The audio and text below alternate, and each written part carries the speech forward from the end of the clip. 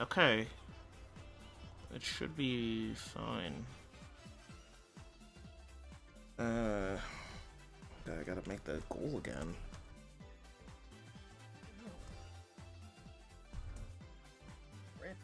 Sorry. Why are you apologizing? You didn't do anything. No, I just feel bad. It's like, hey, don't. If you didn't do anything, don't apologize. Apologize if you did something. If you caused the problem, then you apologize. But don't say sorry. You didn't do anything. You're fine. I have made a severe and better lapse in my judgment, and I'm here to apologize. Okay, for whatever reason, the stream just ended first, so I'll have to get a new link. Damn it. I was wondering why chat was dead. It's like, I guess no one's watching, but like, I was like, a few people generally show up. But it's like, cause That one person that keeps showing up a lot. it's like, so let me fix that.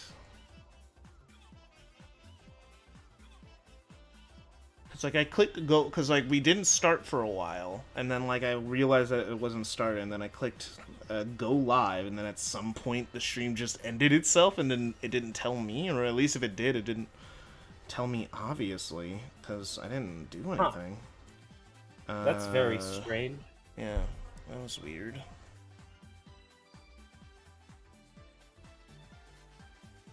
Endless possibility. Ba-da-da-da. I see it. I see Please it. stop singing. Please stop singing. I apologize. I'm sorry. Streamed at some point, I guess. This was the restart. Okay, so you know what I'm gonna do? I turned on the bouncy jump ball for Sonic Forces on Hedge Modder. So maybe the jump ball is the reason that like I didn't like it. Maybe that's why. You know you could just dislike a game, right? No, no. You know, a game I'm could just not. stubborn. It's like can just not gel with you and it just not be your thing because you just. No, I refuse. I am too stubborn. I've heard so many people love this game, and I want to see the vision. Well, I explained it to you. It's about how you play it. It's about what you're interacting with, what bothers you and what doesn't. It's like okay. I'm gonna go and okay. Here we go. Sonic the Hedgehog Frontiers for the Xbox Series X or S, whatever the hell it's called. both. It's a Series X and S. Okay. Okay.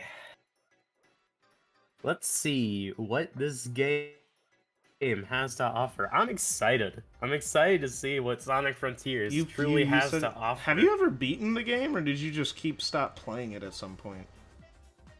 I don't know. The game always just bored me after the first two islands. Actually, I'm recording this in January. Okay, we're doing high-speed style. Well, then okay, so if you want to have an experience with the game that's different than the ones that you had before, I recommend playing with some certain restrictions. Number 1, do not level up any of your combat abilities. No, it's like do a level 1 run. Don't upgrade any of your combat abilities, or your speed or rings. Don't level up anything at all. Full level 1 run. Also, do the special stage thing that I was talking about, where you only get one chance to get all the keys in a level. You can't keep replaying it to go like, oh, let me go get the red rings. No, you got to get the best time, the red rings, and the amount of rings, all in one go. You have to get everything all in one go each time. If you don't, you got to move on and find the new level. You got to find a way to progress from there. Do not unlock the map. It's like just don't do any of the puzzles. Just run around and explore with your eyes. Okay, so ignore the game, basically. No, you're not ignoring. You're not ignoring the game. You're still playing the game. You're just not giving yourself. You're just not making the job easier. I mean, if you want to play the game you want to make the game easy. You know, you could do everything, but like, you know, you don't have to do that. If you want to make the game a little bit more challenging and more interesting, add some stakes to it. You know. Man, Sonic's model looks so shit in this game. It looks I'm the sorry. same. It looks the same as the other models that we've had. I don't understand why people say it looks bad. It looks the same. You're just nitpicking. No, like they changed very subtle things about it to make it look worse. Which is the thing that makes me mad. I think that's just the tism, bro. It looks like Sonic, bro. It just looks like Sonic. It looks like yeah, but he could have looked so much better. He looks like Sonic. It looks like he looked the other time Sonic looked like Sonic, you know? Like since 2008. Well, that's the problem. Like, Sonic looked awesome in Sonic Unleashed, but then they slowly made his model look worse. It's the same. And I don't... It's the same model with slightly shorter quills. Well, no. It also had this really bad fur texture. The fur texture's No, the fur texture's good. That's like the good addition that they added to the model. That's the good. That's the good part. They have the jump ball. They have the frickin' Sonic Forces jump ball. Okay. Which looks fine. It's a jump ball. Like, what are we complaining about? Look, if people are allowed to complain about Sonic's arms being blue, I'm allowed to complain about this. I think these are dramatic. I think these are dramatically different. It's like, oh, his quills are the right length, bruh. Does not matter. Does he have quills? Well, it's not just the quills. It's not just the quills, okay? It's not just the quills. Okay. It's like the things that they change in this model make it look bad, and it makes it. And what's worse is that they could have changed the model to better suit the open world and the art style they were going for. Yeah. But no, they didn't do that. I mean, they just kept him the same. I mean, they did. They gave him fur, which is the first Sonic game to do that because he always looks like plastic. He's never had fur before. I mean, Sonic Adventure did have fur. Well, Sonic Adventure. Yeah. I guess, but then they got rid of that. That version of the game doesn't exist anymore. The DX is what they sell. But like, yeah, Sonic Adventure DX. It's like they gave him fur because of that was it. That was the model update. They gave him a fur texture. But everything else is like about the same. Sonic just looks like Sonic. That's why I always go like it's not that deep. Because it's literally just Sonic looks like Sonic. all the little things don't like that. He looks like Sonic. He just looks like a mid version of Sonic. I don't know. It looks about the same as the ones before. Just his quills are a little bit shorter. It's like because he's like the same shade of blue that he's been for a while. Because the Sonic shade of blue really just depends on what lighting he's in. On ever if he's light blue or dark blue, which is weird. Okay, I'm taking your advice. Not doing the puzzles. I'm not doing that. Yeah, just run past it. You don't have to do it. Still, is it fixed? Is there really a problem? Wow, notifications. I love the tutorial. Yeah, well, it's a tutorial for a children's game. Well, hey, other Sonic games were for kids too, and I've never experienced a Sonic game with this much tutorialization. Yeah, and guess what? Oh. People don't know how to play the game. Let's remember that. Let's remember. Well, most of the games only have like a couple of buttons, so if you don't know how to play the game, then I don't know what to tell you, man. It's like people don't end up not knowing how to play the game. And the thing is also, the thing is you gotta remember Omochao exists. You know, Omochao was in, like, Tikal is in Sonic Adventure 1 telling you how to play the game. Yeah, but Omochao's in Sonic Adventure 2. Stuff I have to do. This stuff I have to commit to. Yeah, it's the open tutorial. I don't love the opening tutorial. I wish there was a way to skip the prompts on replays. I think on your first playthrough, it should be required. Man, but if you're playing a replay, yeah, combat's decent. I love the combat. Yeah, combat's decent. Yeah, you're able to trigger. Yeah, it's not like you're able to just press 2 buttons and trivialize every single encounter. Hey man, how you feel about the werehog? All right. I don't know. I Let's. like the werehog Uh-huh. I like the Uh-huh. werehog mostly because of the platforming in it. Uh-huh. Is the thing. The Uh-huh. platforming and the exploration are what I like about it. The platforming and the exploration. Interesting. Interesting. But what are you doing in the werehog stages? Yeah. Most of the time. Platforming. No, mashing square. Let's be real. Don't lie to yourself. You are not doing platforming in the werehog stages that often. And if it is, it's like, all right, you see this box? Jump to that box over there. Well, okay, we are not allowing werehog slander. Allowing We're not allowing werehog. This isn't slander. This is objective. I'm not making this. Isn't even a criticism. This is just the fact. Werehog platforming is either very basic or you can press circle and then grab onto something and just hold the circle button and then you'll grab onto the next thing. It's not like it's complicated platforming. Let's not lie to ourselves here. And exploration, the exploration only exists in the werehog stages because you have to find the sun and moon medals, which is a bad mechanic to start with. So the thing is, if you didn't have the sun and moon medals, there would be no exploration in the levels because you'd just be running like forward, because the levels are actually incredibly linear and it's not like there's multiple pathways. There's one, there's a door, you beat the enemies, you open the door, you move forward to the next room of enemies to fight, and then you do some light platforming, and then you do that. It's like the platforming is. I'm not saying you can't have fun. I'm just saying let's not act like the platforming was deep. Whoa, let's hold on there. And then also remember, most of the time you're doing combat. That's the werehog's thing. Cause like it's like do you consider the balancing sections platforming?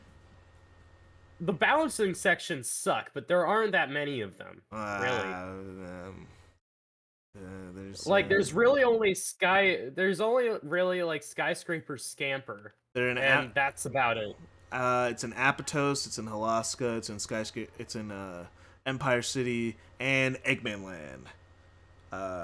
Those are when it's at its that's when it's at its most. It's at its most annoying in Empire City and Eggman Land, mostly because there's no drop shadow, which is bad for platforming. You have to just kind of eyeball it. But like if we're talking about werehog combat, literally you just have to press square and you'll beat every enemy in the game. There's like no skill required there. If you just keep putting your thing in the strength stat, you could do that. While in Frontiers, I will say, while it is a simple combat system, the enemies require you to do things if you want to beat them efficiently. Like, you know the little shell enemy that like shoots its thing like a frisbee at you? If you want to beat that... Sure. Yeah, if you want to beat that efficiently, you parry it, and then you go in for the attack, and then you parry the attack before he puts his shield up, and then you just keep wailing on him while his shield's out and keep timing your parry while you do damage on him. That's how you beat him really quickly and efficiently. That's what we call, in the business, good combat. Because it requires you to actually not just press one button if you want to defeat an enemy efficiently. Now, you can just wait for him to shoot his shield, do the attack him, then wait for him to wait for him again and do it slowly, or you can be skillful with your knowledge of game mechanics and beat the enemy in a more efficient fashion. And that's why Frontiers' combat system clears the werehog without even trying by one enemy. Because it requires slightly more thought than just mashing buttons. And an animation comes out. That's why I always land with Frontiers. Just like that's why I defend the Frontiers combat, at least compared to the werehog. Is it deep? No. Is it functional? Yeah. I mean, it's slower than the werehog. I guess. Kinda? Darn it, I accidentally did a puzzle. On accident. My entire run is ruined. How did you accidentally do a puzzle? You just... Well, I thought it was required for progression. No, That's you why. just can run past it. They tell you it's like I think there's like one where like you have to open a door. But even that one, I think like you can run past. I'm pretty sure. No, there's like a one where like lasers, and that one like doesn't even unlock the map. That one's like to unlock the pathway, I think. But yeah. Fixed. But like yeah, after like the only puzzles that are required for progression are the puzzles right before the boss. Those are the only ones that are required. So you know, pinball, the laser gate, I love pinball. laser I love gate, pinball. My favorite. the put square peg in square hole. Look at A. Aranos doesn't have a puzzle, and nor does Rhea. Yeah, Oh truly the no! best Sonic gameplay. Aranos actually has the shooting minigame. That's what that has. Not really a problem per se. They also changed Sonic's quill, and I have no idea why. Like, I'm cool. Okay. They all.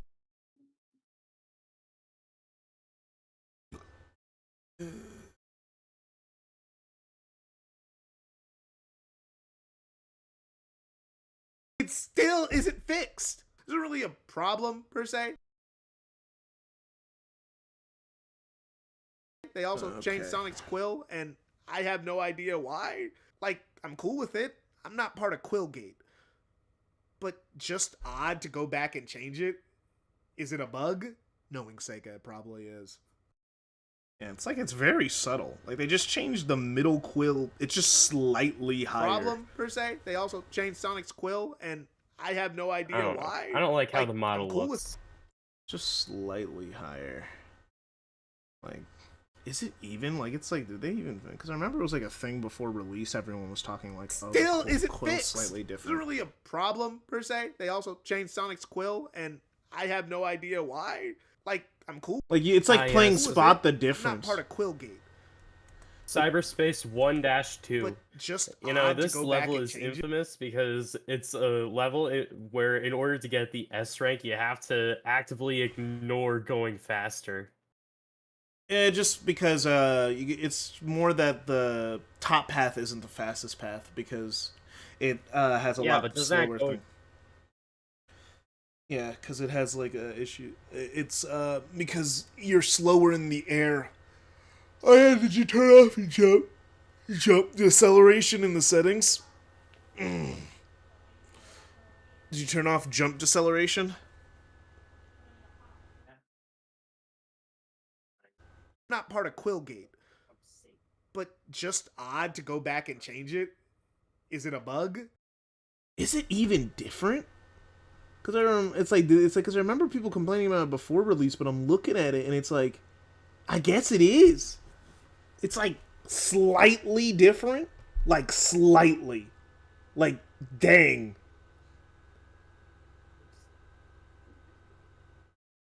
Like, like.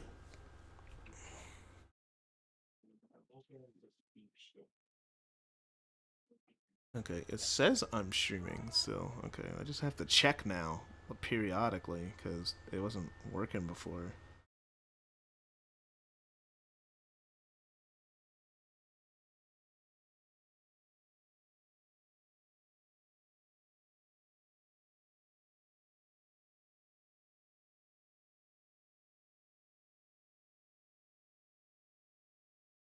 Okay, like it is different, but like slightly. Yeah, it's just different than what they said, I think. And before it was like they changed Sonic's quill. Okay, so let me just do this for this video. Okay, so I'm gonna. Which one's the more recent one?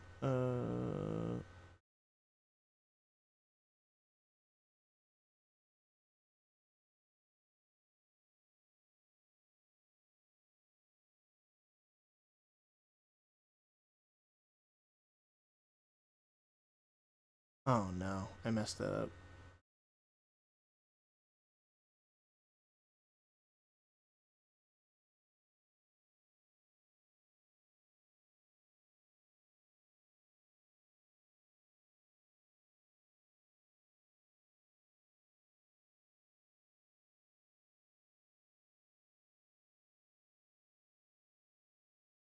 Okay, let's try that. Isn't really a problem per se. They also changed Sonic's Quill, and I have no idea why. Like, I'm cool with it. I'm not part of Quillgate. But just odd to go back and change it. Is it a bug? Knowing Sega, it probably is. All right. I Isn't think that's really a good. problem per se. They also changed Sonic's Quill, and I have no idea why. Like, I'm cool with it. I'm not part of Quillgate. But just odd to go back and change it. Is it a bug? Knowing Sega, it probably is. Another thing that's weird is Yeah, it's like really minor. It is different. It's just slightly like his middle quill. Yeah, it's like slightly ain't flared out more. When his side profile, which looks really good, looks a little bit different. It looks a little bit more defined, I guess, on the top. I guess I don't know. Oh my gosh, it's so blurry. 720p. fixed. Isn't really a problem per se. They also changed Sonic's Quill, and is it a bug? Knowing Sega, it probably is. Another thing that's weird is the absence of lives.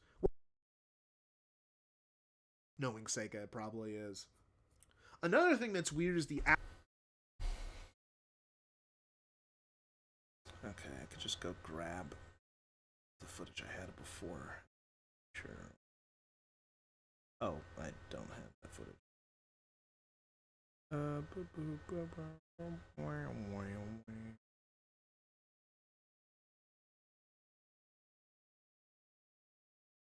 Okay. No shot, bruh. No way I recorded absence this. of lives. Well, not too weird. You could. Did I accidentally record this in 60 FPS? I mean, not 60 FPS. I think I did. I think that's why I went back. Because Sonic Gens.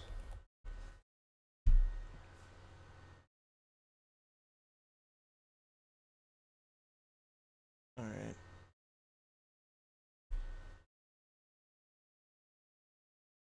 Oh. I'll look at that after stream.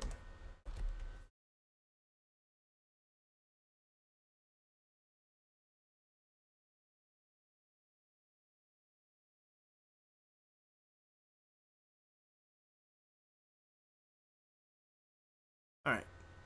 Oh! Hey! Oh, super! I just noticed you were there. It's like the funny thing about the quill. People on Twitter were arguing, "Why do you care?" I care because clearly Sonic Team cares enough to change it. I just want to know why. Hey, Guigi. Yeah, I don't mind it. I don't care that it happened. I just don't know why. I just don't know why they did it. I just like, it doesn't bother. That's why I just say it's probably just a bug or something. Something broke when they brought the models over. Is this the Superstars model? Let me pull up Superstars. Let me check. Is it like that? Is that what happened? Is this because it's the Superstars or Sonic Forces model? Did Sonic Forces look different? I don't know. I'm not going down a conspiracy theory hole with this. I refuse. The video's already long enough. I'm not gonna go through a whole all right. So it's probably because of the models in Sonic Forces. It's the model from Sonic Forces, not the model from Generations. Yeah, it's such a small thing that's just odd. Like, it doesn't change anything. It doesn't make him look better or worse. It's just they did it and it exists now, and it's a thing that we just gotta deal with. It's just weird. It's like okay, I guess you did it. That's why I just it's probably a bug. It's probably a bug. It's probably not that serious. No way. No shot. Is all this footage not 60 FPS? Let me check something. What's my recording stuff at? Like, what the heck? Like, I keep saying, like, I was 100% sure I recorded that footage at 60. It should not be at 30. I'm gonna be really mad if I gotta restart gens again. It's like, I don't care that it's different, I just care that Sonic Team cared. Yeah, fair enough. Do I gotta record gens footage again? Like, is this not, like, did I not record it at 30 FPS? Like, I was pretty sure I did. Oh yeah, let me check my recording files, because has it been recording at 30 this whole time? Because, like, the original stuff should be... My output stuff should be... Yeah, it's at 60! So then why...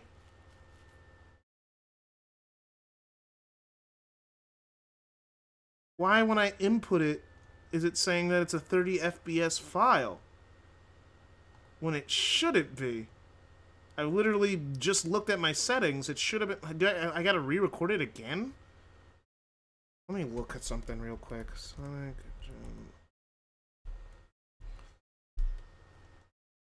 Like, wait.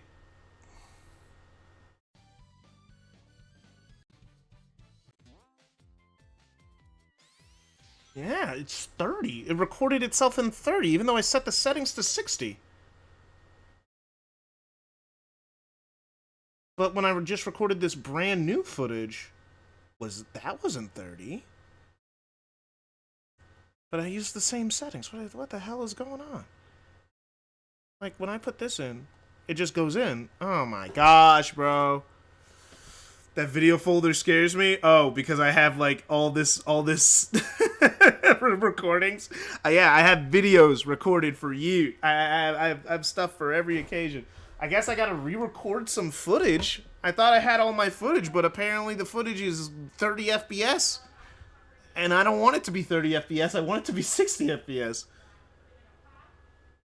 Ah, man, that sucks. Let me see. How much footage have I been using so far? It's 1080p and the bitrate on YouTube sucks, but I'm going from 720p on this big-ass screen to 4K. But a quick example for those of you who don't have eyes and can't tell the difference between a PS4 game and a PS5 game, let me show you this clip.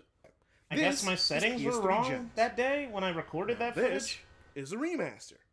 Gosh, this sucks. If you can't see a difference, I can never be in a car with you driving because you shouldn't have a license anymore, old man, and you should probably schedule a colonoscopy.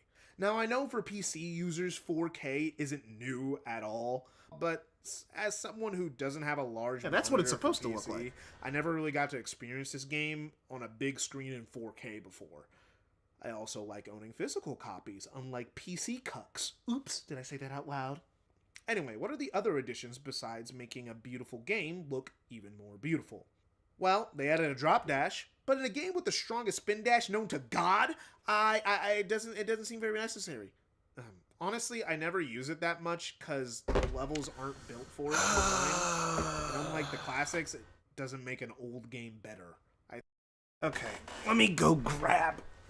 Let me reconnect this stuff. Hopefully this doesn't kill the stream, because last time my stream just died randomly. I did something like this. So, for some reason. Let me fix that.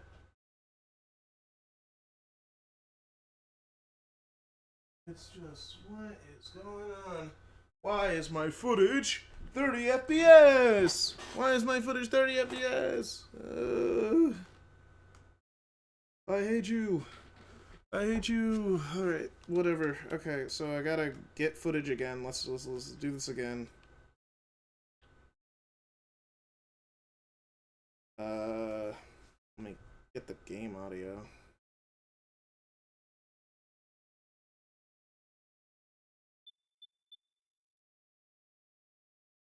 No, my Filmora isn't at 30 FPS. The whole video's at 60. The problem is that, the gens footage that I recorded ahead of time for Shadow Gens, isn't. So now I have to re-record it again. So that's what we're doing right now. How did you fumble that? Well, because OBS... I looked at my OBS settings. My OBS settings says that it's at 60 FPS. And so that's why I'm kind of confused, because it should have been 60 FPS when I recorded it. But I guess I gotta re-record some of the Shadow Gens, the remaster portion. But I did this like a few days ago. Yeah, the last time I touched it was like back in February. Like I was like, oh yeah, let me re-record this part for Shadow Gens. But yeah, I guess I gotta re-record it. Some of the footage I'm gonna have to replace. Yeah, I'm just gonna have to replace some of the footage. Yeah, I'll have to re-slide it in, which sucks. That's annoying. But yeah, we gotta do that right now. So that's what we're doing. We're recording this. I'm gonna have to do something a little stupid. I'm gonna have to make my audio a lot louder because the cutscenes, I'm gonna need the audio from the cutscenes and not myself. So I'm actually gonna have to... When the cutscenes come up, I'll mute myself. That's what I'll have to do. Okay, so let's just get this going. Okay, I gotta get some of the same footage, so let's just start recording.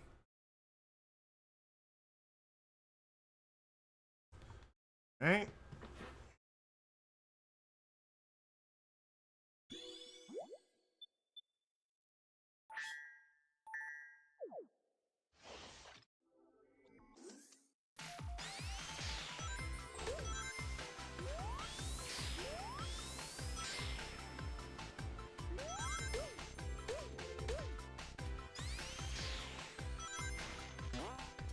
All right.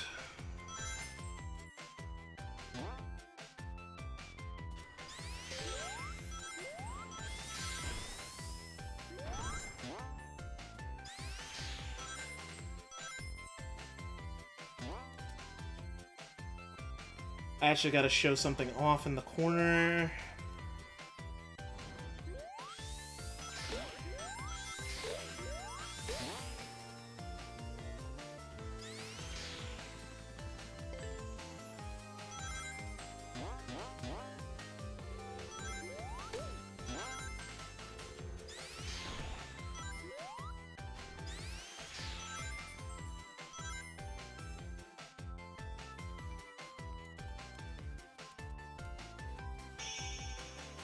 Alright, got that done.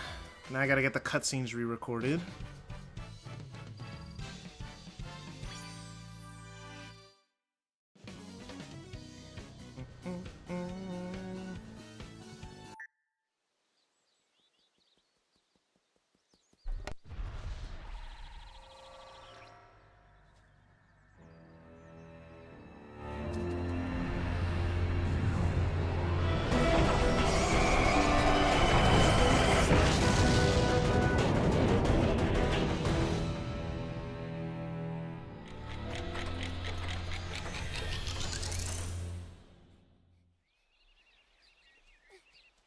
He'll be here any second.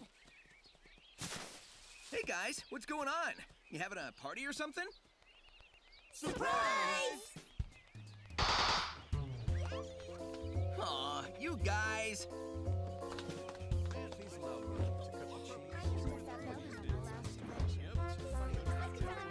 It's kinda impossible to surprise you. You totally got me this time. I had no idea. Yeah, right. Happy birthday, Sonic. Hope you like this. Like it? I love it.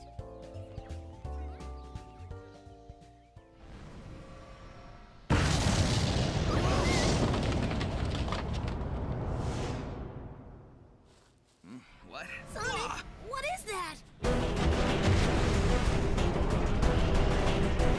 What's it doing?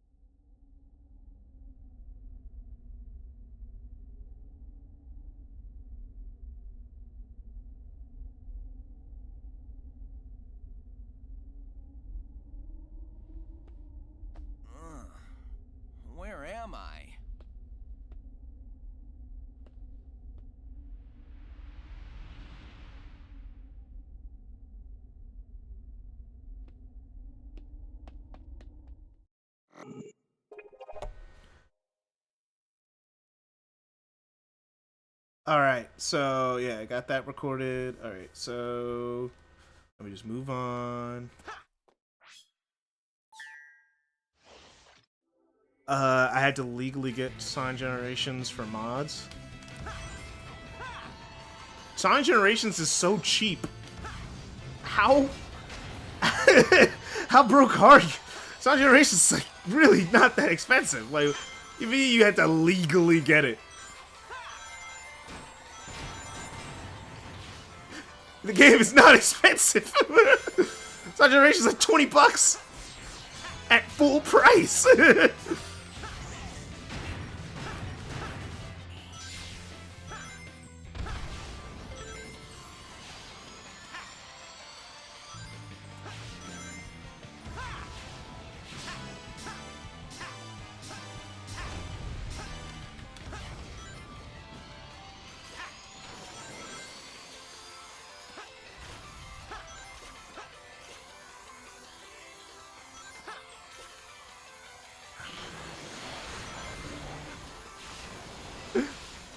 But yeah, and also hi Jeremiah.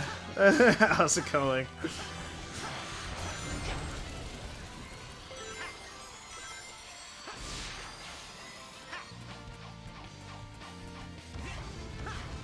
No, the real thing is like, wait, you've never had Sonic Generations all this time? That's crazy. That's crazy that you've never had Sonic Generations all this time, but had a computer.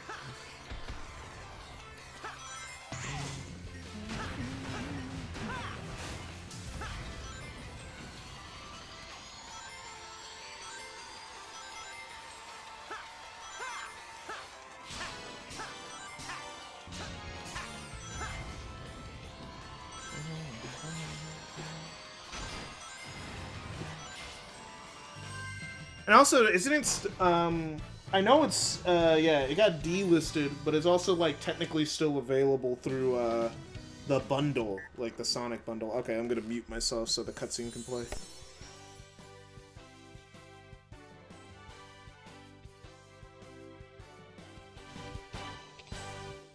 Thanks, Sonic. That was awful. I couldn't tell where I was or what had happened. Ugh. Like I was trapped in a nightmare. Well, you're safe now, and that's what's important. Is it just me, or does Green Hill look different? This isn't South Island, and all the color and life's been drained from it. Totally strange. And no stranger than fighting evil genies or saving aliens in an interstellar amusement park. Right now, we should focus on finding our friends. We can start over there. That skyline looks familiar, but I can't be sure. Well, that's as good a lead as any, Tails. Back in a flash.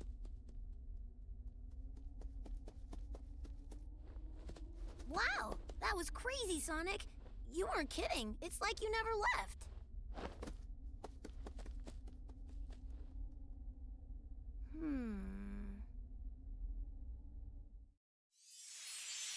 Everyone in this series has bad eyes. Anyway, but yeah, I was just surprised you didn't already own gems. But I guess fair enough not wanting to waste money since you already had Shadow Gems. Alright.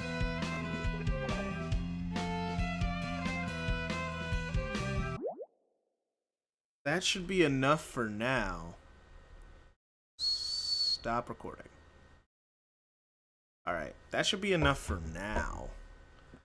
I'll just limit Jen's PS5 footage, not, 60 FPS this time. Let's get back to editing. Alright.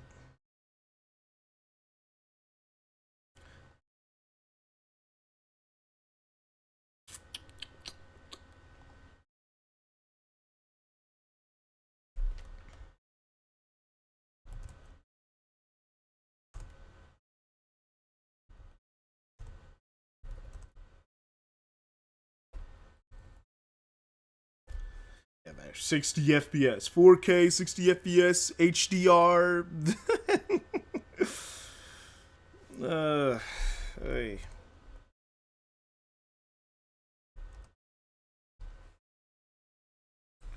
I have no idea why that stuff was not at 60 FPS for whatever reason. That was not my intention.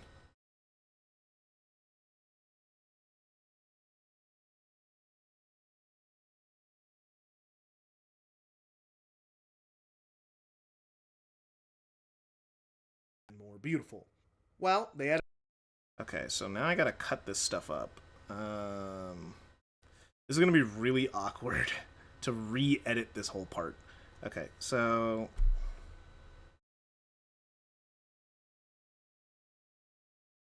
I kind of let the footage just kind of run. Okay, so stay where you are. Okay. Where is this? Okay. That's way earlier in the video. Okay, so this part. Okay, so I gotta cut it. How did I cut this? Oh my god, this looks so much better. The gap may not be much for you guys because this video. Much for you guys because.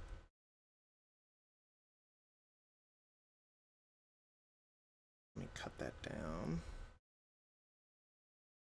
This video is 10. Gonna have to do this manually. Okay.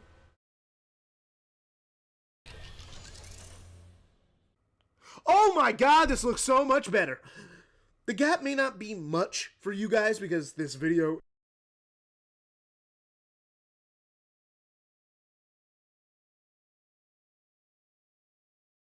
So much.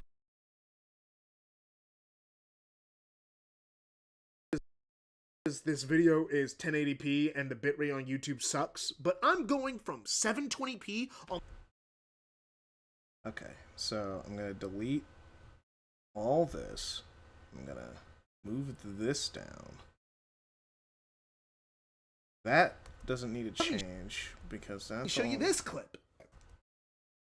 So then I just move this down over here. All right, there we go. The gap may not be much for you guys because this video is 1080p and the bitrate on YouTube sucks, but I'm going from 720p on this big ass screen to 4K. But a quick example for those of you who don't have eyes and can't tell the difference between a PS4 game and a PS5 game, let me show you this clip.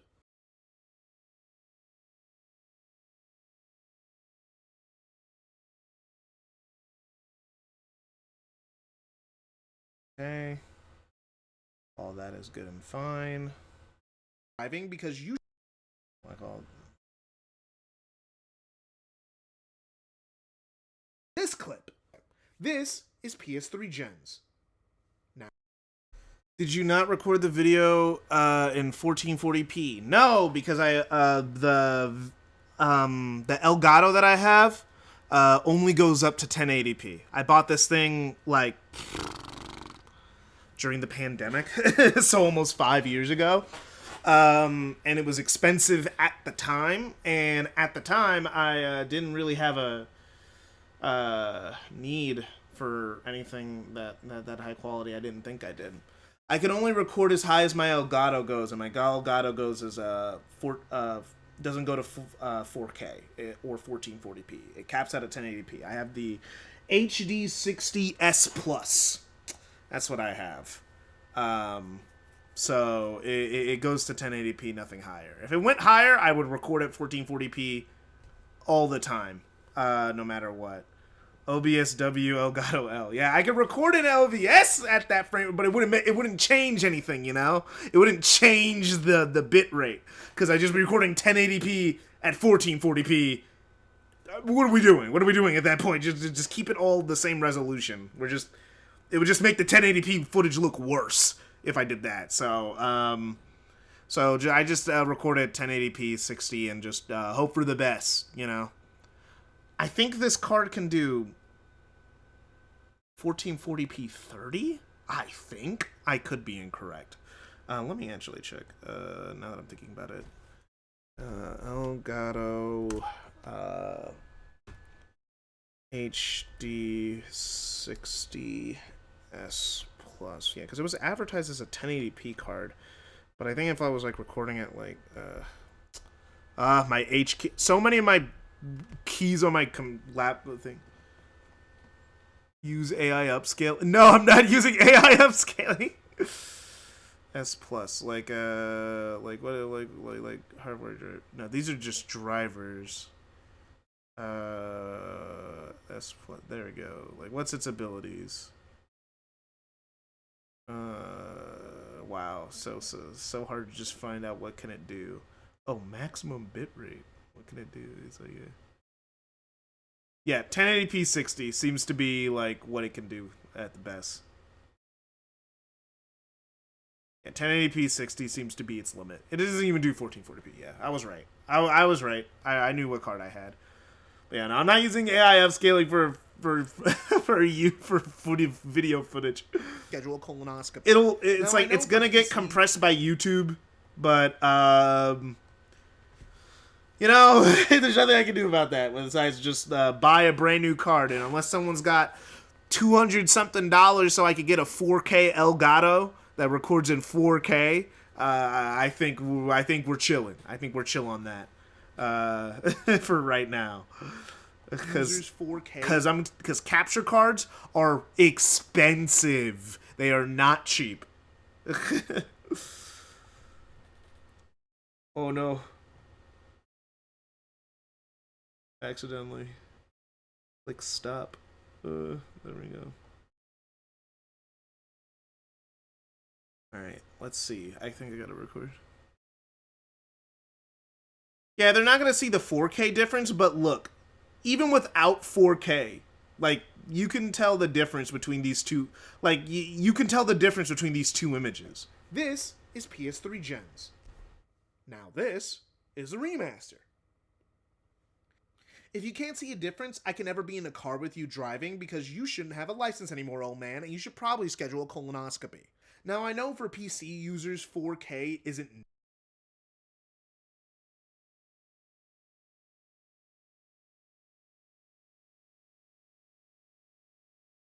be in a car with you driving because you shouldn't have a license anymore, old man, and you should probably schedule a colonoscopy.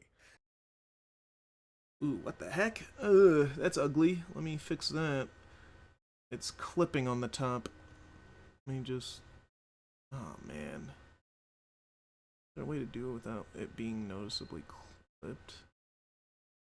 Okay, I gotta get it just in enough. There we go. Now it shouldn't be clipping. Is it still? It's still... Oh my gosh, bro. It's so hard to tell when it's that small of a difference. Okay, let me just get it just a little tiny bit, just a little tiny bit, just a little tiny bit bigger. That's too big. Okay.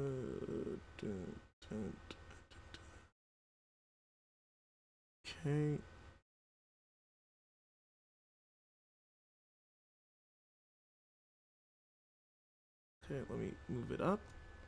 There we go. Apply, please.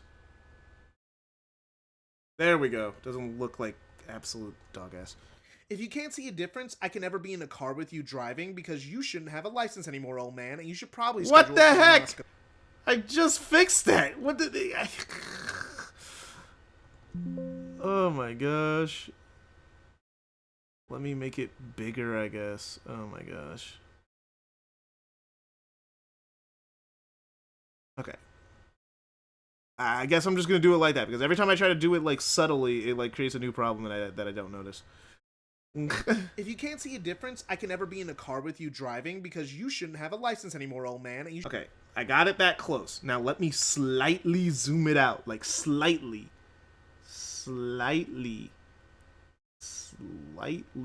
Come on, come on.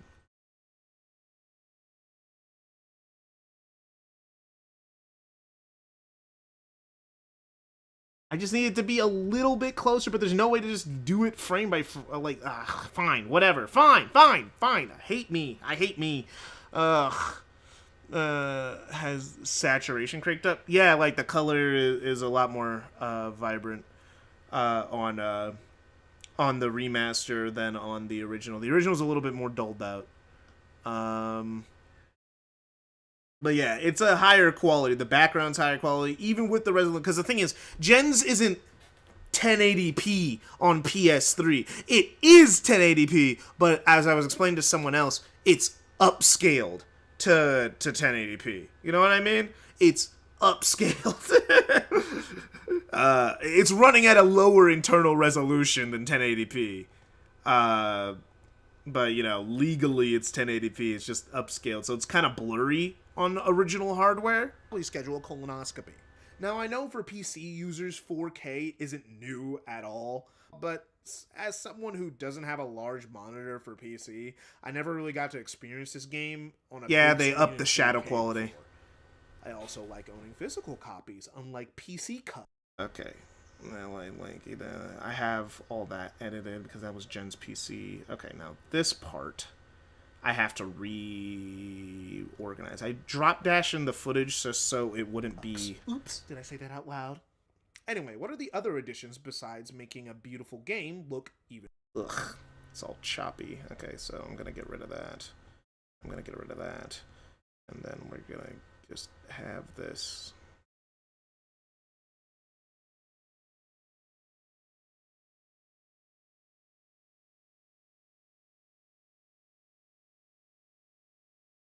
This is going to be a little bit more lazy than how I intended, but, you know. Physical copies. We're re-editing! Oops, did I say that out loud? Anyway, what are the other additions besides making a beautiful game look even more beautiful? Well, they added a drop dash, but in a game with the strongest spin dash known to God, it doesn't seem very necessary. Honestly, I never use it that much because the levels aren't built for it in mine. And unlike the classics, it doesn't make an old game better. I think it's because Sonic... let me grab some of that Sonic 1 footage for this part. I don't want to just play video game footage and then, like, not edit anything. It makes me feel like I'm being lazy.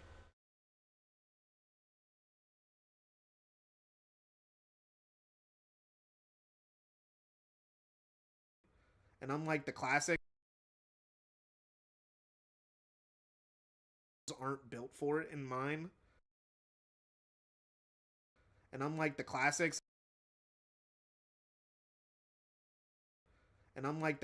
it doesn't make an old game better.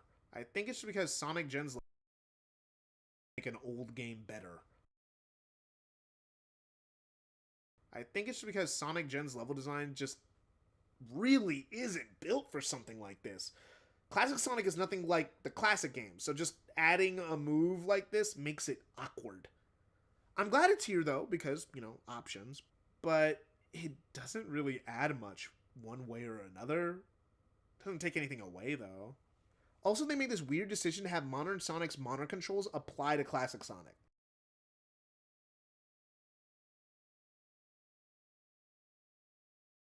So, Square is no longer the spin dash, and I don't love it. I'm playing the entire remaster with the modern controls for the sake of this review, but not giving me the option to have classic Sonic and modern Sonic on different control schemes seems like a major oversight. Definitely not the last one in this remaster. A thing that's broken in this remaster is Sonic's ledge teetering animations. It's just fucking gone.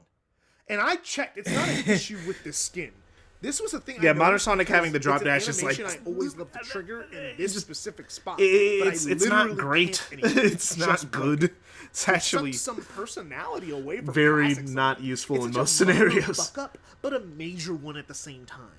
This shit used to be fucking agonized over in the classics, and it's really disappointing that we're over a month. Actually, I'm recording this in January.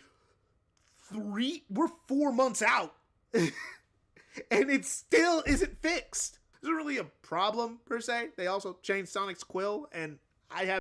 All right, where did all that go? the Sonic's quill thing. Oh yeah, I didn't add that in yet because that's when I realized that the footage was the wrong frame rate. All right, let's start working there. Okay, let's get back to that. All right, like I think split screen's the way to go, right? Yeah, split screen's the way to go. Yeah.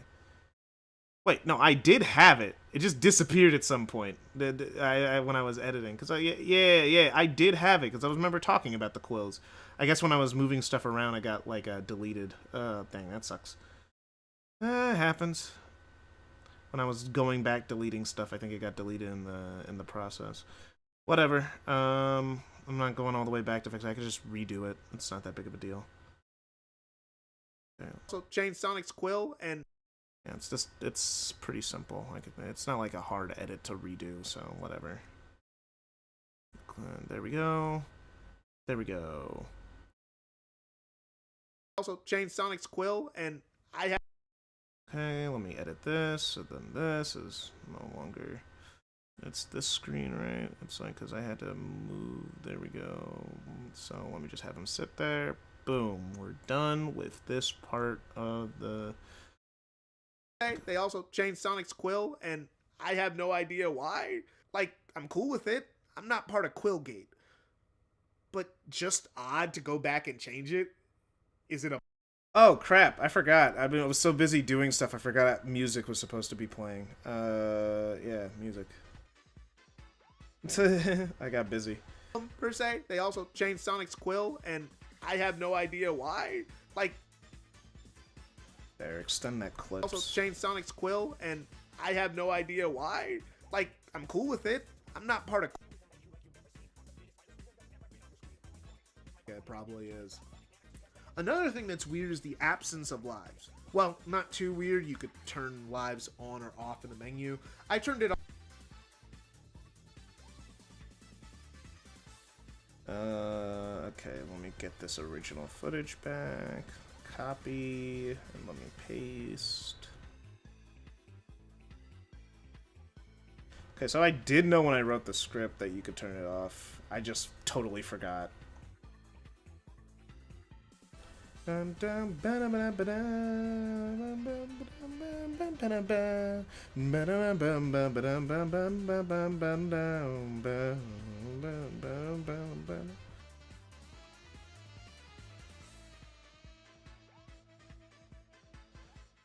so let me go to this part specifically, because this is the part that I'm thinking of. Because there's a part with lives here that kind of doesn't work anymore because, you know, lives don't exist. Sega, it probably is. Another thing that's weird is the absence of lives. Well, not too weird. You could turn lives on or off in the menu. I turned it off for the sake of making the remaster more different, and it makes it less annoying to restart levels. In the classic levels, they replaced the life monitors with rings. I hope they do something with the life placement in the monitor stages.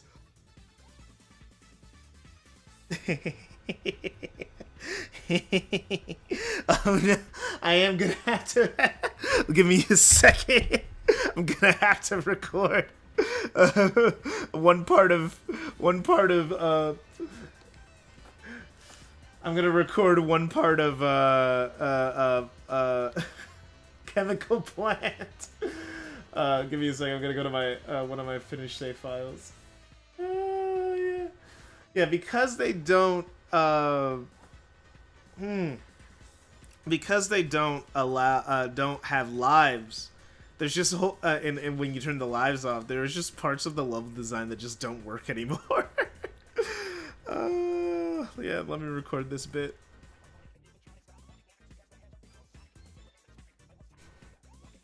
Okay.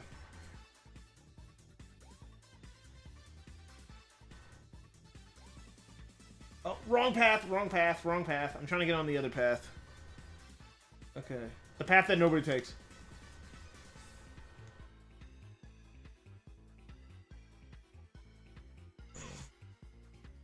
Alright. Useless ass path.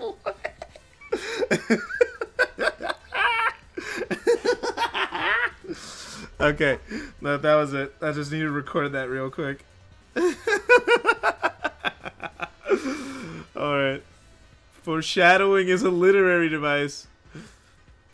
And don't worry, Super, if you're still in chat, there are things I'm going to get to that we discussed that I'm not going to get to until we get to Chemical Plant, because that's where I just recorded some of the footage for it. Like the whole the stick not working, you know, like differently on the different console, you know, like that whole control thing. You know, don't worry, it's going to get brought up, just not this one, because this video, as you can see, is already almost an hour.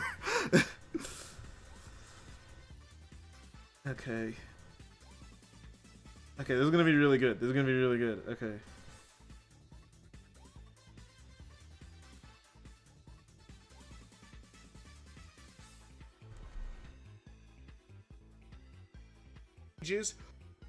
Foreshadow.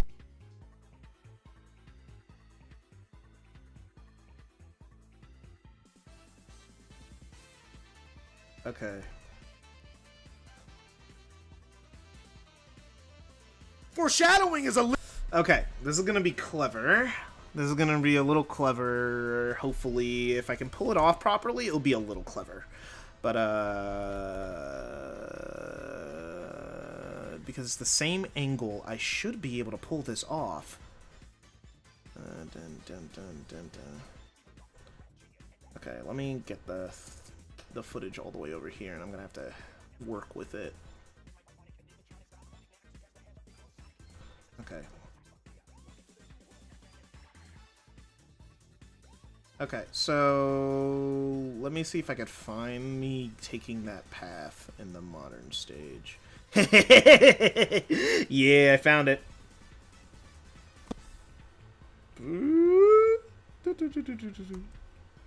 Okay. Stand up flower just staring into the camera. It's like what I have is this. This is what I'm doing. I'm just gonna have it like I'm gonna have it like overlap. With like the new footage with the no life, and then with this one, I'm gonna have it like overlap over it, because that would be. It's like it'd be like a good gag of just like showing it happen and just not being there.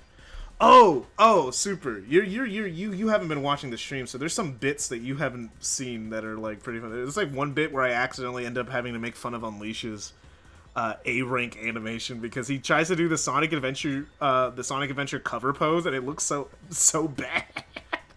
We had to do a whole bit. It's like when I noticed it, we did a whole bit like making fun of Unleash's bad A rank animation because it looks so stiff. Shadowing is a literary device. Okay, so let's see if I could get it like Shadowing is a literary. Okay, so I'm gonna have to make this opaque so I can time it better. Where's the opacity? Boom, boom, boom, boom, boom, boom. Okay, to time this. Device. Okay, it's already up there. Unleash Slander. No, bro, you gotta see it. You gotta see it. It was good Unleash Slander. It was good Unleash. And we're not even talking about the Knuckle Slander. All right, the Knuckle Slander was crazy. We had to lock in on the Knuckle Slander. Oh yeah, because this is when I was talking about the ranking system. Surprised has not been replicated since. I do love the inclusion. Okay, well let me see. Where is it? Where's the Unleash Slander? Couldn't tell if an A-rank animation's Unleash is stiff on purpose, because they definitely could have made him do it accurate. Yeah, because they did it like literally the next time in Gens. It was just like so weirdly stiff. Like was it here? A bunch of oh yeah, it was bullshit. yeah this. Oh my god.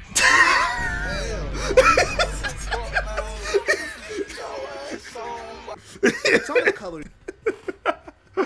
You think it was that's Cope? That's Cope, and you know it. But yeah, no, like we just had to make fun of that a little bit, because like, what the fuck was that? What was that, bro? Like, nah, bro, cook again, cook again. Bad on purpose. That's a Cope. The modern stages. Foreshadowing is a literary. Okay, so I need it to be up there at the same time. So let's. Foreshadowing is a literary.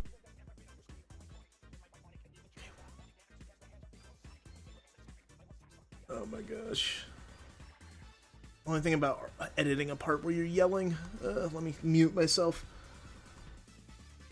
Ooh, that's perfect. They're like synced up perfectly now. Okay, they're synced up perfectly. So now I'm just gonna have it fade in and then fade right back out. So what I'm gonna have it be is it's gonna be 0 opacity. It's like, because now that it's perfectly timed, I don't have to worry about anything else. Okay, so It's just going to be 0 opacity. That's going to be the first keyframe. And then right here, 0 opacity, still. And then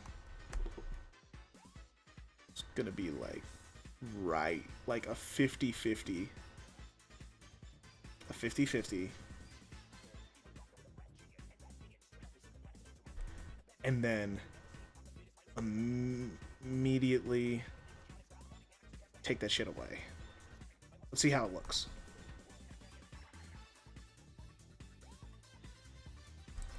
Yeah, so like it just fades in like the ghost of something missing. Like the worlds converge for a second.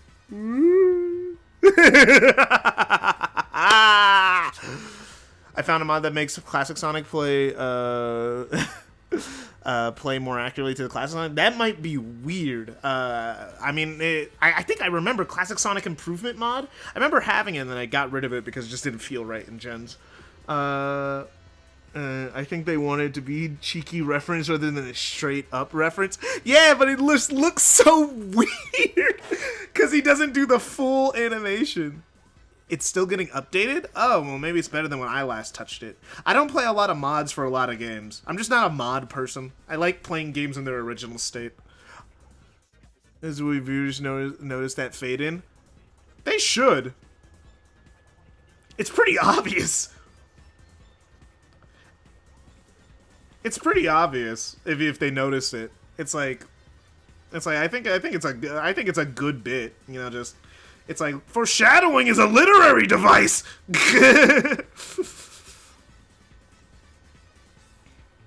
Cuz I'm just not getting to it in this video. But yeah, let me see what the audio. Foreshadowing is a literary device. So yeah, and I cut it short, so yeah. Well, so let's retime it just a little bit. Foreshadowing is a literary device. Okay, and that's when it cuts. So we cut it here when he's on the way down, and we cut it here.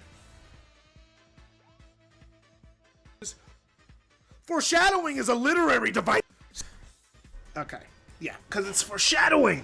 It's foreshadowing in quotation marks. All right, what do I talk about next? So let's get to the first cutscene. All right, cool. Okay, so now we're just talking about the cutscene. Okay, because I don't talk about. It's like I really just like when I'm going through Sonic X Shadow, I'm more going over a lot of the stuff that was like kind of wrong, like that they did wrong or improved, because the remaster did a lot of interesting things, as me and Super discovered when we were looking at like some of the stuff that was just wrong for no reason. Okay. This part's just gonna be really long to edit. It's not gonna be like hard. It's just gonna be a lot of like getting pictures and then like making it interesting. Because I talk about the voice cast and I go through each cast member. Is a literary device. So let's get to the first cutscene changes. So the entire game script was re-recorded with the current voice actors, which I bet most don't know because a lot of these characters don't appear that often. I guess I shouldn't use this then. I should start from here because I don't even talk about that part of the cutscene.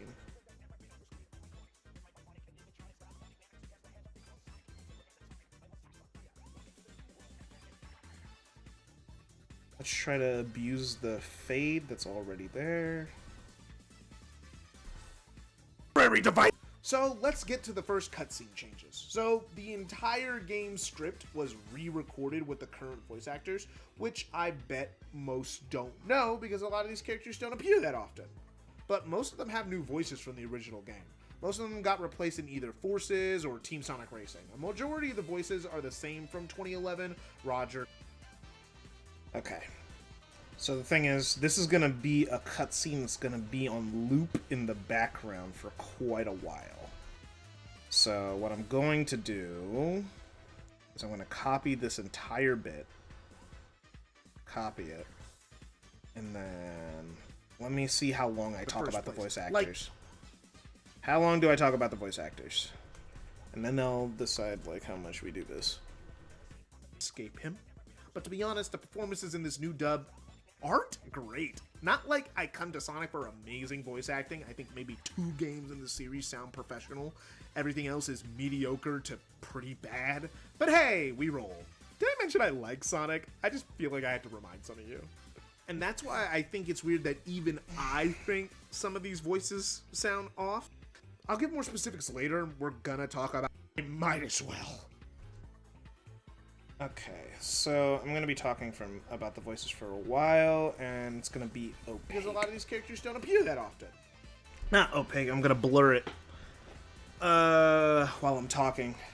But most of them have new voices from the original game. Most of them got replaced in either Forces or Team Sonic Racing. A majority of the voices are the same from 2011. Okay, where's the blur effect?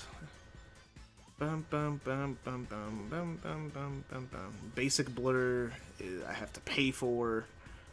Can I get blur? That's just blur. Basic, come on. That's mosaic. I just want it to be blurred. I just want it to be blurred, and I just don't want to have to pay. Okay, square blur. Roger Craig Smith That as works. Sonic, Cindy Robinson as Amy, Mike Pollock as Eggman.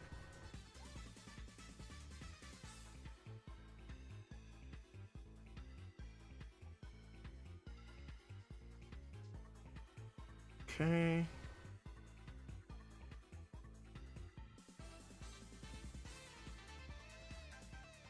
Alright, let's have that blur. Let's have that blur. Okay. And now, time to do something really boring. Just go download a bunch of images. Roger Craig Smith. Alright. You know, let me see if I can cheat. Behind voice actors. Let's see if I can fucking cheat. Alright. If I do this, it depends how high quality the images I download. Cause the thing is, if I could just download the images from here, that'll save me like a lot of time. It depends on if the images are easily downloadable. Nope, they're not. Then why is he here? Yeah, Rachel. Okay, fine. I'll look up the voice actors individually, because I know their names. I think I mentioned the voices that stayed the same. Me and Roger Green is a longtime professional voice actor. Keeps getting set up with horrible voice direction. Yeah, pretty much. Lead Sonic Generation cut. Roger Craig Smith, classic Sonic. No voice actor. Then why is he here? Oh my gosh. So many professionals, so many high-level voice actors are attached to these projects, man. It's insane to me. Okay. Yeah, okay. I have to manually. Okay. Let me pick a new song. Studiopolis. This is gonna be quite a second. Alright, Google. Images, okay. Roger Craig Smith. You're gonna find tons of fun. Yeah. Yeah, I'll take this one.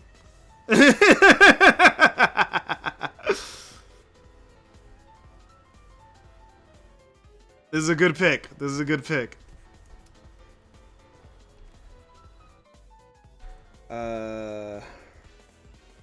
Roger. I hate this keyboard so much, bro.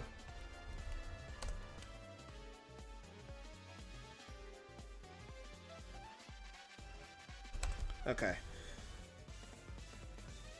Roger Craig Smith. Let me just get all the voice actors because I know I go through all of them and I know who all of them are basically. Kate Higgins.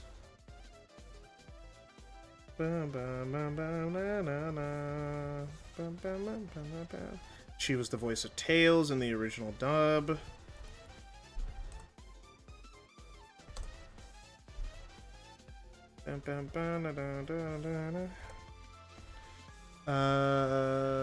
The voice cast in Sonic, they're just doing their job. It's not their fault they're giving shit to work with. Yeah.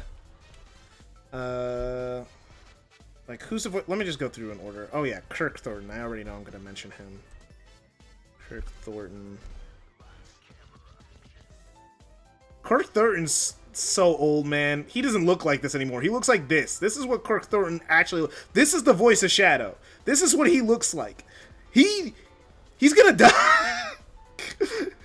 I know there's gonna be a new Shadow voice pretty soon because he can only hold on for so long. He's gonna have to retire. Okay.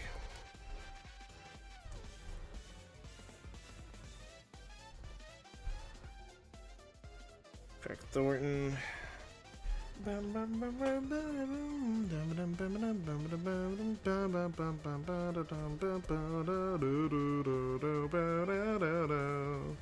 who do I mention? Most of them got replaced in either Forces or Team Sonic Racing. A majority of the voices are the same from 2011. Roger Craig Smith as Sonic, Cindy Robinson as Amy, Mike Pollock as Eggman, Kirk Thornton as Shadow, Karen Stransman as Rouge, Michelle Ruff as Cream. Okay, yeah, okay.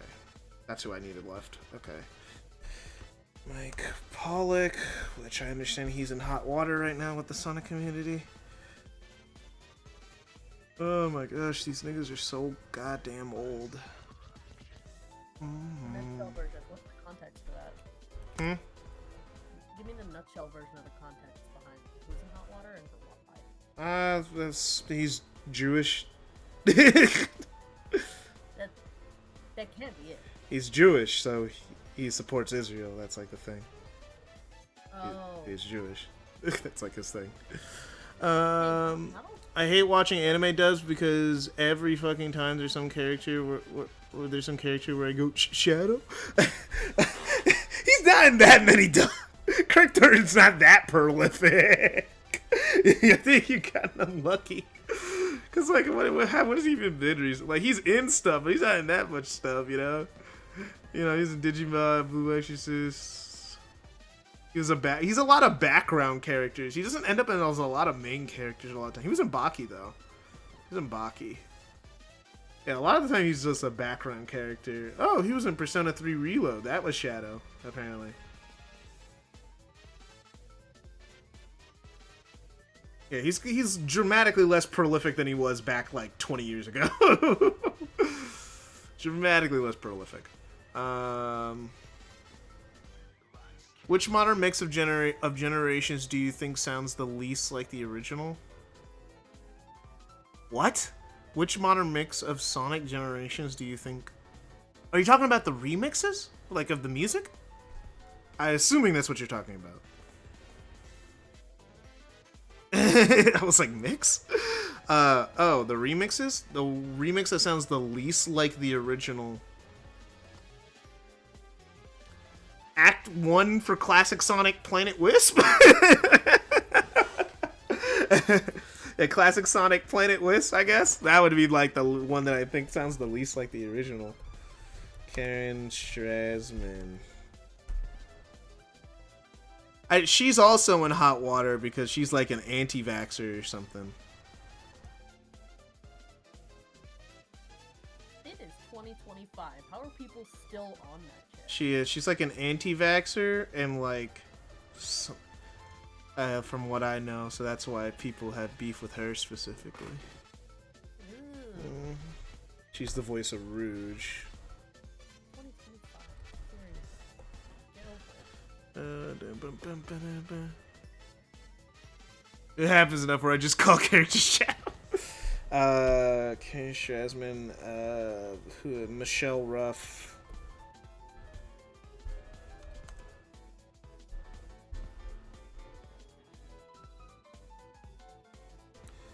Michelle Ruff, the voice of Cream.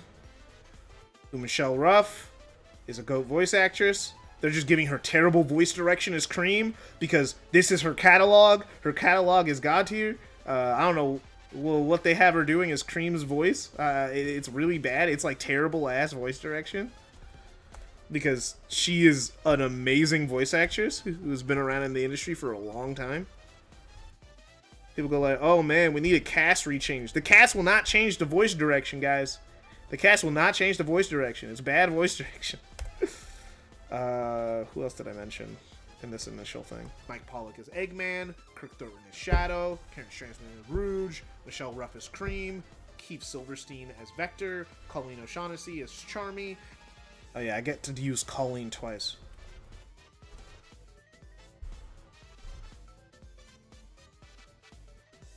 Colleen's great. We all love Colleen. No Colleen slander here. Even the people who hate the modern voice cast don't hate Colleen.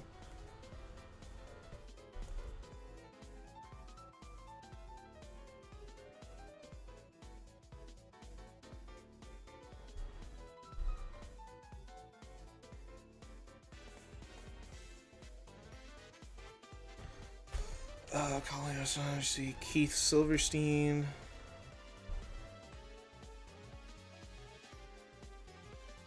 It's crazy that this is the voice of Vector.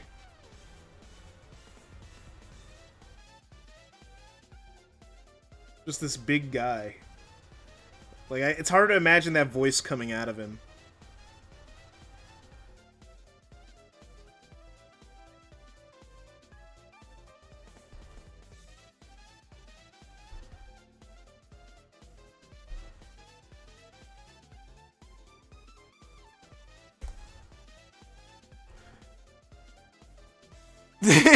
To be fair, Rouge would be anti-vax. She's literally a bat.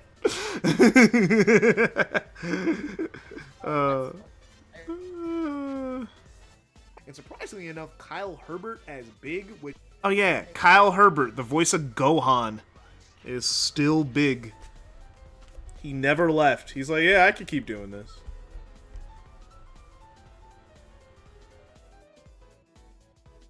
Like, big and so small in his... He's also Ryu? I didn't know that. I didn't know he was also Ryu. He's Ryu from Streets.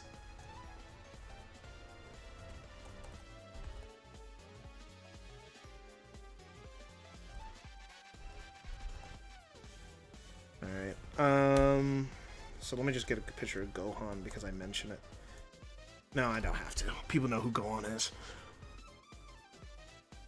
People love her because of how involved she is with the community. I don't know, she seems like she likes the role. And she got good enough where she got to be in the movies where she's getting paid way more than she ever did for this character in the goddamn games. Let's be so freaking for real. Alright, I think that's all the pictures I need for right now. I think that's everything I need for right now.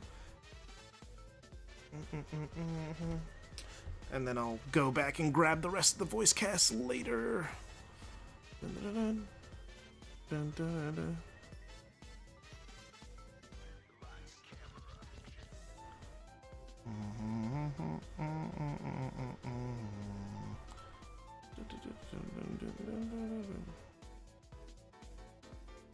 this is gonna be really quick.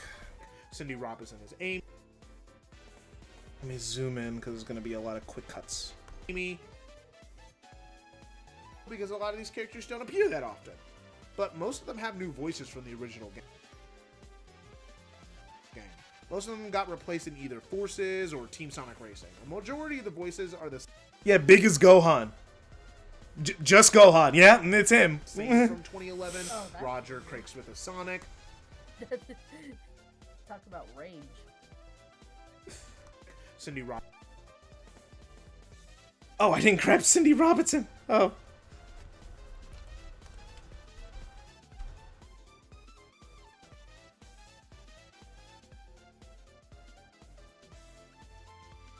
She voiced a lot of characters with pink hair. That's just kind of funny how that ended up. Same.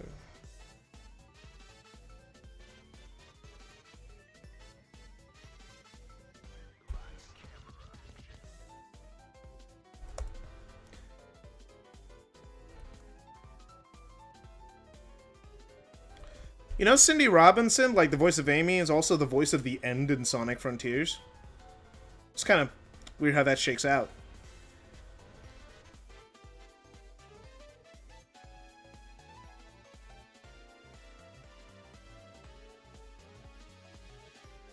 Roger Craig Smith as Sonic, Cindy Robinson as Amy, Mike Paul. Cindy Robinson as Amy, Mike Pollock as Eggman, Kirk Thorpe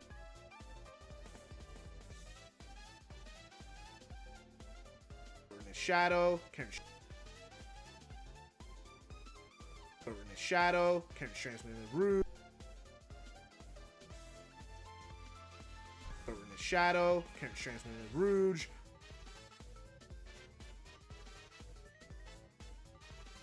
Michelle Ruff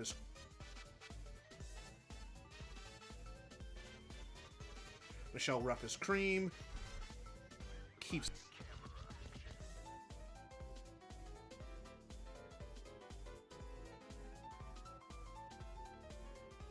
Keith Silverstein as Vector, Colleen O'Shea as Vector,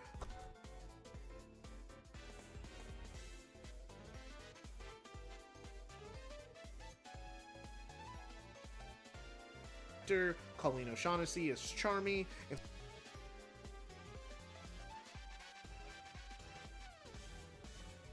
surprisingly enough, Kyle Herbert as Big, which if you don't know is fucking Gohan from Dragon Ball Z. So Tails,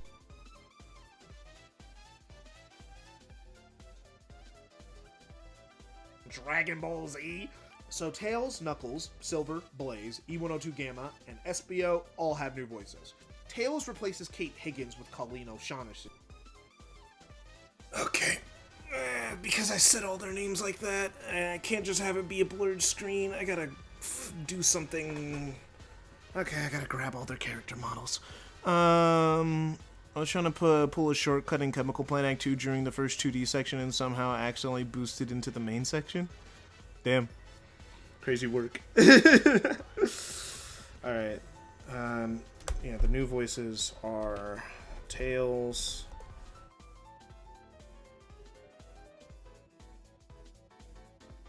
Like, we're just grabbing character models, and at this point, I don't even care about that. Tails, Knuckles.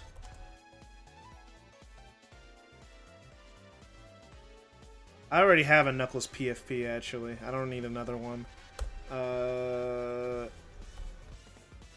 SBO.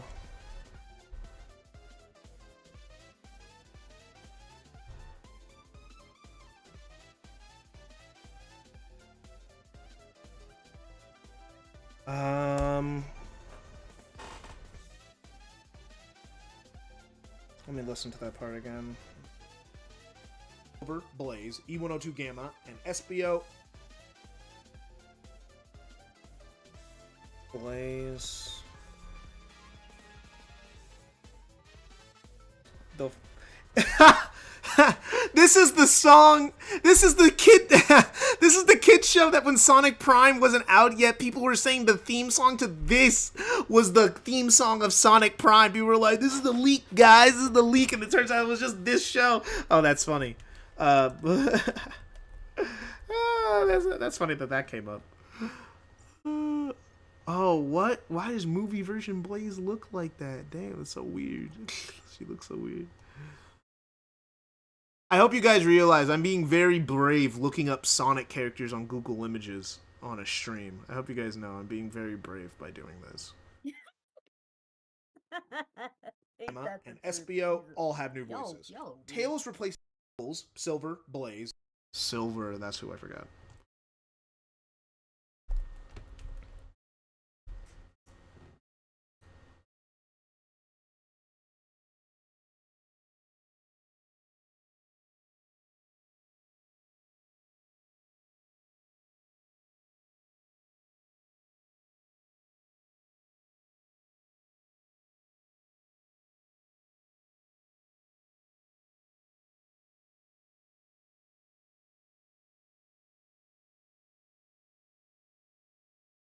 Where's Knuckles?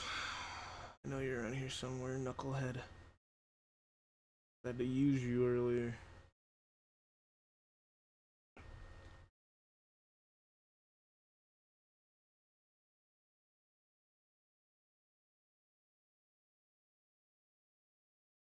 so he is called Knuckles in there.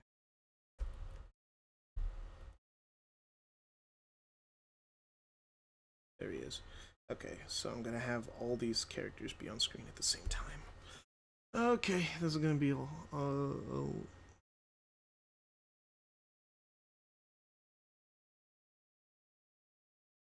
come on.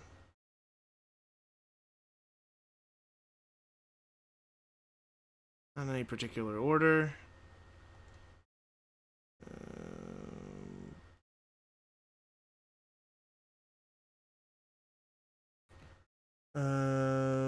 Look for more. Avino silver is the most prominent result. Then the chemical compound silver. Someone trying to research their like silver for science project, going like, "What the fuck? Who's this guy?" Oh yeah, let me get a new song. Again, remember, $2 if you want to have any suggestions for what to play next. I'll put on.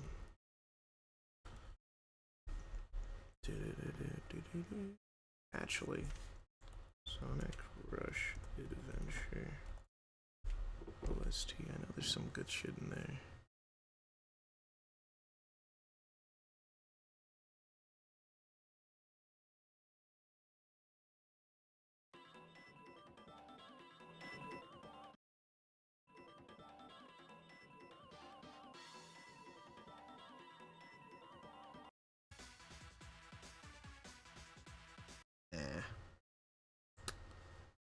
Sky Babylon. Yeah, I'll take Sky Babylon. Oh, it's only 3 minutes. It's not a long cut. Here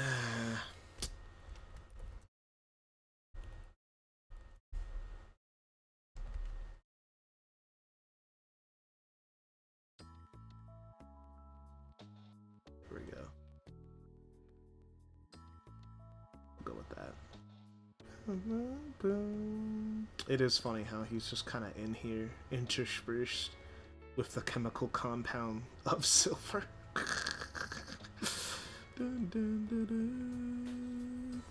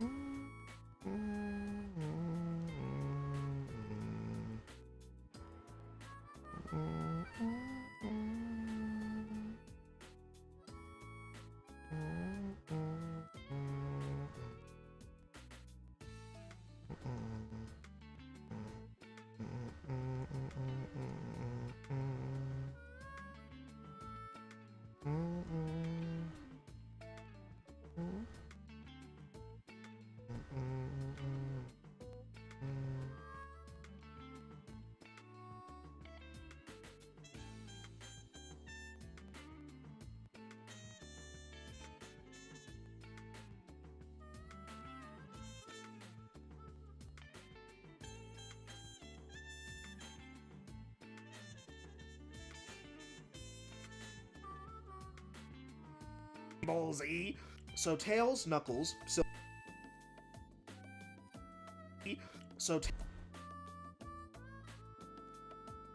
Dragon Ball Z.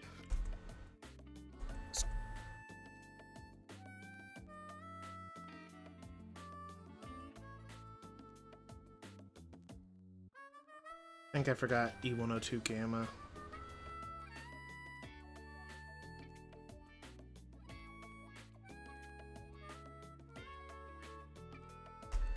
So Tails, Knuckles, Silver, Blaze, E102 Gamma, and SBO all have new voices. Yeah, it was E102 Gamma. I forgot him. Sorry, Gamma, I forgot because you're only in Shadow Gens. I forget you're in this game.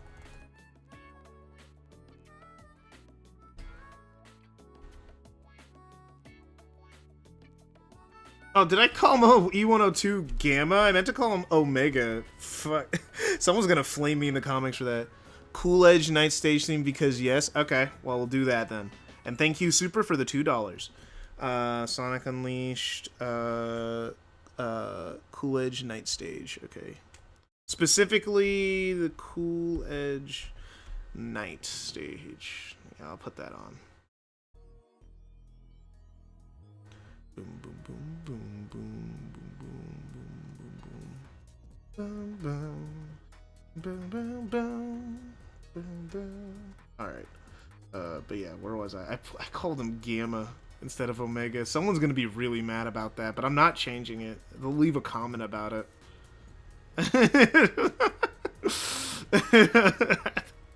I'm not gonna just re-record the whole line. But yeah, it's gonna piss someone off. It's like, oh, you called him Gamma, not Omega. It's like, I forgot. Sorry, I got his name wrong. It was an accident.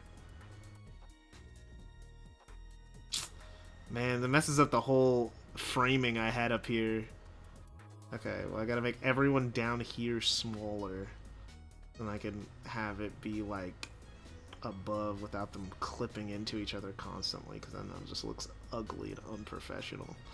Fuck. Alright. SPO just needs to be a little bit smaller. There we go. So Tails, Knuckles, Silver, Blaze, E102 Gamma, and SBO all have new voices. Tails replaces Kate Higgins with Colleen O'Shaughnessy. Knuckles replaces... Okay.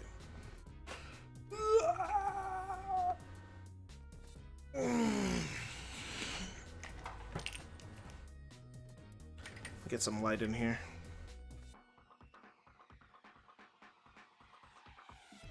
Alright. Tails replaces Kate Higgins with Colleen O'Shaughnessy. Okay.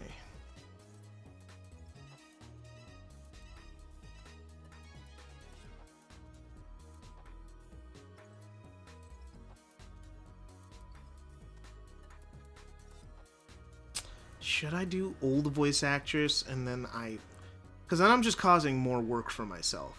If I do it this way, I'm literally just adding minutes, like half an hour to the editing process. If I have the old voice actor, then I have them get out of there. I mean, like, how quick? How quick can I have this? Let me check. This will decide. If I could do this quickly, then it's not that big of a deal. Then I can just do that. Like, just have it slide right. Slide down, actually. Let's have it slide down. No, not as an intro, but an outro. Delete all keyframes. Defeat all the keyframes.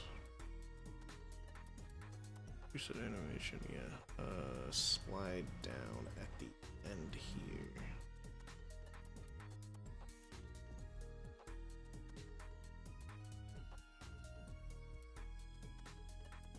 Replaces Travis Willingham with Dave. No, it's doing it wrong. Fine, I'll do it manually if it's gonna be, because it's doing slide down to slide in, but I want it to slide out. I could just have it fade.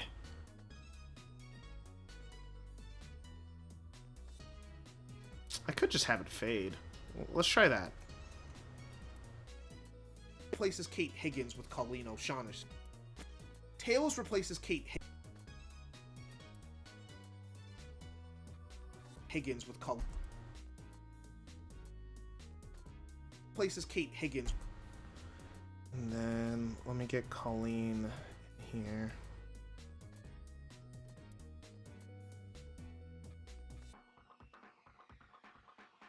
You'll fade in.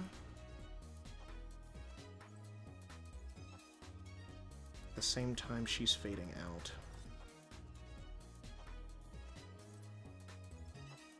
Replaces Kate Higgins with Colleen O'Shaughnessy. Oh no, I don't want that to be a keyframe. I want that to just be where she is.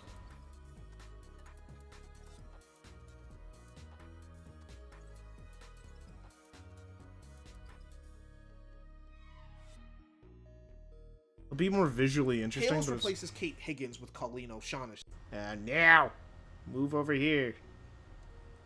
Don't move over there later. I want you to be over there at the start. Okay, let's delete the whole image and start again. Okay. Start from scratch. You should be over here at the start.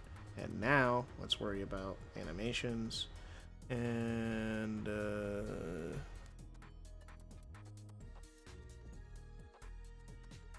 Fade in.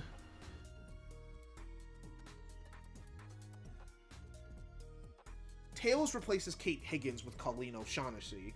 Knuckles Yeah, I could do that. Kate Higgins with Colleen O'Shaughnessy. It's so hard to say her name. I'm just bad at saying her name. Colleen O'Shaughnessy. Colleen O'Shaughnessy. Knuckles replaces Like it sound. I like it. Like it's like Colleen O'Shaughnessy. Like ugh. It's so hard to say her name. Higgins with Colleen O'Shaughnessy.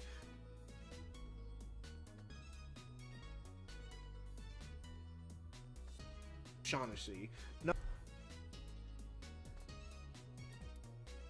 Colleen O'Shaughnessy. Shaughnessy. Knuckles replaces Travis Willingham with Dave B. Mitchell.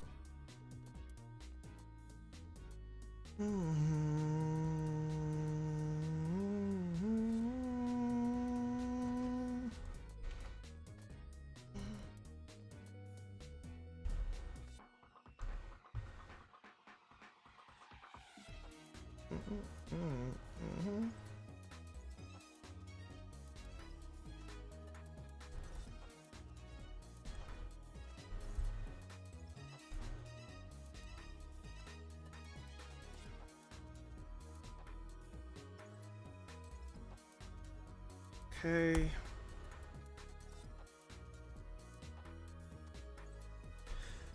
Yeah, this is gonna make this take a little bit longer, but hey, you know, it'll get done. Knuckles replaces Travis Willingham with Dave B. Mitchell. Silver replaces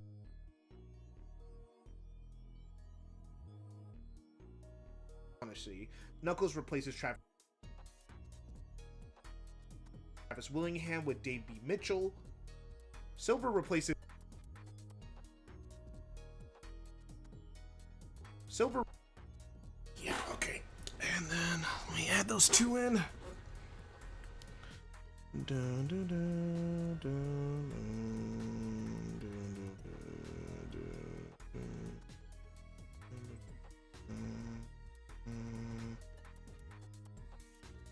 Okay.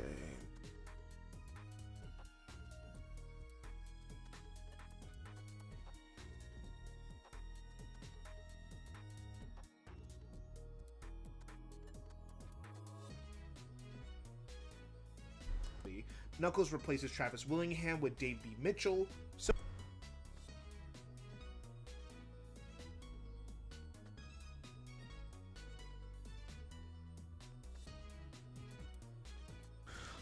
Okay.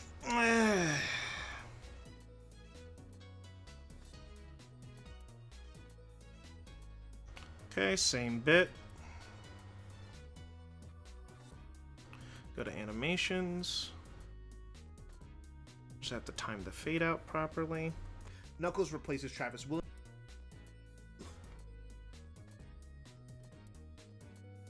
Willingham with Dave B.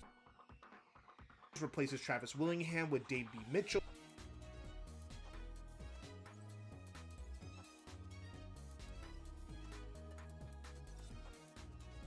Willingham with Then fade in.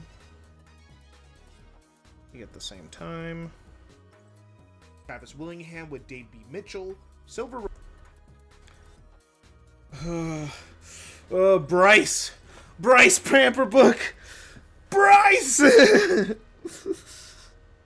Mr. Every main big anime, Bryce. Now the thing is, like, Super, if you're still here, you were telling me about your thing, like you hear Kirk Thurton a lot. You know who I hear a lot? Bryce Pamperbook. He's in everything. He's in all the big shows. I can't escape that man. He's been there my whole life. He's chasing me down in all these shows. I be watching a show, and then he's there. He's there as the main character.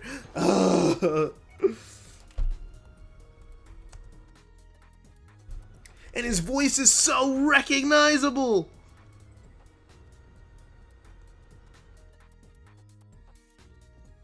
And then he followed me to Sonic. That had me so... I was so mad. I was so pressed. I was like, you can't be here.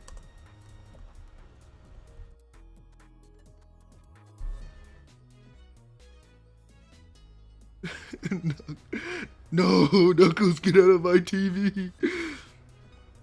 Faberbook. Okay.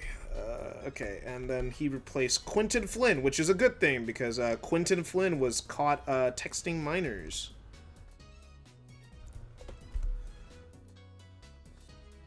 Okay, it seems like there's multiple Quentin Flynns. Is this the Quentin Flynn? He looks like... Dang, this man is a... Is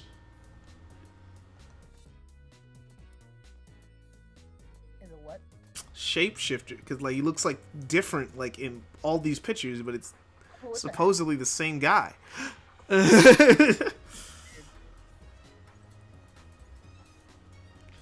But yeah, good thing we're not with Quentin Flynn anymore.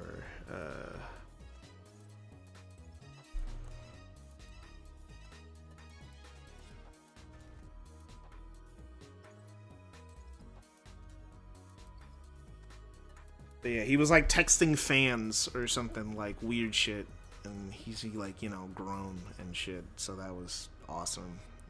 So cool. You know, it's very easy to not talk to children. It is not hard. It's a very easy task.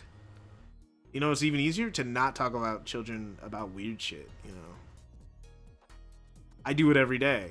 I'm doing it right now. Silver replaces Quentin Flynn, if you know, you know, with Bryce Pamperbrook, who seems to follow me wherever I go. Boo, Exorcist. I'm gonna have to grab footage for that one, but yeah. Pamperbrook, who seems to follow me wherever I go.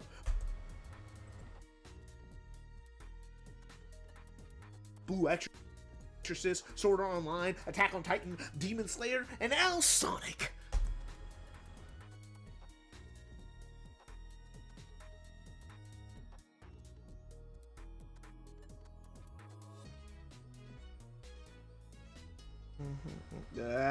You're scrolling too fast. There we go.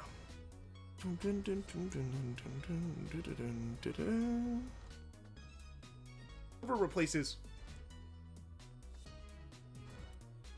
I feel like someone's gonna take that out of context and edit it. I mean, you'd have to try really hard considering what I said. replaces Quentin Flynn, if you know, you know, with Bryce Pamperbrook, who seems to follow me wherever.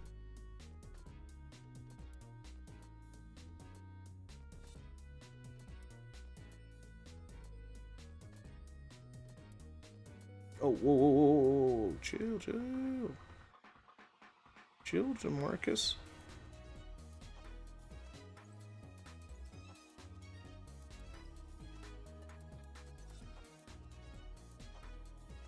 Replaces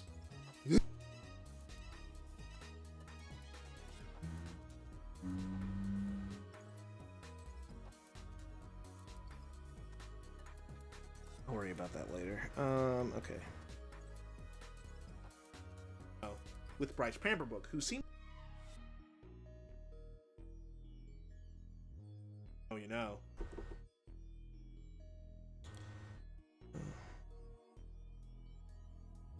Oh, you know, with Bryce.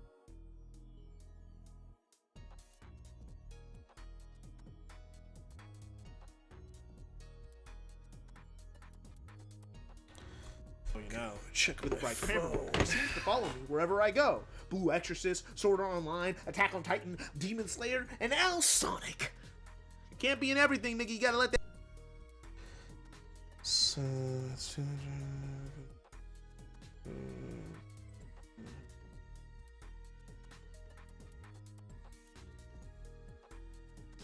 all right. Don't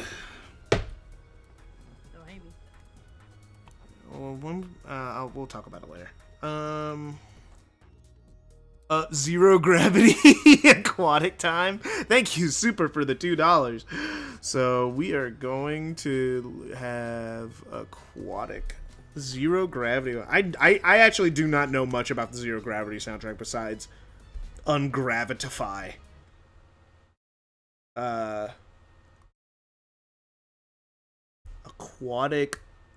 Aquatic time. Quad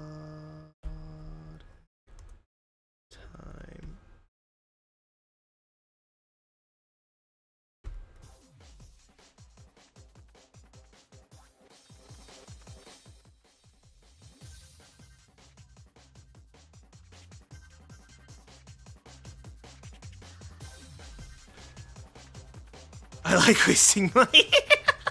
Well, thank you. I need it. I need to save up for a new car anyway. All right. Quentin Flynn, if you know, you know, with Bryce Pamper. Oh, I have heard this song. I've heard it in like YouTube videos, I'm pretty sure. I've never listened to it personally because I think I've played like half of Zero Gravity. Flynn, if you know, you know, with Bryce Pamperbrook, who seems to follow me wherever I go. Alright, time to get some footage.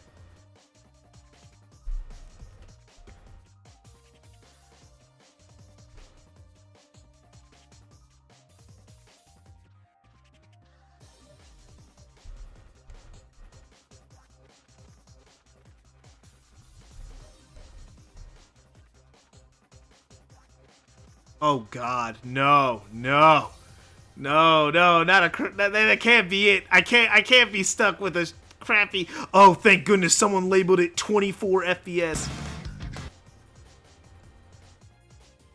Is it actually 24 FPS?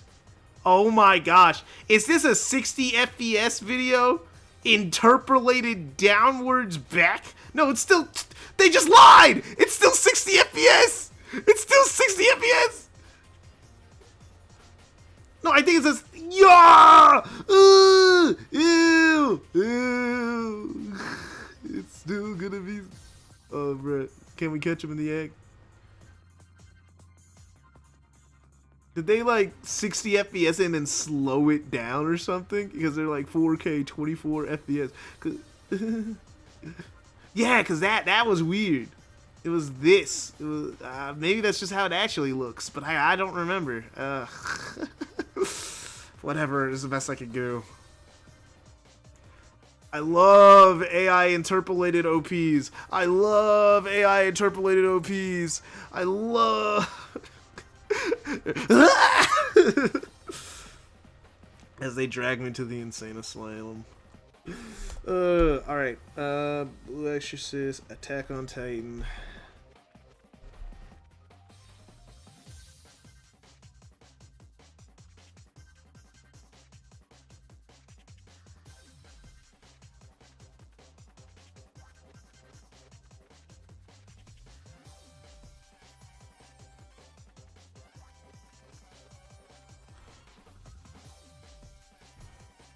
Demon Slayer.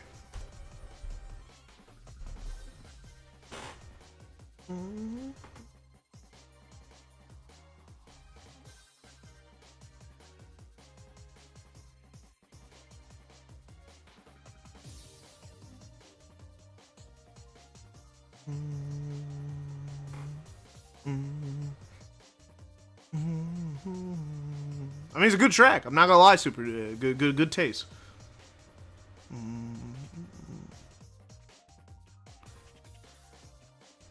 Wait, this is slapping.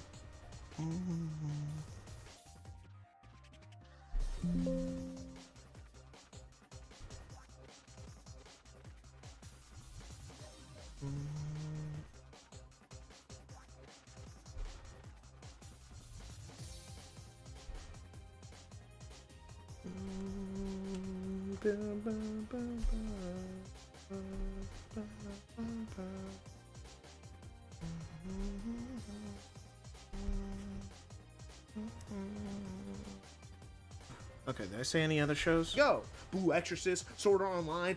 Sword Art Online. I totally forgot about that show. The lineup.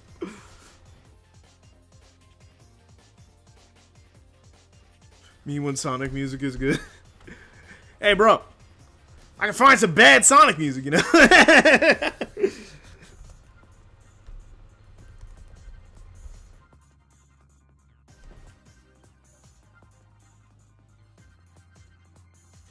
Whoa.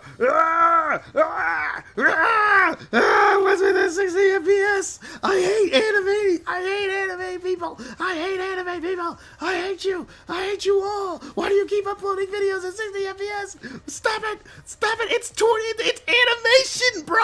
The animation isn't even at 24 frames. Why are you interpolating it? Oh, bro, it just gets... Oh, I already have it? Oh, that's crazy. Okay, that's cool. I already have Sword Art Online footage. I must have used it for some other purpose at some other time. Okay.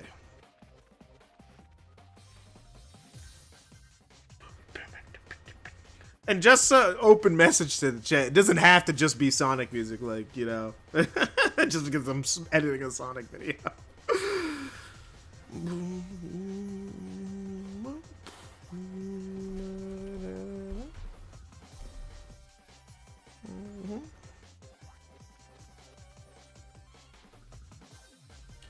Okay, so I said Blue Exorcist.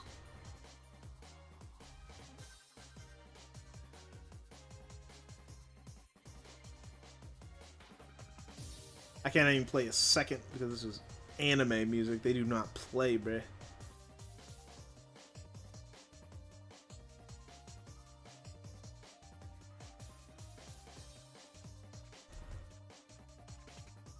Blue Exorcist.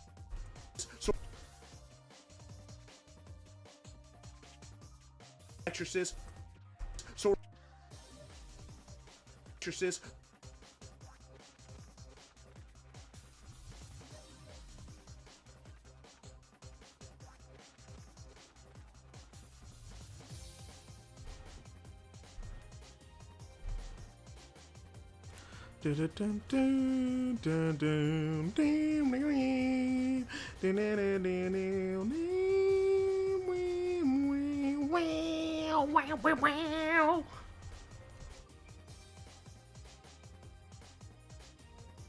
Sword Art Online. Online. And I'm deliberately showing the characters he's literally the main character. It's like, it's like, bruh.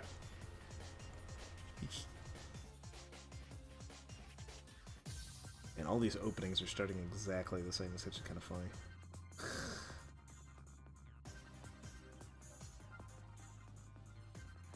Just funny how all these OPs start with really long title card. It's not even like they're all like edited the same. Attack on Titan.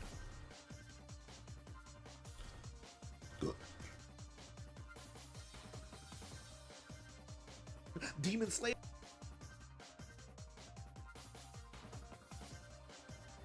Alright, he's actually not the main character in this show, but still he's in it! He's still in it as a main character, he's just not the main character. He's this guy.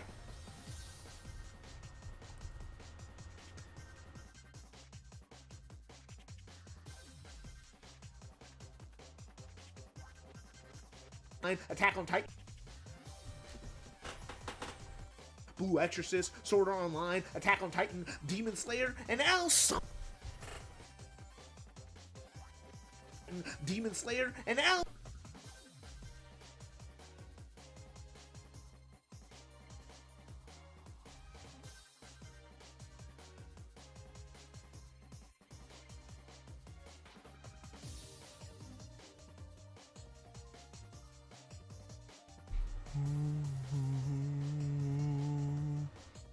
He's the pig guy in Demon Slayer. He does the he's the pig guy. Renosuke,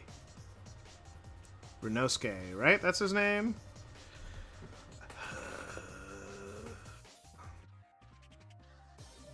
Now Sonic.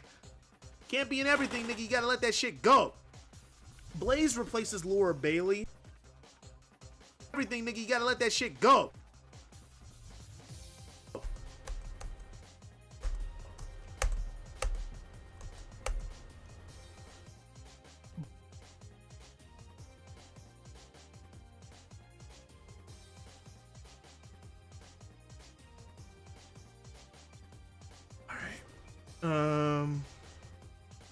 Then we're looking at, yeah, Laura Bailey. It's Blaze replaces Laura Bailey for Erica Lingberg. Yeah. Laura Bailey, who you may know as she's Black Widow a lot of times. She's also Mary Jane in the... I think she's Mary Jane in the Insomniac games. I think she's also Abby from Last of Us 2. She was also a black woman in Uncharted 4. That was weird. That was before people really like started going like, wait a minute, why'd you have this white lady voice this black woman? You could have just got a black woman. Why'd you get a white lady for that?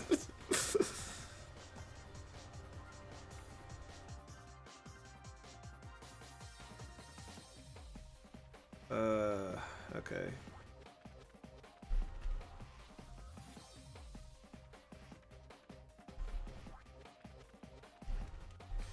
Yeah, Laura Bailey. Also, she's on Critical Role. People know her for that a lot.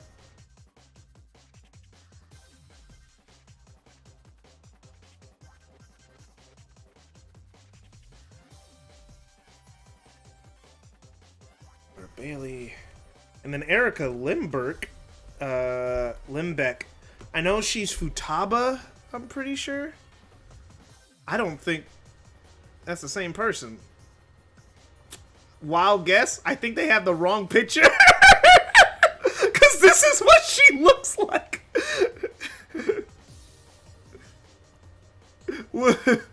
Why is the whose wiki is it? Wikipedia is doing her dirty. What the hell?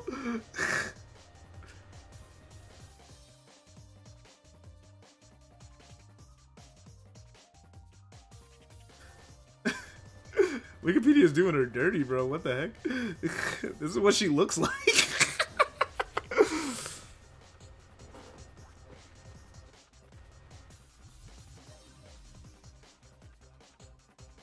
That being said, I do think a black lady would sound more like a black lady. Yeah. It's like, well, I don't know why you just hired Laura Bailey for that. They had no reason to do that. It's just that Laura Bailey's like really, she's a good actress and she's like really easy. She's a popular one, but like it was kind of a weird choice to do in 2016. Just go like, yeah, look at Laura Bailey to be the black woman, the one black woman in the whole game, who's supposed to be African. Like, she's not just African American, Super. I need you to know she's supposed to be actually, literally African.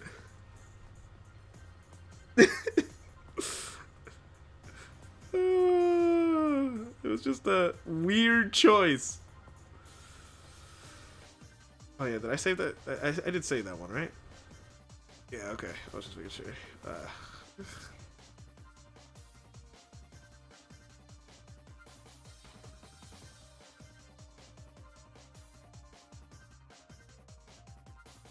Does she voice any other characters in the game?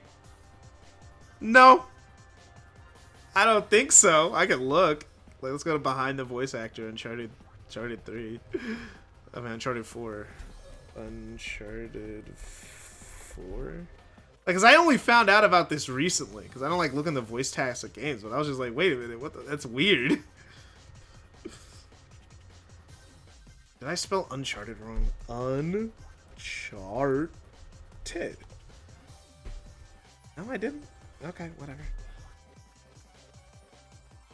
Yeah. Like,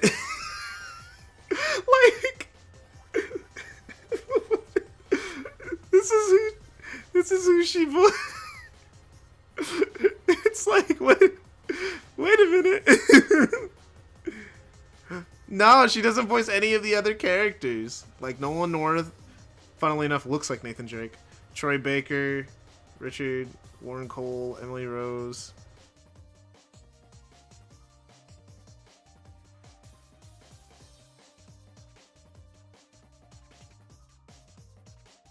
Oh yeah, this lady was black, but then she voiced two characters. Funnily enough. And the thing is, she's at least brown, and she has voiced characters for Naughty Dog before. So they had a brown person in the room and said, nah, I got a good idea.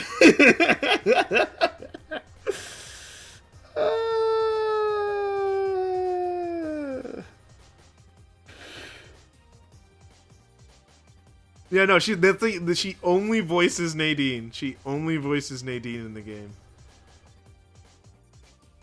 She also voices her in the Lost Legacy thing. Oh, that's so funny. That's like, I don't know how the other actors in the studio are okay with. Like, did no one ever go like, wait a minute, hold up? Why is Laura here? I mean, we all love Laura, but why is she here? It's not like Laura is hurting for roles or anything. Like, there's just stuff she's in recently. Like, she's Black Widow. Like she's Naruto.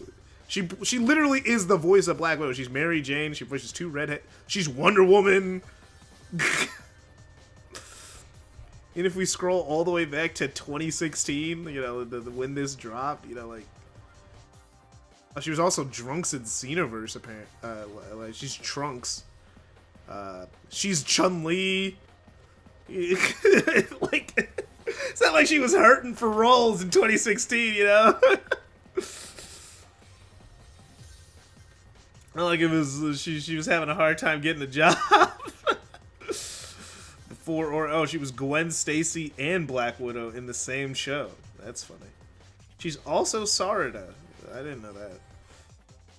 I know that she's Taru, but like anything to pay the bills, I guess. Yeah, so she's like so many Marvel characters. She's Gwen and Black Widow a lot of the time. That's fun. And Mary Jane. She's Gwen, Black Widow, and Mary Jane. How are you 2 Spider-Man love interests? How are you both? That's crazy. That's crazy work.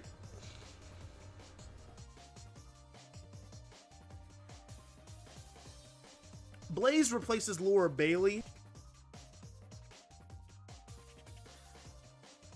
Digital blackface. Digital blackface. You got caught doing digital blackface, which is almost as bad as real life blackface.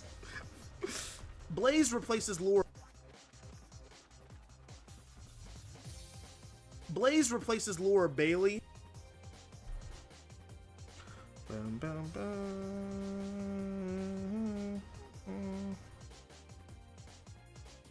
Ace Attack track? My favorite. You mean Ace Attorney?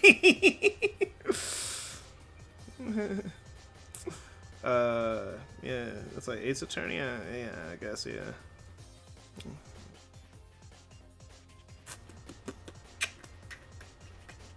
Okay, gotta get this. Oh wait, let me just do this.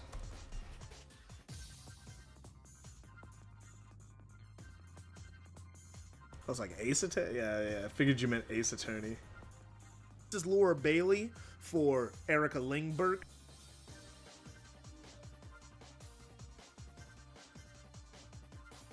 Bailey for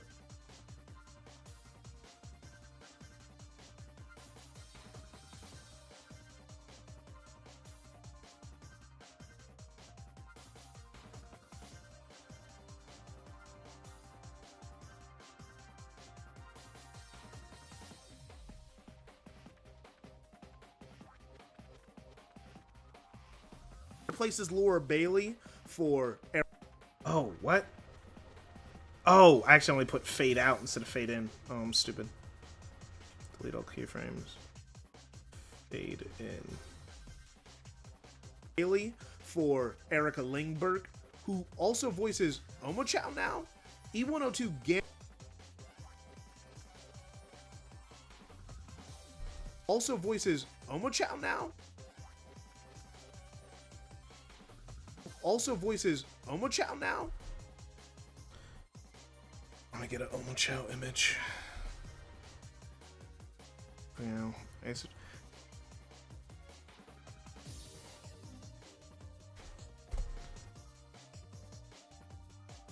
thing is with Ace Attorney has a lot of amazing music. A lot of the best tracks are really sad though.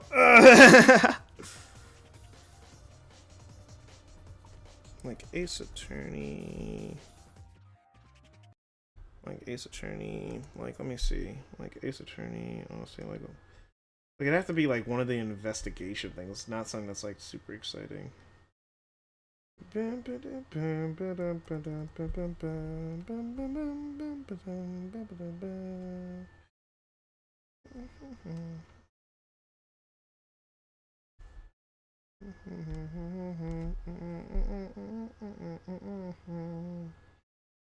Let's see, which one's this one?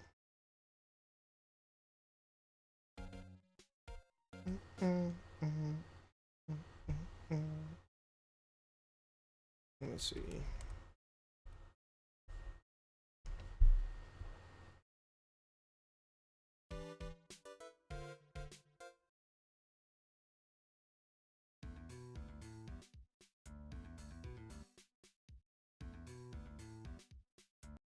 You know what? I'll just play Godot's theme. Godot's theme is always a safe bet. Yeah,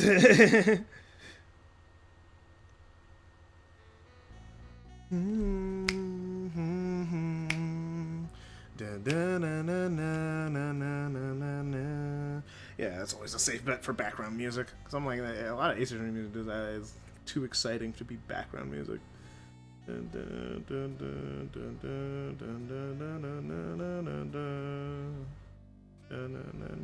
Also voices Omochao now, E102 Gamma. I said Gamma again. I just miswrote it in my script and I didn't notice it. Omochao now, E102 Gamma replaces actual known criminal Vic Mignogna. Yeah, fuck Vic Mignogna. All my homies hate Vic Mignogna.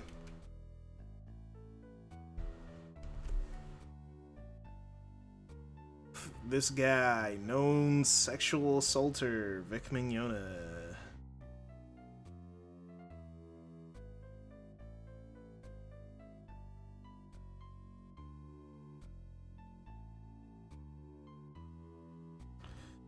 So many people who voice in Sonic end up being bad people.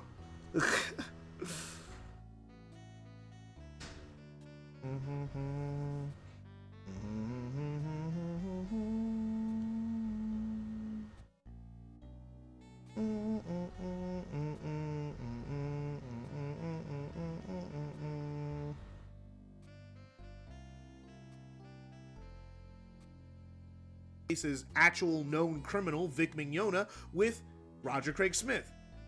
Weird choice. And SBO replaces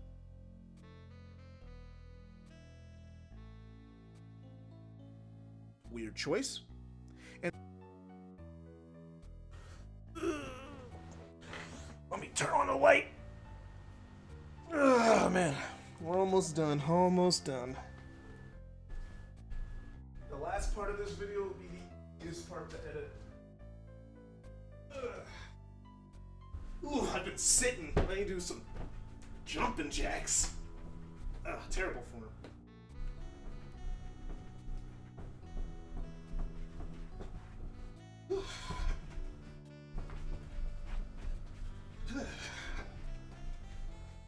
Been sitting for too long. High steps. Ugh.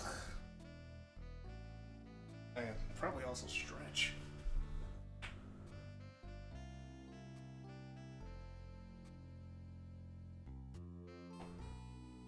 There we go. Feel a little better.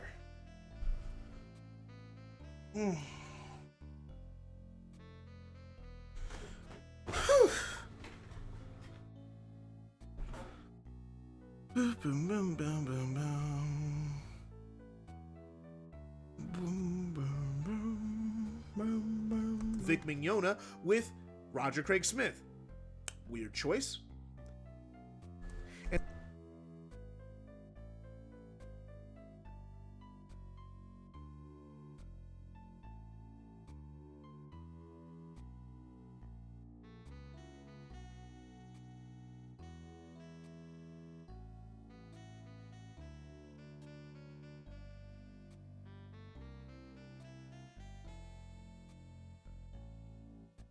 there we go. Get him a little bit off screen. E102 Gamma replaces actual known criminal Vic Mignogna with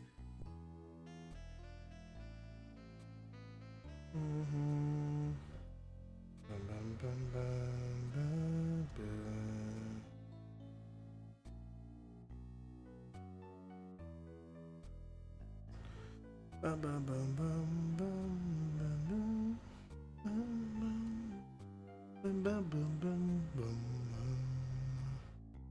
Emma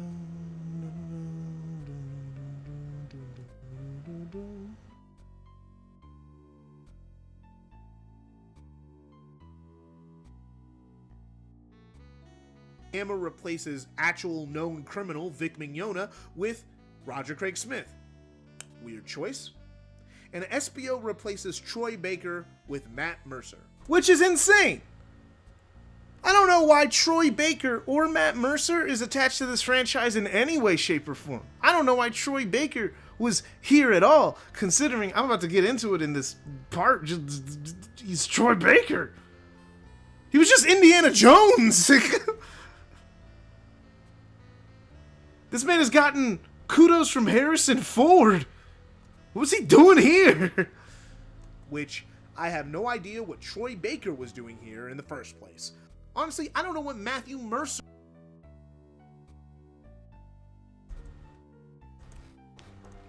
And SBO replaces Troy Baker with Matt Mercer, which I have no idea what Troy Baker was doing here in the first place. Honestly, I don't know what Matthew Mercer is doing here in the first place. Like, thanks for showing up, I guess, but your talents are wasted on this project. So yeah, thanks for showing up, I guess. Yes, but your talents are wasted on this project.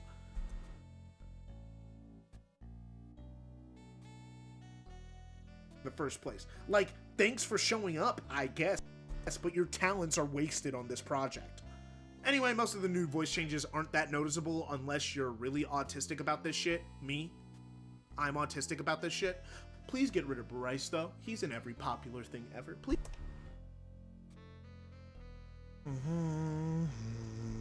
Just aren't that noticeable unless you're really autistic project. Anyway, most of the new voice change project.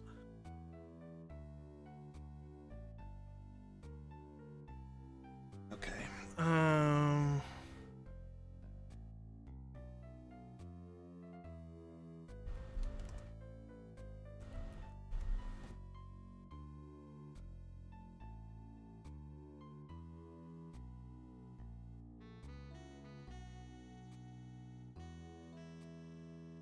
Troy Baker and Matthew Mercer.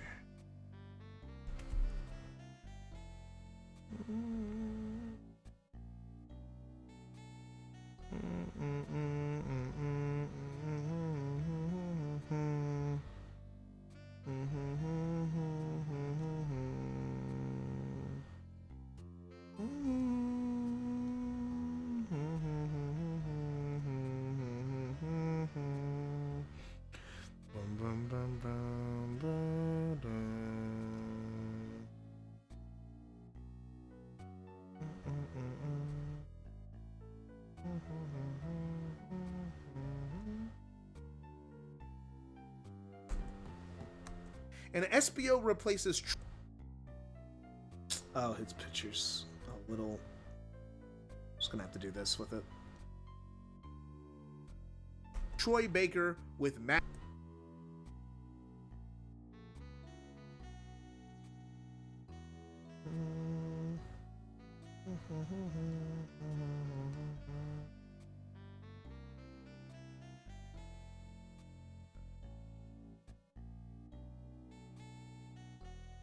Troy Baker with Matt...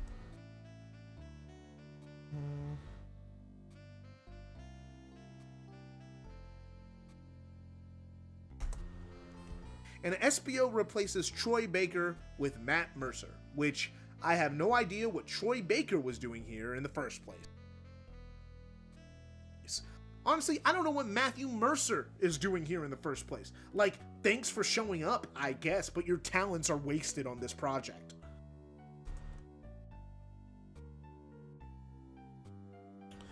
Okay, let me add the blur effect to this.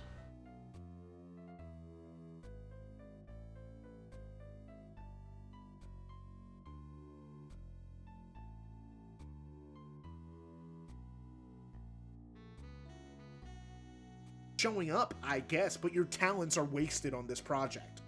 Anyway.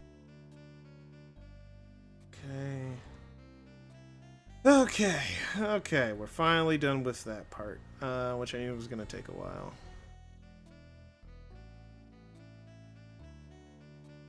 So let's just speed this along. Anyway, most of the new voice changes aren't that noticeable unless you're really autistic about this shit. Me, I'm autistic about this shit. Please get rid of Bryce, though. He's in every popular thing ever. Please let me escape him. Okay. Anyway, most of the new voice changes aren't that noticeable unless you're really autistic about this shit. Me.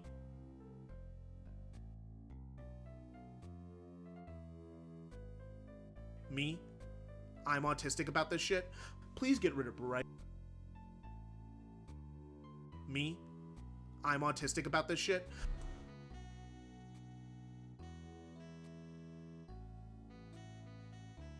I'm autistic about this shit. Please get rid of Bryce, though. He's in every popular thing ever. Please let me escape him. But to be honest, the performances...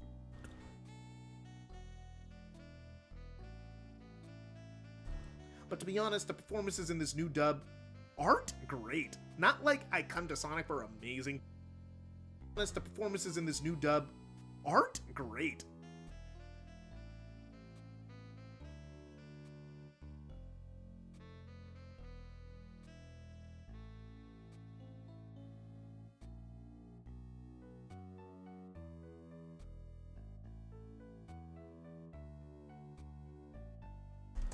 Up, I guess, but your talents are wasted on this project. Anyway, most of the new voice changes aren't that noticeable unless you're really autistic about this dub aren't great. Not like I come to Sonic for amazing voice acting. I think maybe 2 games in the series sound...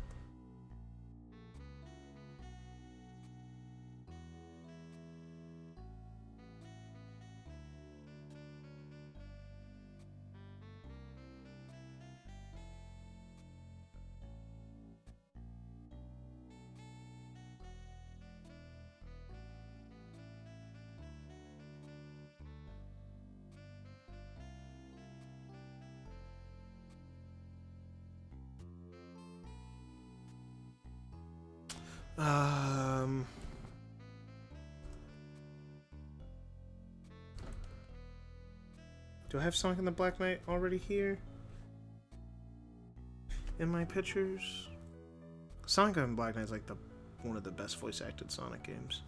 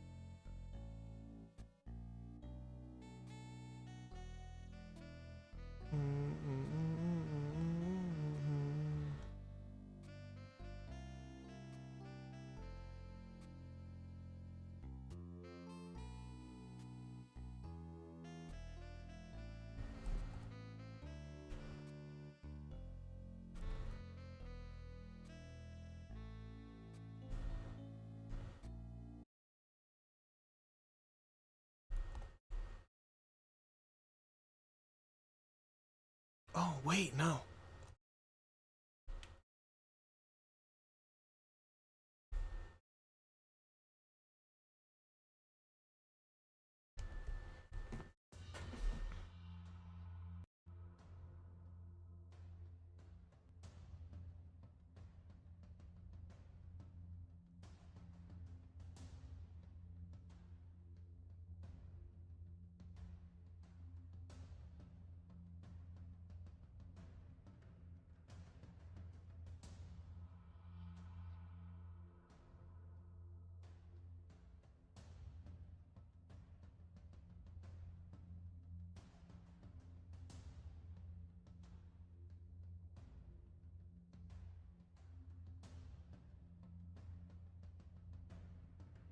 Great. Not like I come to Sonic for amazing voice acting. I think maybe 2 games in... Not like I come to Sonic for amazing voice acting. I think maybe...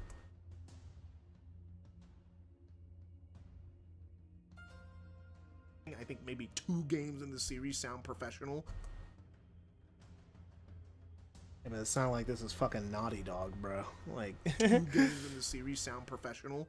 Everything else is mediocre to pretty bad. But hey, we roll. Did I mention I like Sonic? I just feel like I had to remind some of you. And that's why I think it's weird that even I think some of these voices sound off. It's just Sonic and Tails in this cutscene, but everyone else also sounds like they were given 10 minutes to record their lines and got kicked out of the room. Okay, so this is when I have to show it.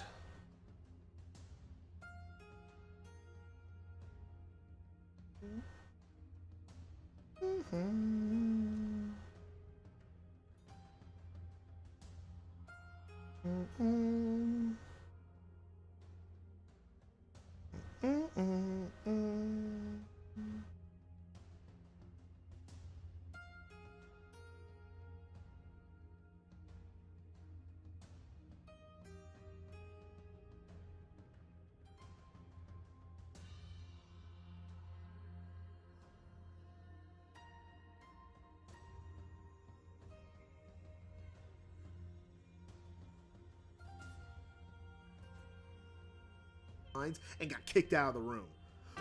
It's kinda impossible to surprise you. You totally got me this time. I had no idea. Yeah, right. Happy birthday, Sonic. Hope you like this. Like it? I love it.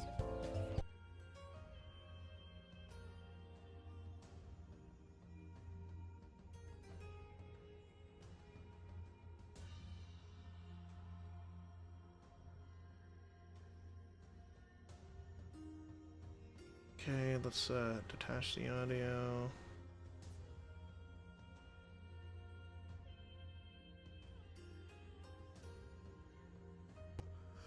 It's kinda impossible to surprise you.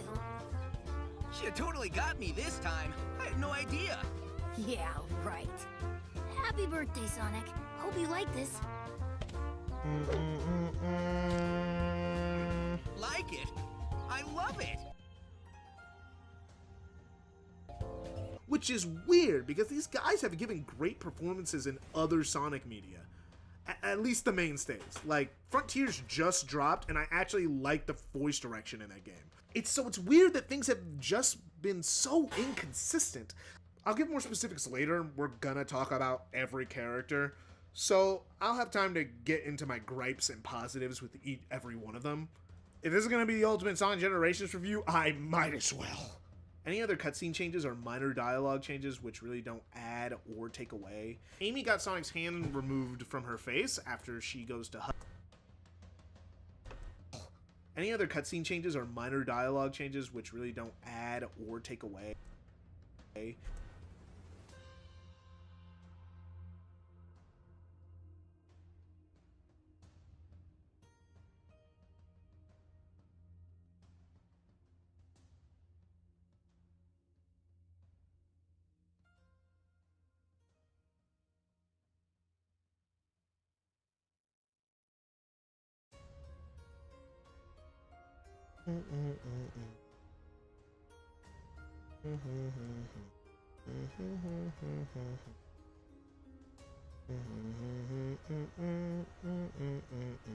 Sonic's hand removed from her face after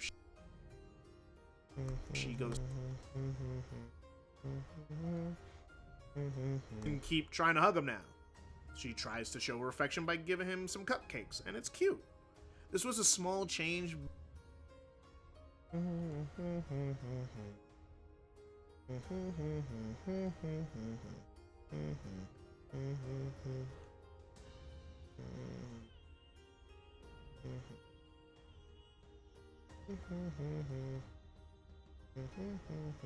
From her face after she goes to hug him and he pushes back.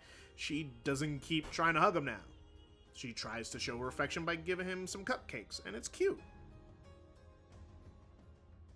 It benefits Amy as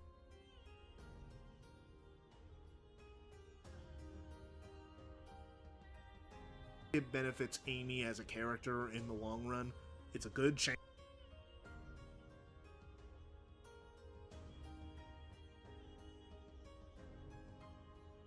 affection by giving him some cupcakes, and it's cute. This was a small change, but I think it benefits Amy as a character in the long run. It's a good... Yeah, no. That one actually is kind of like, what the heck, bruh? Like, but Knuckles fans are so small, like they get so sensitive about their boy. Knuckles fans get so sensitive. Knuckles has to be the strongest and can't lose. They're like, man, Knuckles is a joke, bruh. Knuckles is a joke. This is wrong. Knuckles shouldn't be getting thrown around like this. He's supposed to be the guy, you know. Knuckles fans are so sensitive, bro, that they had to change it for the Knuckles fans. They had to change it. Knuckles fans don't have a sense of humor. That's why I have a whole Knuckles slander section that is based off of slightly inaccurate information, but it is funny. Me as a character in the long run. It's a good change. Also, the Chow are here now.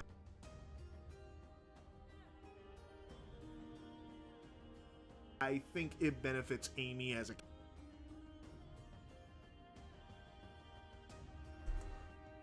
This was a small change, but I think it benefits Amy as a character in the long run. It's a good change. Also, good change. Also,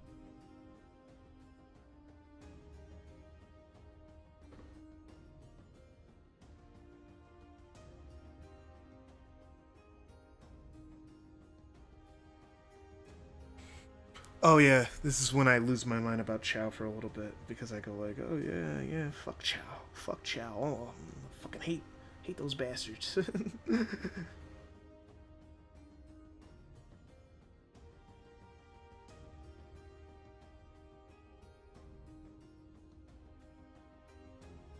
Chow are here now. They're collect. It's a good change.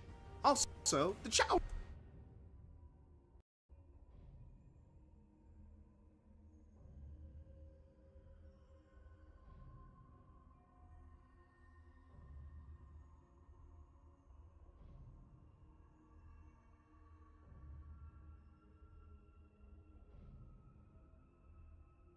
It's a good change. Angel Island Shake Classics. You know, hey, you know what's funny?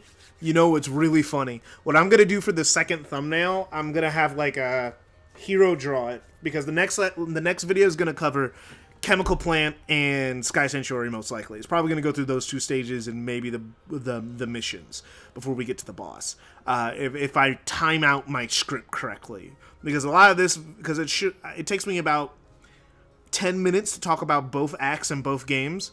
So that should probably be happening there. And I'm also going to have a whole Amy discussion there. So the video should at least bare minimum get to the Knuckles thing, and with the classic Sonic thing, eating Angel Island, you know, because that's such a meme, I'm going to have that in the thumbnail of classic Sonic holding Angel Island and biting into it, and Knuckles stretching out in horror. That's what I want to do. Like, it'll be a Sonic and Amy thing on the side, like a Sonic Amy thing, like Amy grabbing onto Sonic or whatever, or dragging him around in Chemical Plant, and then just classic Sonic nomming on Angel Island in front of Knuckles for his horror. Because it's just so silly how they didn't change the cutscene. Those lazy bastards. Those lazy bastards. Fucking Sonic team. Also, the Chow are here now. They're collectibles in this game, but it's always nice to see them. And no, I will not complain about the Chow Garden not being here, because fuck the Garden not being here, because fuck the Chow Garden. It's fine, but because fuck the Chow Garden. Because fuck the Chow Garden. Oh, I accidentally clicked something. It's the whole being here, because fuck the Chow Garden. Fuck the Chow Garden. Oh, whoa.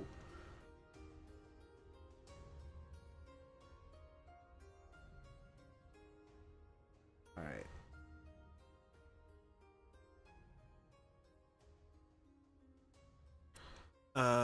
Okay. I think I should have my SA2 playthrough. I downloaded it ahead of time so I wouldn't have to download it now.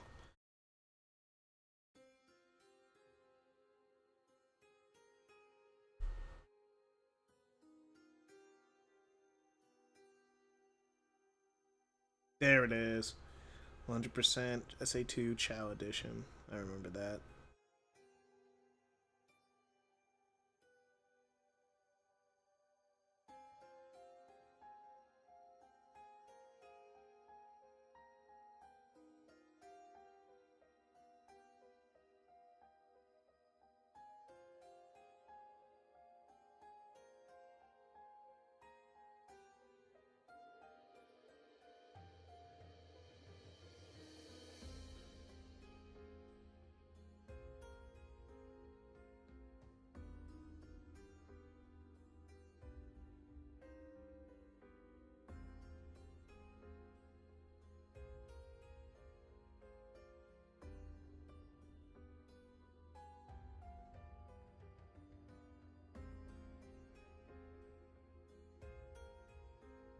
Ooh.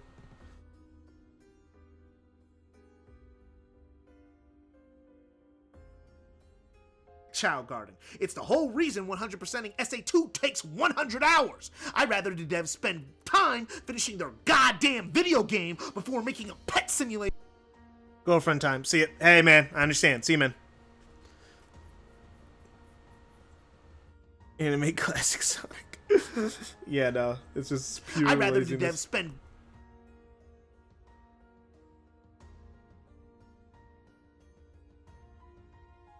here because fuck the Chow Garden. It's the whole reason 100%ing SA2 takes 100 hours. I'd rather the devs spend time finishing their goddamn video game before making a pet simulator in my action platformer. Anyway, finishing their goddamn video game before making a pet simulator in my action platformer.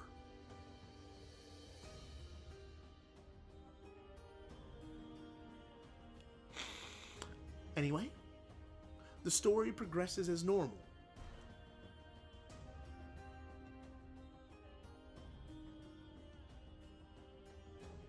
The story progresses as normal. Before making a pet simulator in my action platformer. Anyway, Alright. the story We're progresses almost as done, normal. guys. And we head into Green Hill Act 2. As you can see, I'll be playing.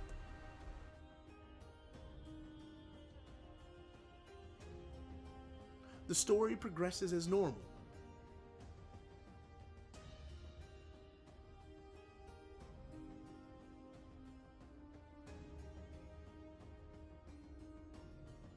The story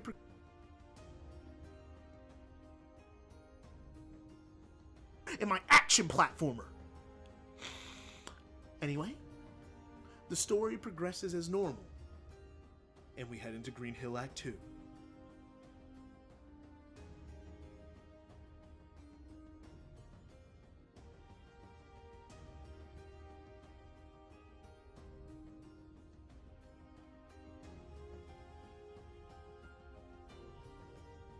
As you can see, I'll be playing.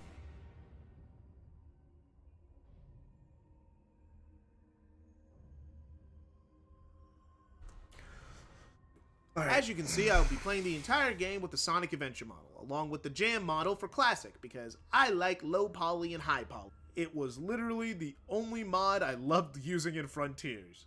So, what does Sonic X Shadow change from the base game? Well, first the controls are Frontiers controls. R2 to boost, square to homing attack, things like that. Which means it has the strengths and weaknesses of that playstyle. Now it's easier to boost and do other actions. Oh. That was my computer there, not the footage. Means it has the strengths and weaknesses of that playstyle. Now it's easier to boost and do other actions, but it makes quick stepping awkward unless you have an elite controller with the back buttons of that playstyle. Which means it has the strengths and weaknesses of that playstyle. Now it's easier to boost and do other actions. Oh, I actually have direct footage for that. Which means it has the strengths and weaknesses of that playstyle.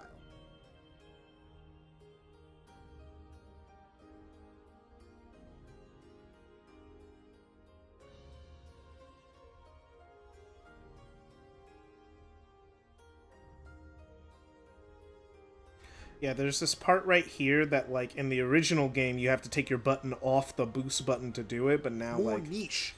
When they now you boost could have afterwards, just made it. and you never stop boosting.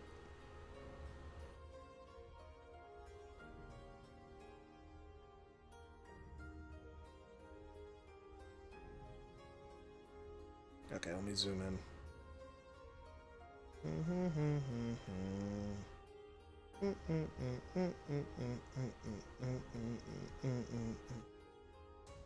And weaknesses of that playstyle. Now it's easier to boost and do other actions, but it makes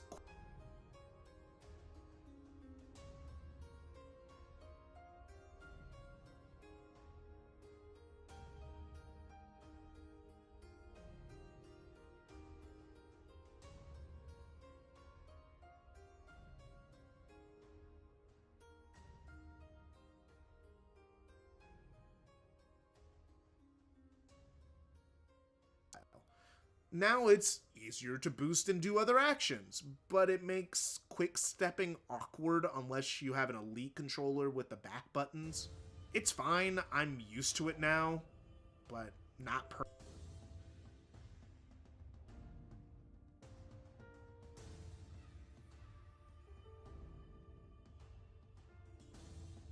It makes quick stepping awkward unless you have an elite controller with the back buttons. It's fine, I'm used to it now, but not perfect at all. But with this control scheme, the quick step kind of has to be de-emphasized.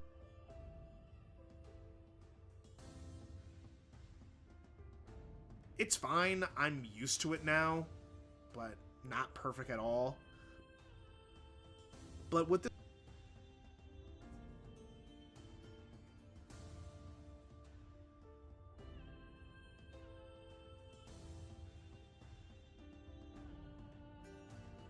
at all. But with this control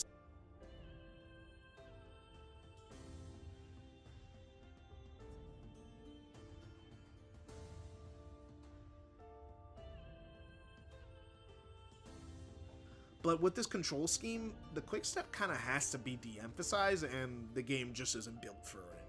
They also added the drop dash, and while a cool idea, That was perfect. That was actually perfect. That was actually perfect. with this control scheme, the quick step kind of has to be de-emphasized, and the game just isn't built for it. They also added the drop dash, and while a cool idea, this shit is just so poorly implemented.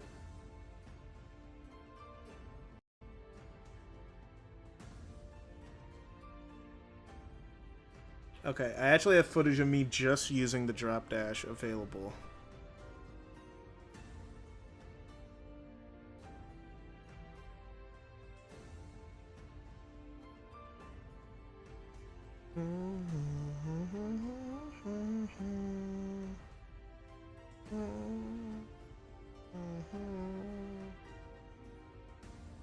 Where is it? Where is it? Drop dash. Ah, why does their search function not work like a Google search function where it just looks for words, not the exact thing? Oh my gosh, now I gotta like scroll around and kind of find it. Because it was something I manually recorded at some point and I cannot remember.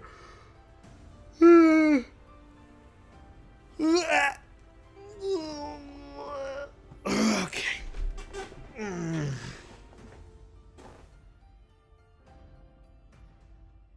It's somewhere in. There it is. Sonic Gen's Green Hill Drop Dash. There we go.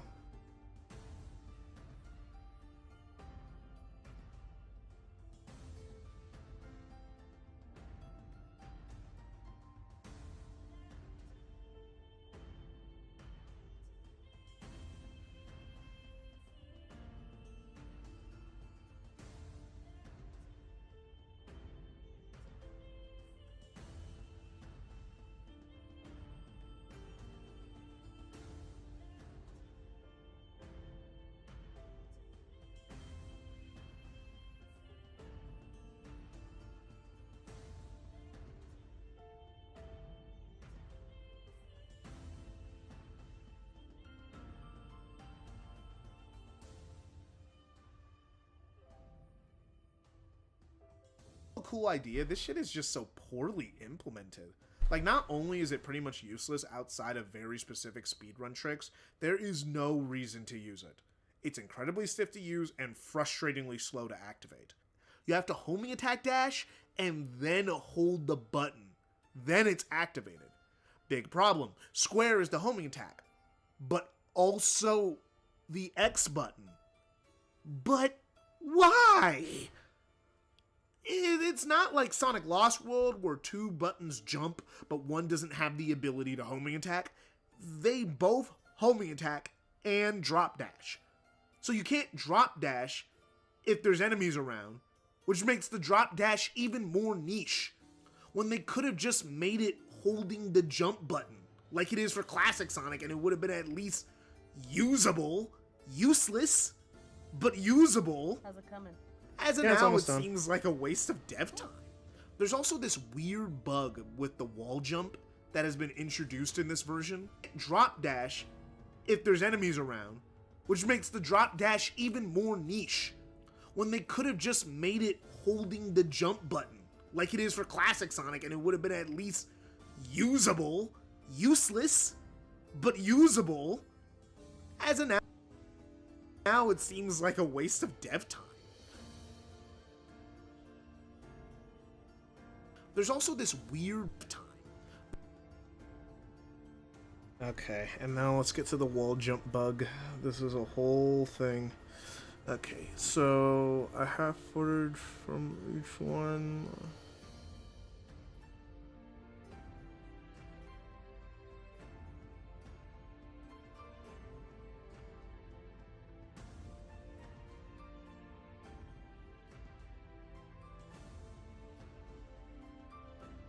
How do I describe it? It depends on if I have to re-record anything. And it would have been at least usable. Useless, but usable. As of now, it seems like a waste of dev time.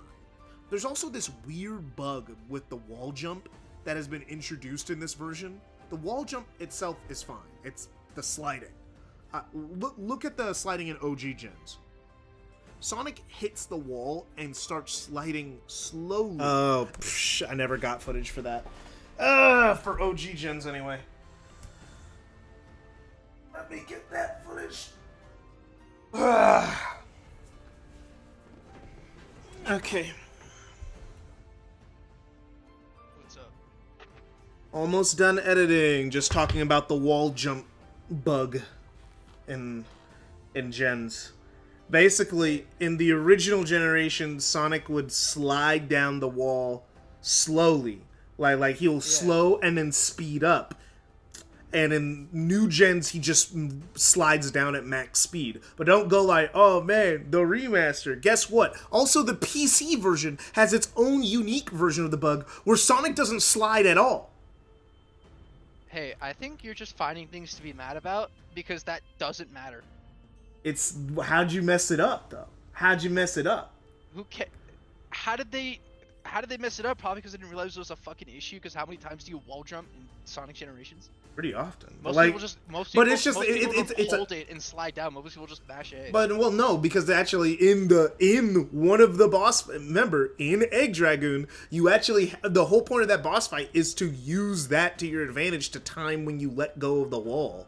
It's supposed to be a timing challenge, so it actually messes it up if you don't have. Just mod it to fix it. Okay, that's not you're acting like that's a logical thing to say. No, the game should be good. I shouldn't have to mod it to be better. I don't think that's a breaking point. It's not a breaking point, but it's something that's wrong, so I'm mentioning it. And it's something that's wrong in the remaster. Oh, okay. It's something that's wrong and something that's wrong in the PC port that wasn't in the original code of the game. So it's being addressed. Hey, you know what I'm mad about? I'm not like mad. It's just annoying that it happened. And also, I'm taking my headphones off. I gotta unplug some stuff. So give me I won't hear you for a while.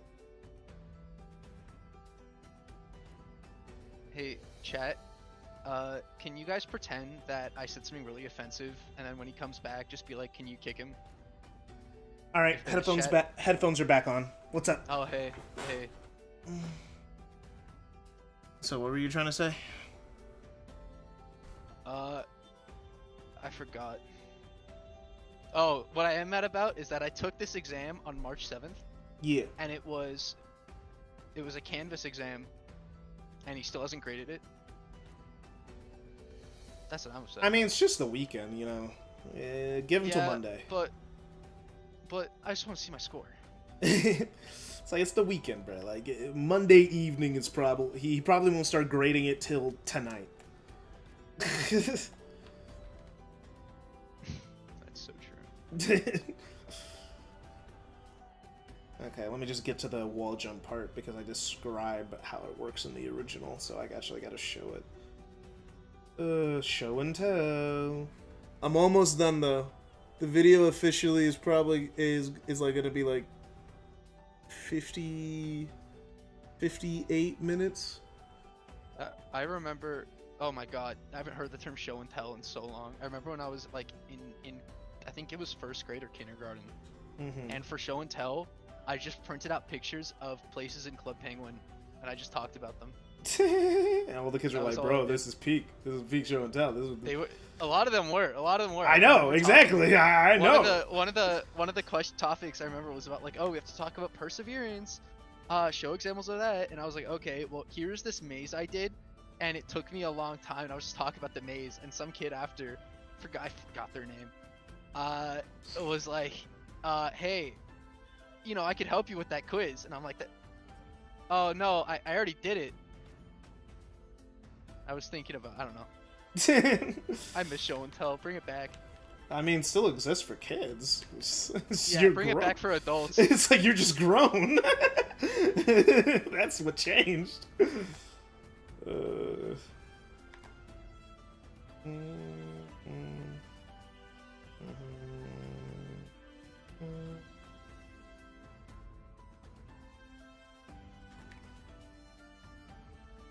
Okay, I gotta record this part. Okay. Start recording.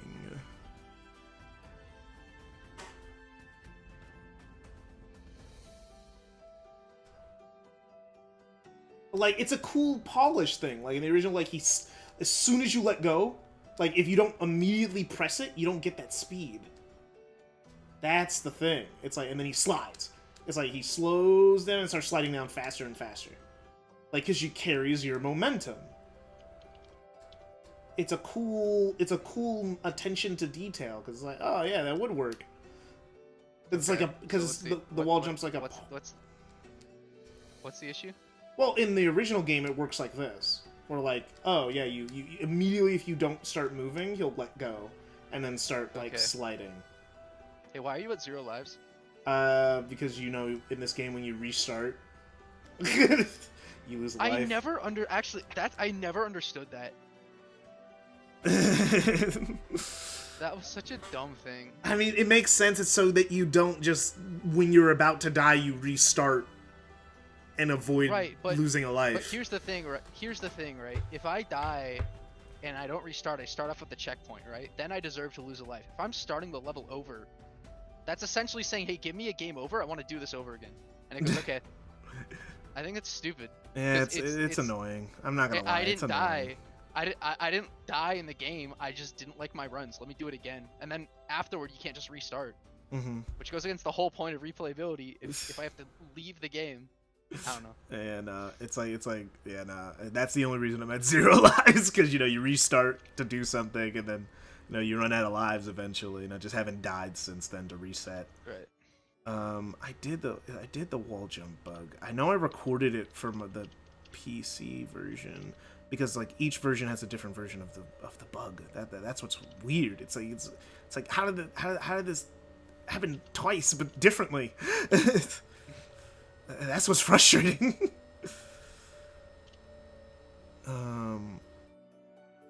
Yeah, this one. Yeah, this is the PC one, I think.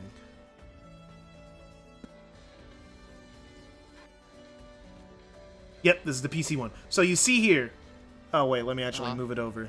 Let me move the stream over. I forgot to switch it. But you see here, this is the PC version. The PC version, the wall jump is just broken, like, completely. Okay. Like, if you don't slide, you immediately let go. So you infinitely can stay on the wall if you just hold towards the direction of the wall. It just jitters. It just doesn't work. It just objectively does not work on PC. That's really funny. It's just like, how did this happen? And that's where the confusion comes from. It's not like I'm mad. It's just like, how did this? Why is it so hard? Okay, so that's like this is the, and then like I should have footage of X Shadow, unless I never recorded it, but I thought I did.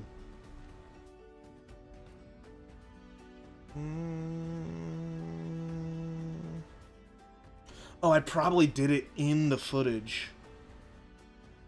Like the original footage that wasn't 60 FPS. So I'm gonna have to do it again. Okay. The footage wasn't 60 FPS, so I had to do that. Okay, let me unplug it and turn on the PlayStation. PlayStation.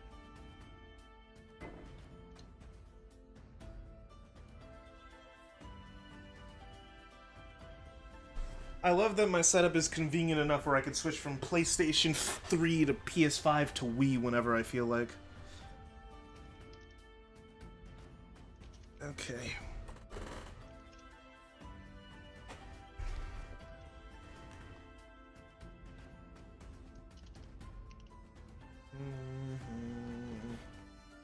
This is what editing video is. Sometimes you realize you gotta re-record some footage because you didn't have it. But you wrote it in your script. Okay.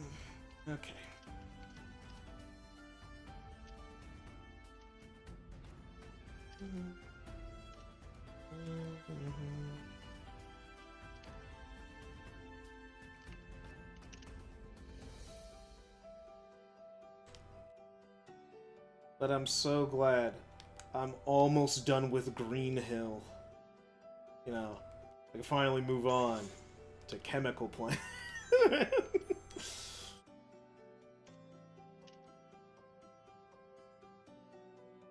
Do the ring sounds play through your controller? Yes.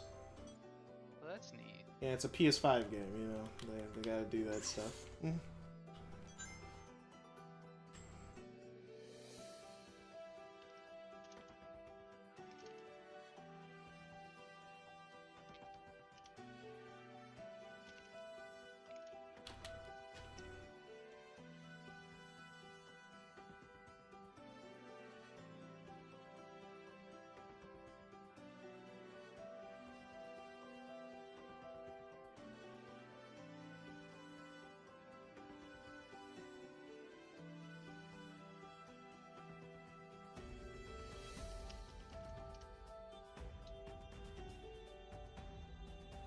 Alright. Okay.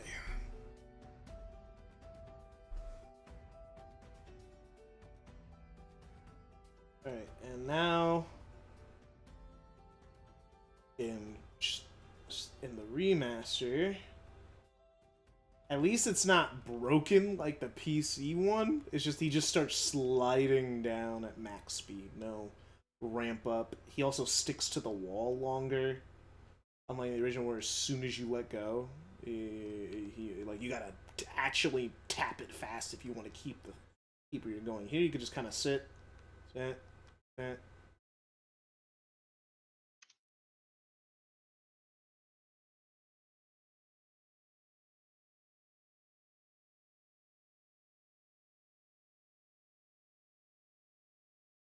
weird. Okay, got that footage again. Okay, let's collect it.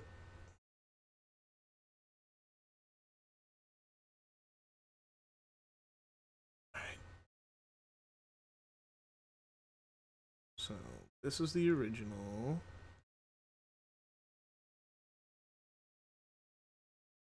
Beautifully and wonderfully made.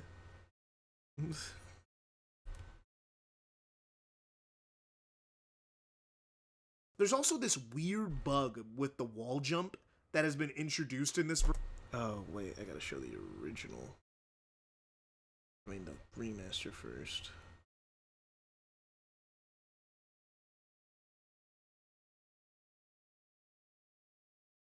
Lighting down.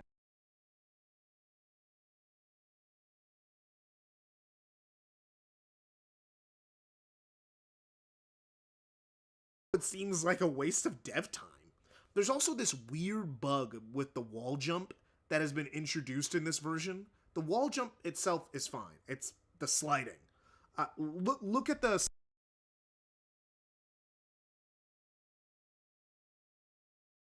sliding in OG gens. Sonic hits the wall and starts sliding slowly, then speeds up the longer he's on the wall.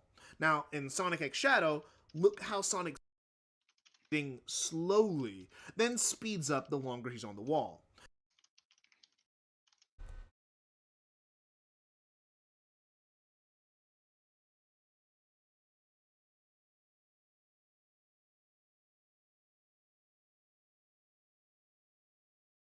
Sonic hits the wall and starts sliding slowly, then speeds up the longer he's on the wall.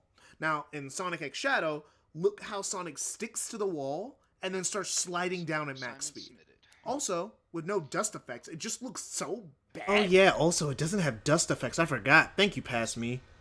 Sonic hits the wall and starts sliding slowly at max speed. Also, with no dust effects, it just no dust effects on sliding down. It just look at the sliding in OG gens. This looks weird. It's like Slowly, then like there's no dust effects in initially. Like was there? Well, let's see. It's just blurry. And starts sliding slowly. Then there's no dust effects originally, but like now it looks even worse. Also, with no dust effects, it just looks so bad now. I should rephrase that because it's no dust effects sliding down. No, because there's dust effects when you land. It's just it's like before there at least was the momentum. There's no dust effects initially, but now there's no dust effects when you slide and you're doing it at max speed, so it just doesn't look right. There's like it looks like there's no friction. Also, one thing I noticed, this is at least from the Switch version. The speed highway helicopter skip doesn't work. In the Switch version? Because it still works in the remaster. Like, I mean, on PlayStation. No, I at least on the Switch version, I tried to homing attack the helicopter and it didn't work. I had mean, to, like run up and like actually touch it. Huh? Like it should still work because like Try to boot it up. Yeah, I'm telling you. I'm right there. I'm doing it right now. I'm on stream. Let me just tab it over. It's too fast. I even tried this out on the 360 version, like on like actual hardware. And it's supposed to be a specific way where the helicopter shows up and you jump and you can just homing attack it and you latch on and then it goes. Yeah, and then sometimes it's too far away. Yeah, see? That's literally not how it is in the original. It's not supposed to be difficult to like perfectly time. You just homing attack it and you're supposed to lock in on it. Oh well, let me load up the original, like so I could see like what the difference is. Like, is it a timing thing? Well, when I get to Speed Highway, thank you for giving me another bug to talk about. Yeah, that's also a thing in the PC version of the original too. You could still do it. It was harder. It must, but it can't be a 60 FPS bug because because Gens doesn't run at 60 FPS on the Switch, right? I don't know. But yeah, it is like impossible to get that. But guess what? Guess what is still possible? You outrunning the helicopter and then him grabbing you. Yeah, that's possible. That's which is annoying. Which is yeah. Well, that's been impossible in the original too. That was always the thing. And when I first played the PC port, I was like, "Is that a bug?" And then I'm like, "Oh no, it was in the original too." It's just it's a thing they didn't plan because he automatically grabs it against your will. Right, so but then why is it homing attackable, and why is it in the PS3 and 360 versions it works, but in the PC version it doesn't? Well, no, the getting caught by it if you run too fast and then getting carried off screen. Yeah. That's in all versions. That's in all versions. That's what I was saying. Oh yeah, I was talking about the homing attack. Yeah, no, the homing net. Let me see. Let me see it for myself. You know, just so I could talk about it later. You know, in like the end of the year. You know, when I get to Speed Highway. Okay. All right. Let's see. It's always little things, man. It's all these little things that it's just like, Hey, KJ, do you have like a Oculus Quest? No, I want to get a VR headset, but I'm broke right now. So what you can do instead of getting a 3D TV is you can use the VR headset and then use 3D compatible games and then just play them, and you could, like, you know how Sonic Generations supports 3D? Yeah. That was one of its like things. Yeah, you can actually use that mode with a VR headset. Yeah, but why would I? That sounds like Uh, barf-inducing. it's not again, it's not VR. It just shows your monitor. I guess, yeah. It's not actual like, hey, I'm looking around. It's just, hey, I'm looking at the screen inside the Yeah, headset. yeah, yeah. You're looking at the screen on the headset. Yeah, you're right. You're right. Yeah, but I hear the 3D for this game wasn't that good. Yeah, that's what I said last time. It's okay. I don't know. 3DS 3D was pretty good. Oh gosh. Well, let me die. Okay. Oh, is this the PS3 version? Yeah. Oh, okay. Oh, these load times. Okay. No. God. Ah, man, what is the timing on that? Because I'm trying to figure out, is it just a skill issue on my part? Oh no, I accidentally homing attacked this instead on. No, it's not. It's not supposed to be difficult. But it's difficult on. Like, it's when the reticle shows up, you just gotta jump. Okay, let me just not. What? It's like because I'm. Does it only work on the 360 version? Yeah, because I'm having the same problem here.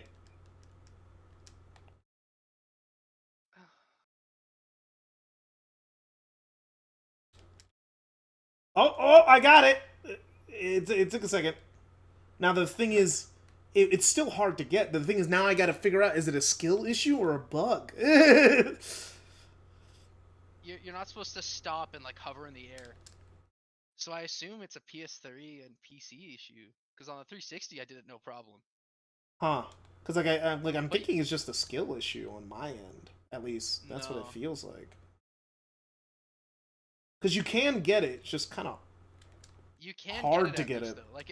Like it's doable, but in the newer versions, in the PC version, it's just Not just even like possible. right. But here it's like it's still hard. Like you got to do it like quick. Like you got to do it as soon as you get out. Like as soon as you boost out of there, like it's like. But if I do blast off, I outrun it. Ah, man, like how like dang, I'm trying to get it. I've gotten it once, but like I can't, you'd have to show me you doing it on the 360 version. It'd have to be one of those things where because I gotta talk. I have to go to Super for some footage for Chemical Plant because we discovered that I get it. I got it. I got it the second time, but it's still really hard. Let me see if I can even. Okay, yeah. Can I even get it? Because like that makes me think I can get it on the PS5. But yeah, I'll talk to you later about this. Like when I get closer to actually talking about this bug, because the thing is, there is a difference between how the you know Sonic's control, right? There's a difference in how it works depending on which controller you're using. If you're using PlayStation controllers, like on the PS3 version of the game, Sonic can't walk. He could jog, but he can't walk. But on the 360 version, he can. And on the PC version, he can, depending on which controller you're using. But in the remaster, he can't walk at all, no matter what controller you're using. This is the bug that we discovered, me and Super discovered.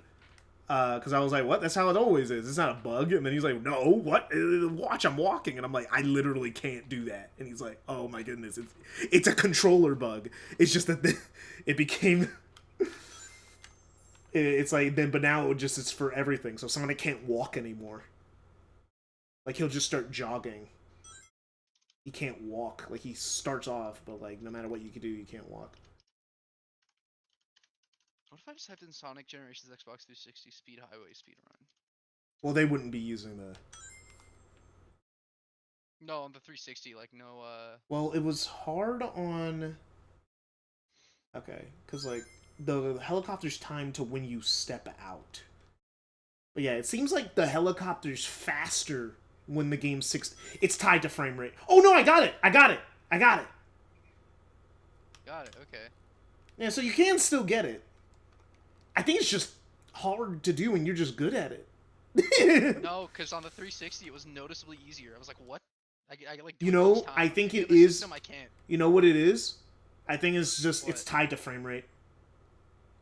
Because now that I'm Why getting is the Switch timing version? down... Oh no, but then why is the Switch version affected by it? It doesn't make any sense. Because I've gotten it twice, so it is just a skill issue. But it is a little bit harder? I'm getting it more consistently now that I know the timing. Maybe they did. Wait. Like, because I'm doing it. Right. Now that I got the timing, I'm doing it pretty consistently. I just have to jump to the left immediately.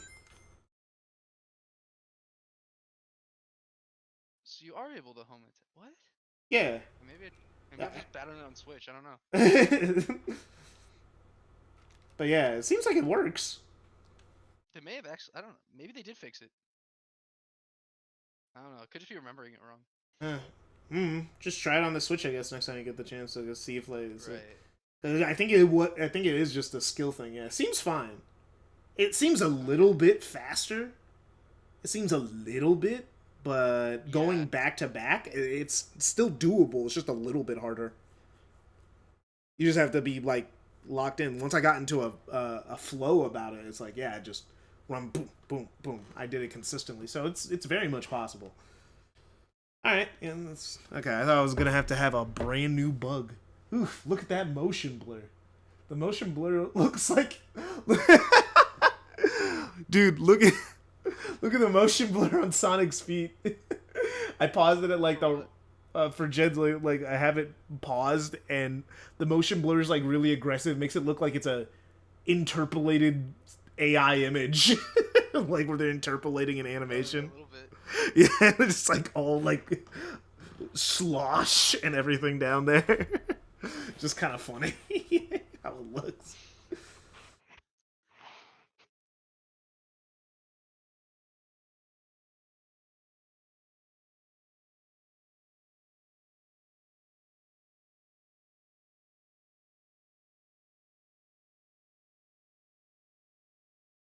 Funny.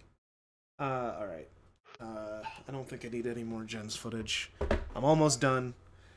The video is almost over. Let me just finish this. And then all I have to do after I finish this, which I'm not going to stream this part because that's just kind of boring. And also it'd just be me watching the video. Polish, which is going in and like tightening up some shots or whatever. And then also adding music to the whole video. 1 hour of music.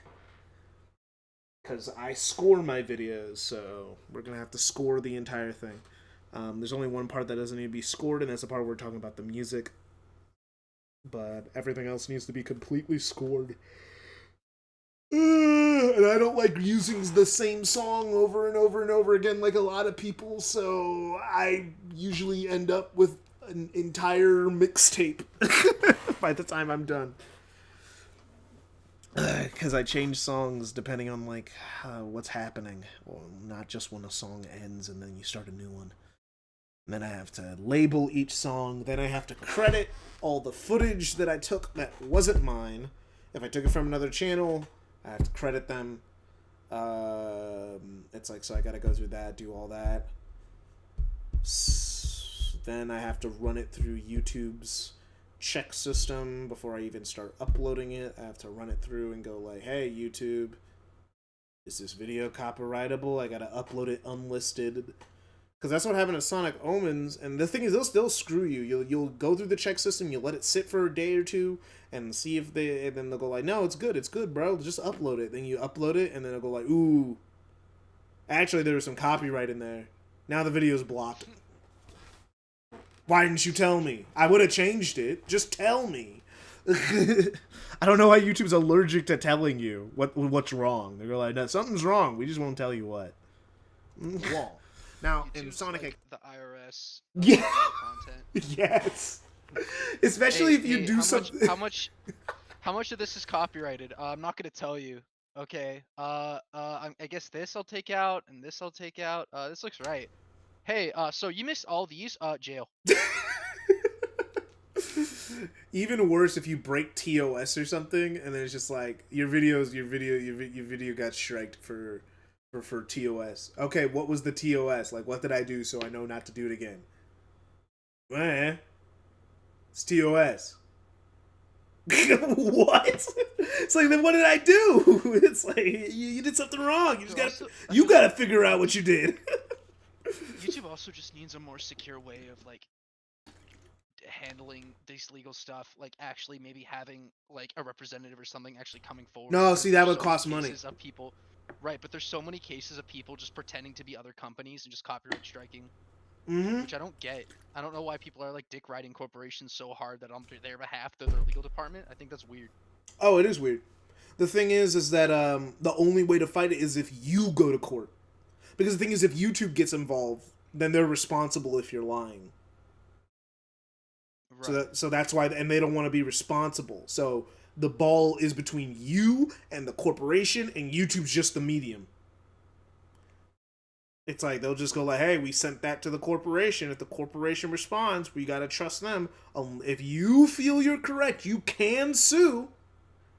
But the thing is, who's gonna sue a corporation over a YouTube video unless they have a lot of money already? You know? There just needs to be more like pushback from YouTube. Yeah, towards but that. YouTube I has know it no. costs money. But YouTube doesn't have a reason to do that because the corporations give them money. Yeah. There's no reason for them to ever really be on the side of creators. They're always going to be on the side of corporations because corporations are paying for the ad space. They need corporations to make the site function because they need to run ads. Unless everyone starts paying for YouTube Premium so Premium can become profitable, they need ads. So they need corporations. Yeah. And that's just the end. And it's just how it is. They need corporations more than they need people to upload to the site. They need us to a certain degree. That's why they pay us. You know, that's why they try to make it go like we're a community, or they try to give you hints and try to tell you how to make more money on the platform because they get a cut when we make money. So it's like that's how they want us to do well. But if it comes between us and the corporation, corporations paying up the ass. Like we gotta give them what they want. And starts sliding slowly, then speeds up the longer he's on the wall. Now, in Sonic X Shadow, look how Sonic sticks to the wall and then starts sliding down at max speed. Also, with no dust effects, it just looks so bad now. Okay, I said also. Let me just take out that also. Cut that line short. Sliding down at max speed. Why is Sonic Team like this? How do they fuck things like this up? Oh yeah. Also another thing. The reason why I'm bringing this stuff up because it's a lot of little minor things that are like classic Sonic doesn't have a ledge teetering animation in the remaster. Are you serious? Yeah, he just doesn't have it. I talked about it in a section could show it again, but like yeah, it's just not there anymore. The ledge teetering animations. It just like it's showing on the stream right now. It's just fucking gone. Like, yeah. And I checked. It's not an issue with the skin. This was a thing I noticed because it's an animation I always love to trigger in this future. Are they going to do like future updates? Oh no, I think Sonic Gens is a one and done project. They like patched it like a few times, but like I don't think they're going to add anything to the game. The next thing is Crossworlds, so that's what they're going to be focusing on for the year. Right. They're going to be focusing on Crossworlds and possibly that Sonic Heroes Unreal Engine 5 remake. If that's real. We're probably not getting a direct sequel to Frontiers till 2027. So that'll be a 5-year gap between mainline Sonic games. Unless you count Superstars as mainline. Maybe we'll get a Sonic fighting game before Frontiers. Nah. Because the main fighting game studio at Sega's working on Virtua Fighter 6. They're going to be putting all the fighting game division is going to be on that. Oh right. Who the fuck cares about Virtua Fighter? A lot of people. I've never seen a single soul ever bring up Virtua Fighter. That's because it's been dead for a little while. Because the last Virtua Fighter came out on the 360 and PS3, and then they did a remaster a few years ago of Virtua Fighter 5 to test the waters to see if people cared. People obviously bought the remaster, so they're making 6. Because that's how Sega operates. So they test the waters, release a remaster or a remake to see if people still give a shit, and then they'll actually make something new. That's what they did with Monkey Ball. They released a few remasters / remakes. They sold decent, so they gave them a new game with new levels. Huh. That's just what they do. It's their business model. Do something on the cheap, and then actually risk something new.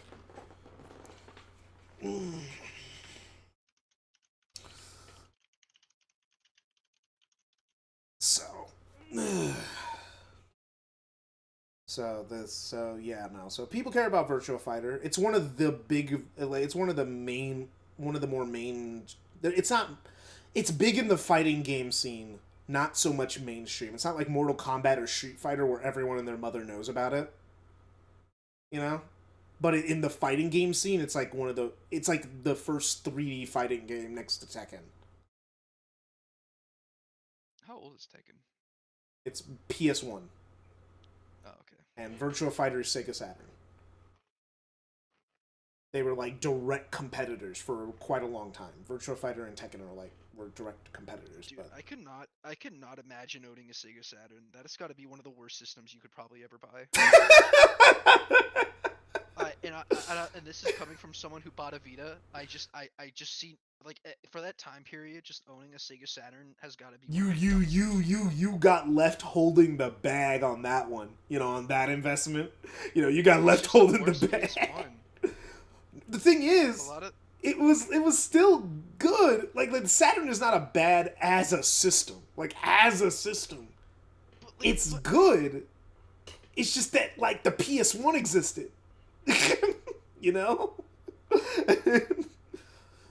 Even then, it was more expensive than the PS1, and most of the PS1 games were on it. Like Resident Evil was. Yeah, if it released on the like Mega Man 7 or 8, that's what it well, I don't know which one. Yeah, it was Mega Man 8. Yeah, Mega Man 8 was on it. It's like it didn't. Yeah, a lot of Saturn's games just were also on the PS1. So like we'll just get a PS1. I just don't get it. Well, you would buy it because the same reason why people bought a Wii U, you know. It's Sega. Right, because it's Sega. But and they made the Genesis, and I'm going to buy the next system. So if you were a Sega Saturn like $500 at launch? It wasn't 500. It was like 300. It'd be 500 now, but it was like 300, I'm pretty sure. Let me look. Sega Saturn price.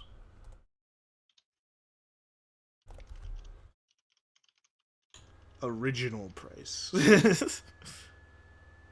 launch, yeah. It was $400. It's $400 at launch. How much was the PS1? $199. There's no point. For what? Nights? Well, because the Sonic game was supposed to come out on there, you know, and then it just that Sonic game didn't even look good. It was supposed to come out. Okay, it was $299. It was $100 less. It was $300. It was $100 less than the thing. And Sony literally did the thing is it's kind of funny. That was the first E3 moment.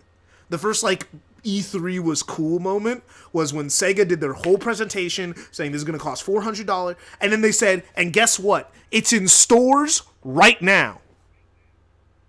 They just released it right then, which was a bad idea. They thought they were being cool, but the thing is, it launched with no games because the games weren't ready yet for the console, and also providers weren't ready to start selling it yet. Like, they weren't ready They didn't have enough. It's like, and then some providers like Toys R. I know a few like stores just refused to sell Saturns. They refused to sell them because they felt that Sega was trying to pull one over on them. So they said, nah, Right. we're not going to even sell them at all.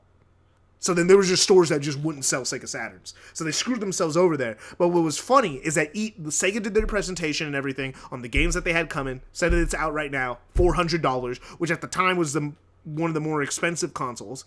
And then Sony just came up on stage and the first thing they said was, $299? And then the crowd cheered. Oh my god. That was it. That was the death of Sega right there. PS1 was such a forgetful system. The Or PS... not Sega Saturn. Oh, Sega Saturn, yeah.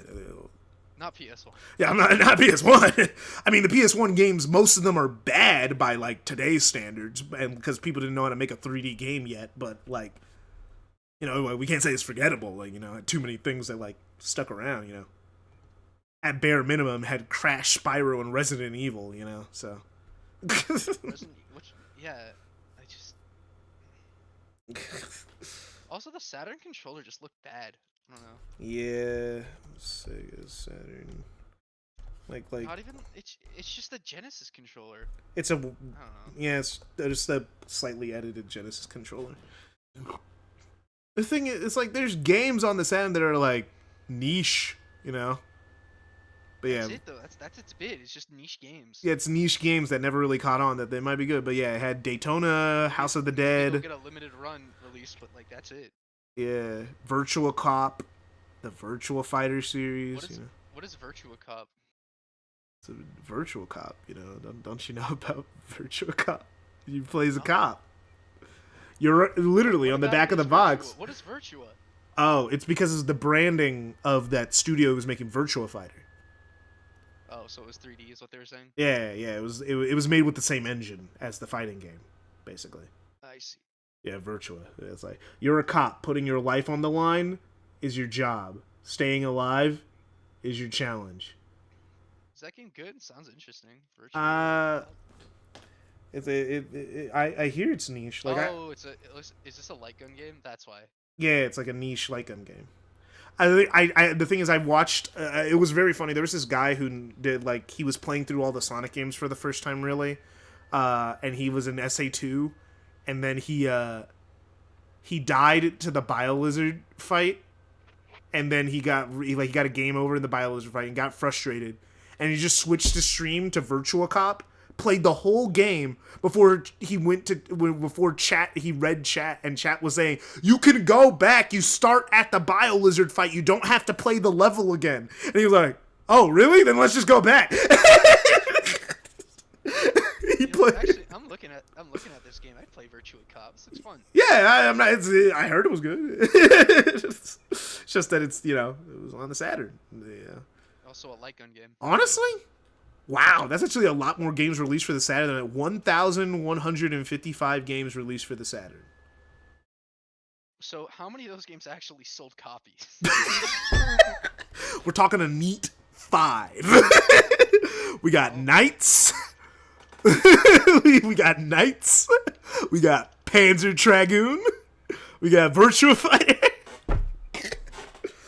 We got X-Men vs. Street Fighter. Saturn was released having sold. Can I read this to you? Yeah, sure. Google gave me an AI overview, and it says that it sold 80 million games for the Sega Saturn. Yeah, I don't believe that. I don't believe you.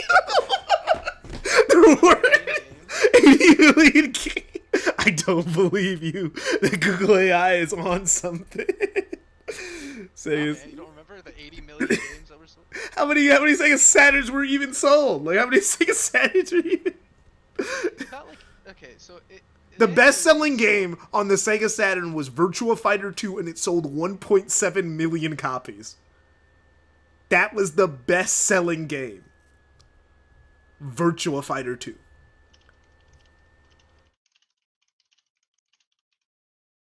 Let's see. How many games were bought in total?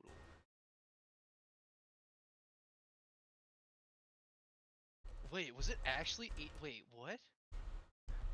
I guess it was 1,000 video games, so I guess all together maybe they added up to 80 million in total. Did it?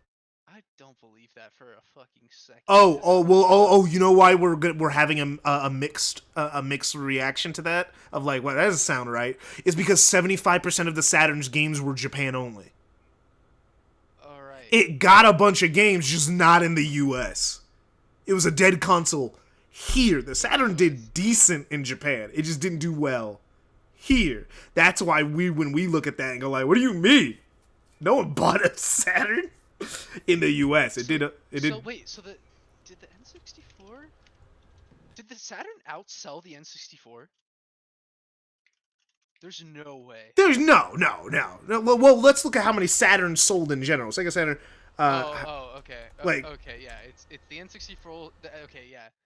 So the N64 sold 32 million units worldwide, or I guess almost 33, about roughly. And the Sega Saturn sold 9.2 million. 9.2 million. But then how many games did this N64 sell? It's like, wait, with the lifetime sales of 9.2, the Sega Saturn is considered a commercial failure, although its installed base in Japan, where it did better than the West. It did better than the N64 in Japan, though. It did better than it in Japan. Not in the US, but it did better than it in Japan. Because Nintendo in Japan only sold 5.5 million, and the Saturn shipped 6 million. So it actually sold better than the N64. Okay, so the N64 did do laps around. That's what I thought. Okay, cool. Yeah, the N64 did laps around it globally, but in Japan it outsold it. So, I wanted to make sure I wasn't, shifting universes. it's like there's no way the Saturn sold better than. You don't know that the Saturn outsold the N64. you would have to go like, no, you're lying. That'd be a really good gaslight. It's like, no, that's not right. That can't be right. But it did outsold but what you can say, it outsold the N64 in Japan. Who gives a shit about that? That is not my country. That is not my country. We do not care. Yes, the N64 sold 223 million games. Oh, the PS5's definitely gonna outsell the PS3. Because I was just looking at general console sales, because it's at 70. PS3 only became good at the end. Yeah, and still outsold the 360. Like, everyone forgets the 360 lost that gen. It got 3rd place. Everyone remembers that gen as the 360 dominated, but PlayStation actually outsold them. Right. Which is crazy. Like it's like Xbox got 2nd place the first time because it sold more than the GameCube, because the GameCube was an abject failure.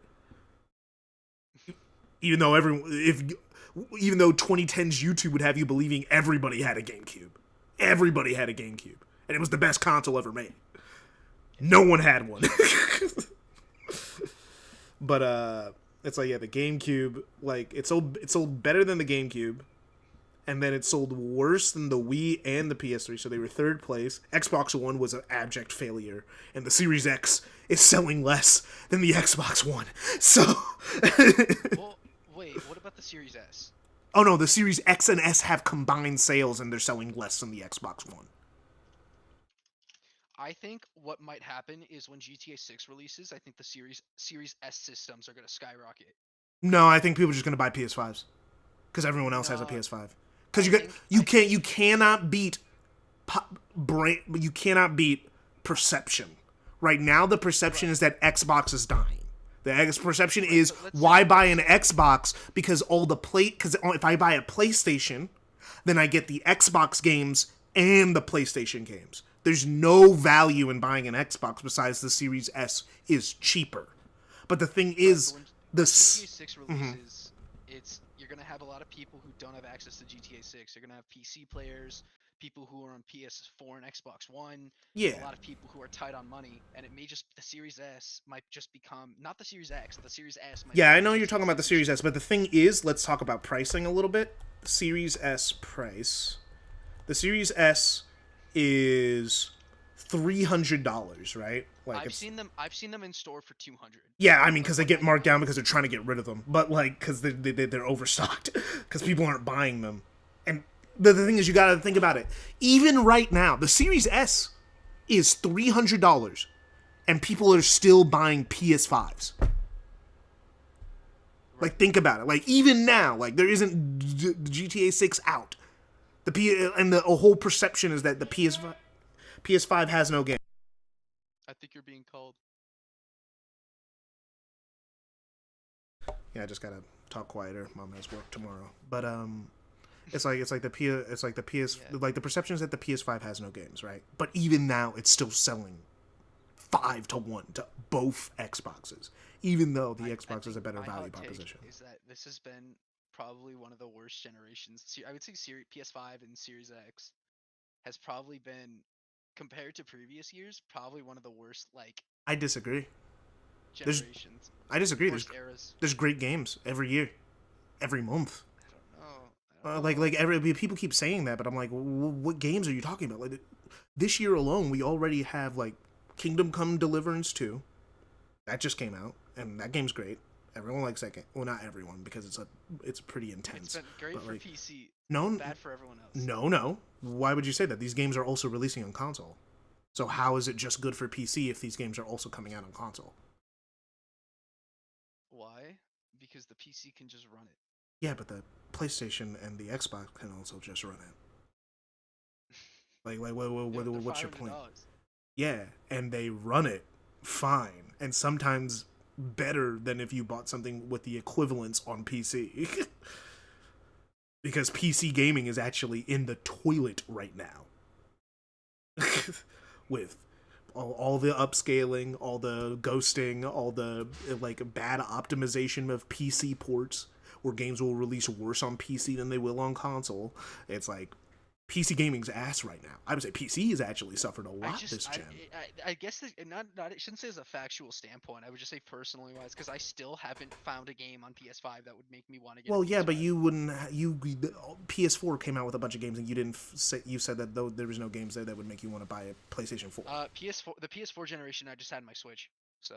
I mean, yeah, but I remember talking to you in that time period, and you're like, "Oh, I want to play Spider-Man so bad," and then it's like, "I'm like, then get a PS4." You're like, "Oh yeah, I'm not gonna buy a PS4 to play Spider-Man." Like even back then, there was nothing that you could do. The thing is, because PlayStation makes games that number one that you're just generally not familiar with, like you have no attachment to their legacy franchises, like God of War, Ratchet and Clank. You don't have any attachment to those franchises. No matter how good they are. I have to make it abundantly clear that the same thing's happening with Switch games. Is that I just don't see a reason to get any games on Switch anymore. Well, because the Switch sucks. Yeah, but no, I know, but people say, "Oh, the Switch is for first-party games," and I would agree with that. But now there's no first-party. Oh yeah, because they're preparing for the Switch too. Like it's the back end of a Nintendo generation. They always do for this. The games that would come to the Switch too, it's just. I don't know. There's gonna be a new Mario. There's gonna be a new Zelda. Metroid Prime's gonna come over there. There's gonna be a new Animal Crossing. In my opinion, looks ugly. I don't want to play it. It looks ugly. I think Mario Kart 8. I think Mario Kart 8 is the best looking Mario Kart visually and just art style wise. And I think this game just kind of dropped the ball. I don't know. It's a new art style, so like they're going for more the N64 art. But the last one was so good. It's like, but yeah, it's like the thing is like I know you're saying like, but yeah, personally for you, you're saying the gen has been the worst. It looks like I'm gonna say this. It looks less Pixar-y and it looks more indie. I would say it just looks like I think they're just going for the N64 box art. They're just looking for that era. They're going for that. That's like the bit. That's what they're doing. It could be. I mean, that's why like Mario's face is like completely different. They're just going for that N64 box art. We'll have to wait to see more. You know, the Nintendo Direct is coming out. But yeah, it's like, but let's just say, but last gen, there was nothing they could do to get you to buy a PS4. And they had Spider-Man, which is the thing you wanted to play, and you still weren't willing to buy a PS4 for that. But like I was saying, you have no attachment to any legacy franchises on PlayStation, so even the fact that there was an Uncharted, a God of War, a Ratchet, that didn't sell you on it at all. The type of game that they have on that PlayStation is more likely to make on first party is not the type of game that you've grown up playing because you're a Nintendo kid. Like, you're just a Nintendo kid. Like, you just gotta admit that. So you're gonna definitely have a higher preference for a certain type of game.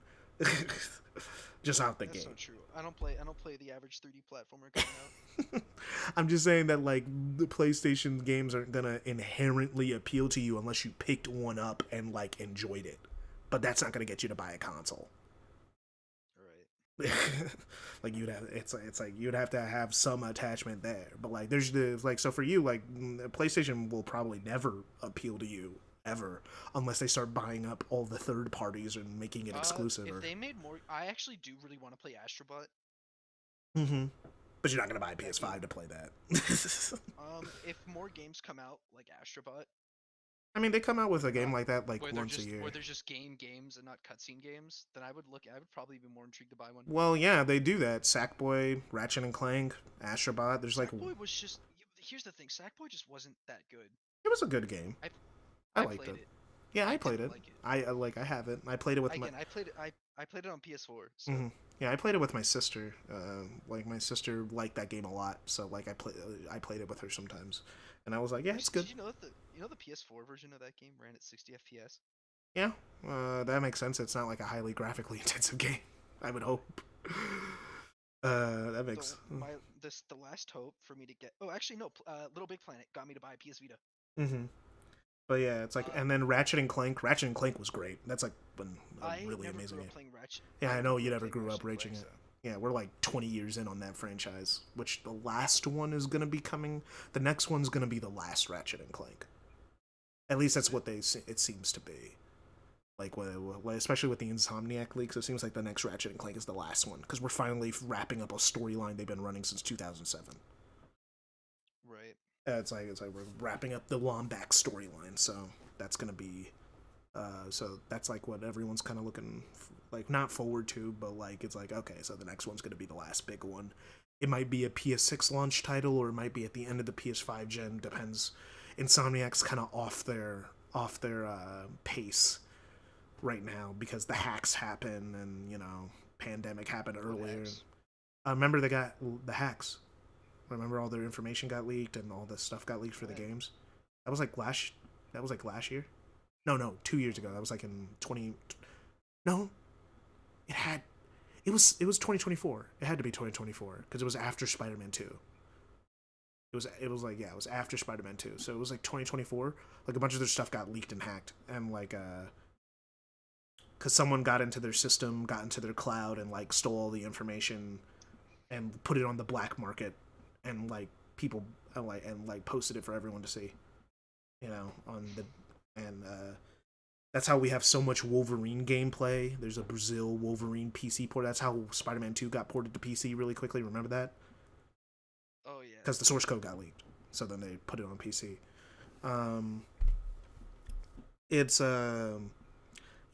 It was very much. I forgot Spider-Man 2's on PC now. Yeah, it came out last month. Like, not last month. It came out in January. They made sure to do no marketing because they don't want people to know it's on PC.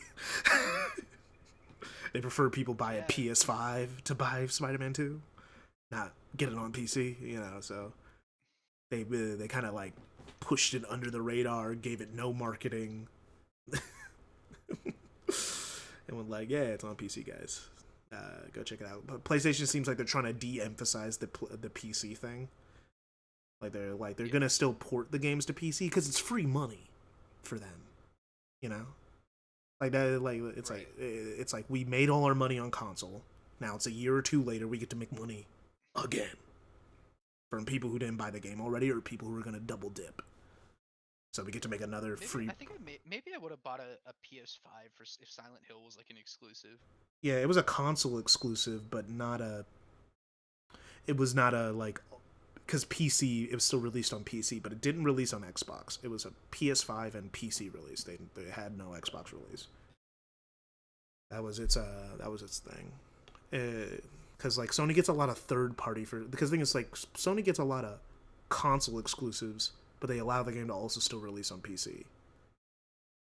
It's like, but it doesn't release on Xbox, but it releases on PC. That's like their thing. But yeah, it's It's like, while I think that it's, and the thing is, like, it's like you call them cutscene games, but they're also, you know, good games with tons of good gameplay and tons of content. And like, I got like My games when I played them. yeah, and you could play God of War. It's a pretty good game. It's like most of what Yeah, you're doing. I know God of War is, I've heard, is pretty good. It's like even the thing is, it's like the thing is, I always feel like I'm conned when I like, because the thing is, I used to think like, oh, all the PlayStation games are movie games, they're all cutscene games, because everyone was telling me that, so that I would just believe them, and then I play the games, and I'm like, what the fuck? These are like good games. Like Last of Us is a game, like it's a real game. There's a lot of gamey stuff in it. And they always like try to have gamey modes, like a roguelike mode, or like something like that's really arcadey, or cheat codes and stuff like that. Like Last of Us has like cheat codes and stuff like that you could do. Like Naughty Dog always does stuff like that. Especially in the remasters, it's like, I don't know. It seems like these are pretty gamey to me. If the gameplay wasn't good, I don't think anyone would play these goddamn games. Yeah, they have a story. Yeah, the story is important, but like that doesn't mean that the game isn't a game. It's just not just a game. It just has cutscenes also. But yeah, yeah, no, I think this gen has been really good. Like if we look at all the games that have released from 2020 November all the way to now, it's a good chunk of like great games. Like some of like the greatest games like of all time with Baldur's Gate 3. Like people consider that like one of the best games of all time that released this gen. That was this gen. 2023 was also a crazy year. Like in general, there was like banger after banger after banger after banger that whole year. 2024, while less so than 2023, still had great games dropping.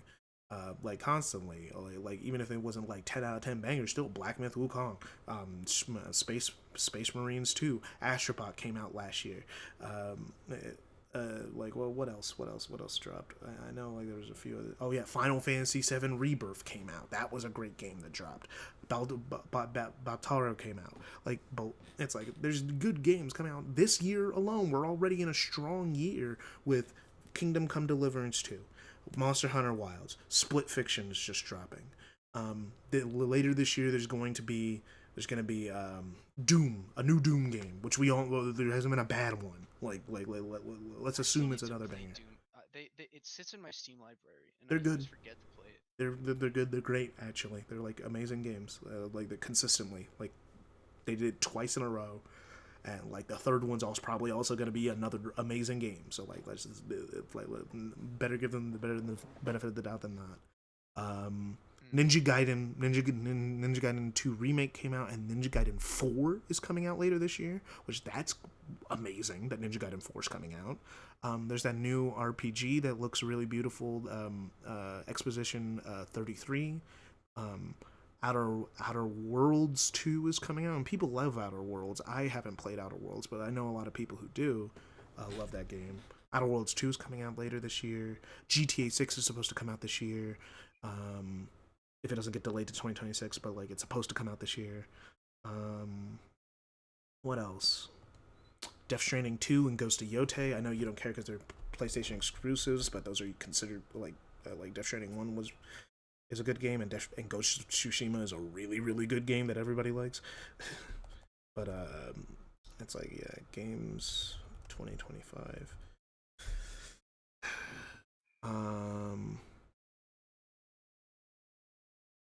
It's just a crazy year in general. Oh yeah, Lost Soul Aside comes out in April. That's a new action game that's coming out that people have been looking forward to for multiple years. Yeah, that's coming out in May, not April. I got the months mixed up. Anything coming out in April? Yeah, well, Forza Horizon 5 gets its PS5 release, and so nothing crazy in April, but like at least pretty consistently, there's a good game. And the thing is, I got a question for you, because I've been meaning to ask someone this: how many good games have to come out for it to be a good year? Because how many games are you gonna play that come out in a year, even if they're all bangers? It's not more so. about what good games come out. It's more so about what games appeal to me personally. Mm-hmm. That's which are different things. I'm sure there's plenty of good PS5 games. Just so far, none of them stick out to me besides Astrobot. Yeah. Well, yeah, because Astrobot's more up your alley. Maybe I think PlayStation All Stars Battle Royale 2 may appeal, but I don't think they're ever gonna do that. Yeah, they have the last one didn't really sell, didn't really do super well. So I like, bought it and I loved I it. bought it. I bought it. I own it too. It's like don't get it twisted. I bought it. But like, it's like I don't know. I think the last like few years in gaming, with all the problems it had, like yeah, we've had some catastrophic failures like a Suicide Squad or a Concord, right? But we've also had like really good games coming out all the time. I never feel Not like games. there's no I games. feel like I don't know. Elden Ring came out just- this gen. Elden Ring came out this gen. You know? Elden Ring did appeal to me. I did buy that game. It's like Elden Ring came out this gen. Like things are coming out constantly. Like it's like, and I'm not even bringing up like the remakes of other good games. I'm just bringing up the new games that like have been coming out that are like generally well acclaimed. And it's just like there's constantly good games every year. Like maybe not appeals to you because the thing is also DuckTales. The thing that like I've like realized since I got into games, not everything's gonna appeal to me, but that's fine. That doesn't mean that games are bad because I look at gaming more as a industry outside of myself of like what's coming out generally. Like what like is it a lot of stuff that's quality coming out versus not a lot? Because not everything's gonna appeal to me at all times. That's just not gonna happen. Like the industry cannot be built for me. And I think if I go back in history, there's no era of gaming that appeals to me specifically. You know? Like, there's no era that were like every game that was coming out was just so good for me. Like the era that a lot of people have talking about is the 360 era, right? Because they're like, oh bro, Halo, Gears, Mass Effect. I don't give a shit about those games. I never really cared about Halo. It's like, and I played Halo 1 and I was like, it's fine, I guess. It doesn't hit for me. But like, it's like, so I've shown, it's shown in, at least in my life, there's never going to be an era that appeals to me specifically. And I think a lot of people just are like forgetting that the reason why their favorite era is when they were a kid is because when you were a kid, you only had limited options about what you could get and what you would get. Now as an adult, you have unlimited options, but less time. And that changes your relationship with games the older you get. And like it's just like, oh, you know, games are better. It's like, well, no, you just had one game to play, so you played it your whole for multiple months. But now there's like games coming out all the time, and like you can, it's like there's new stuff to play every month. Like it's like Avowed wasn't good, but it doesn't matter because Monster Hunter came out, and then and also Kingdom Come. Again, two Game of the Year contenders came out in the same month. 2 Game of the Year contenders came out in the same month. And then followed up by another one in the beginning of the next month. Like, gaming's dead, my ass. Like, but yeah, you could say gaming doesn't appeal to you specifically, which that's fine. Like, no one could do anything to change that. Like, no one could go like, oh, but this game, but it doesn't appeal to me. And it's like, but I would say gaming as a whole is on a pretty good, like, cadence of good games. Not saying the industry's perfect. There's bad games that come out all the time. But the thing, I think my thing is, you know, the studios that everyone goes like, oh yeah, Ubisoft, EA, Activision, and they love these franchises, and they go like, oh, the franchise is bad now. Thing is, in my head, those games were like, these studios were always bad. So I don't know why everyone's expecting good games from them. Like, why are you expecting good games from Ubisoft? This is Ubisoft. They've been making bad games for like 20 years. Like what are we talking about? Like, what are we doing? Oh, EA, how could they make a bad game? They do that. It's special when EA makes a good game, which they make 1 good game a year, or 2 good games a year at most. Like, Split Fiction is an EA game, because it's an EA original, but like, that's not their standard. That's not who they are. Like, let's not pretend. Activision, how could they be making bad games that are unfinished and full of microtransactions? What do you expect from them? Like what's this betrayal that you're feeling? Like, these people have never been on your side ever. Why are you suddenly confused by that? I've never understood that. I've never understood the confusion that a lot of adults are having. Like, this corporation is betraying me. Yeah. They always were.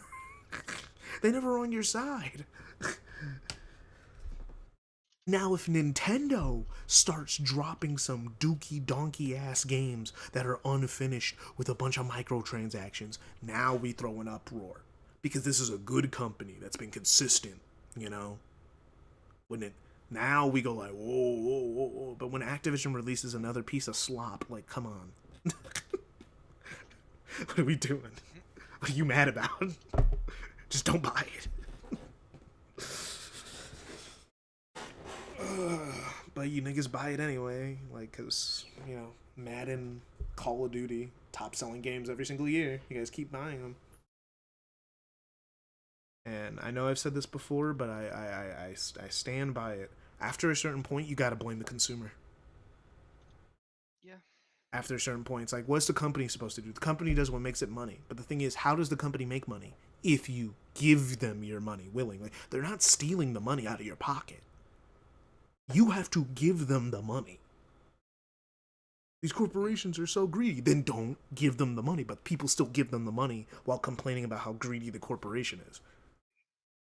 And then go like, how come they don't get rid of these microtransactions? Because you keep buying them. Stop buying it, and then they'll get rid of it. Mainly I just play retro games now. I play all games, because new games are good and old games are good.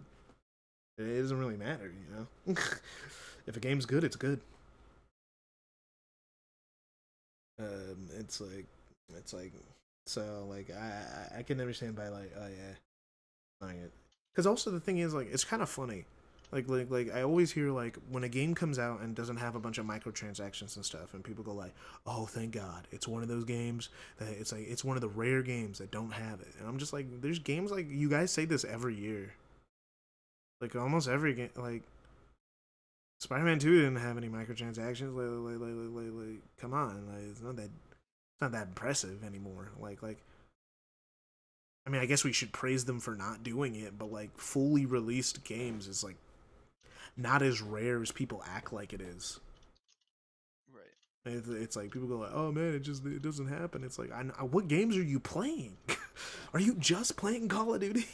And going like, oh man, every game is like this. Because I played one Call of Duty. I've played one Call of Duty in my life. I played Call of Duty Modern Warfare because I needed another game in my, like, for a deal at GameStop, and I was like, this game's cheap, so I just need another game to add to, like, even out a price. And like, and so I got it, and then it's like I played it, and immediately I understood why people think gaming is dead, because I'm like, oh, this sucks. Like the menus, the ads for the other games in the game I'm playing, and then I have to download good textures in the game on a console, and I was like, oh, this sucks. But then I also played it and went like, I understand why these games cost a lot of money, because, like, you know, they're expensive for a reason. Like, I feel the money being spent when I'm playing it. But I was like, it's so grubby. Like, I feel gross playing this. I also, like, tried to play, like, because I was in the mood to play some racing games that, like, weren't kart racers. And I was trying to play Need for Speed, because I remember liking Need for Speed when I was a kid. And I played, like, 3 different Need for Speeds, and I wanted to die each time. I wanted to die. It was just so gross. The menus were like mobile game menus, and they were asking me to spend money, and I hadn't even started the game yet. And then the writing was terrible. It was gross. I was like, I'm like, yeah, if I played games like this all the time, I think gaming sucks too. It's like, bruh, I'm just very good at curating what games I play. Which is why I don't rate many games very lowly. There's very rarely I'll buy a game and then go like, man, that was ass. Because I would have known it was ass before I bought it. Like, it just doesn't happen to me. I don't get betrayed. I watch ads a little too much. I overanalyze stuff before it comes out to a point where I know what things are and I know if I'll like it. On that sour note, Okay, let me Also, just finish this this is last technically part. an improvement over the team like this. How do they fuck things like this up? Also, this is technically this up. Let me get the PC thing.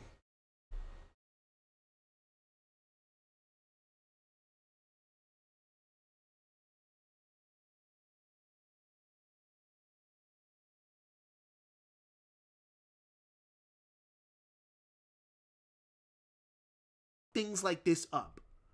Also, this is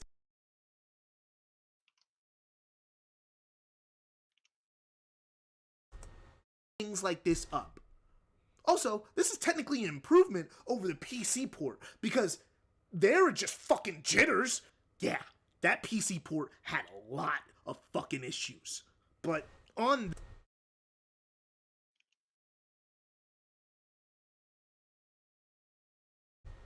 that sour note, we are finally finished with Green Hill.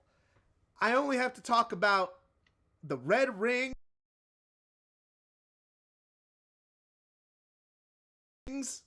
8 more levels, 7 boss fights, all the challenge acts.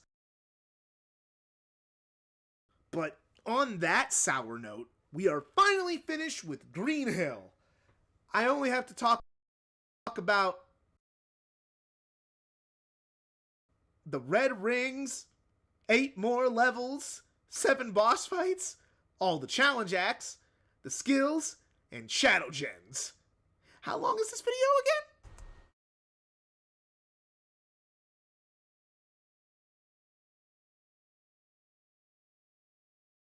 Okay, last part. Let me do zoom in. Classic zoom in.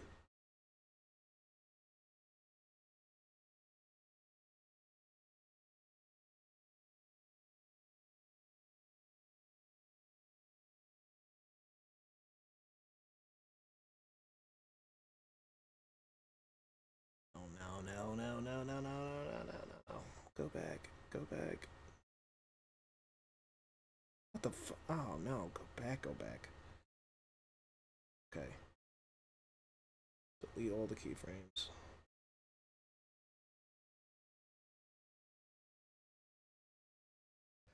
I only have to talk about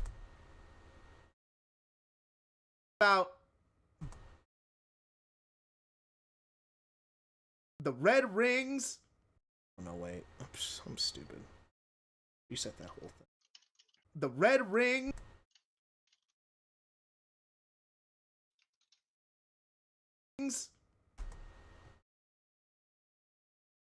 Eight more levels. 7 boss fights. All the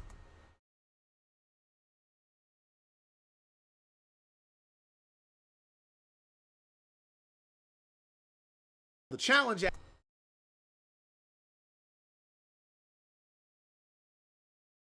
acts, the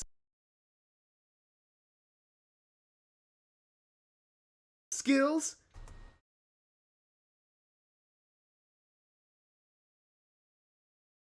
and shadow gens. How long is this video again? But on that sour note, we are finally finished with Green Hill. I only have to talk about the red rings, 8 more levels, 7 boss fights, all the challenge acts, the skills, and shadow gens. How long is this video again?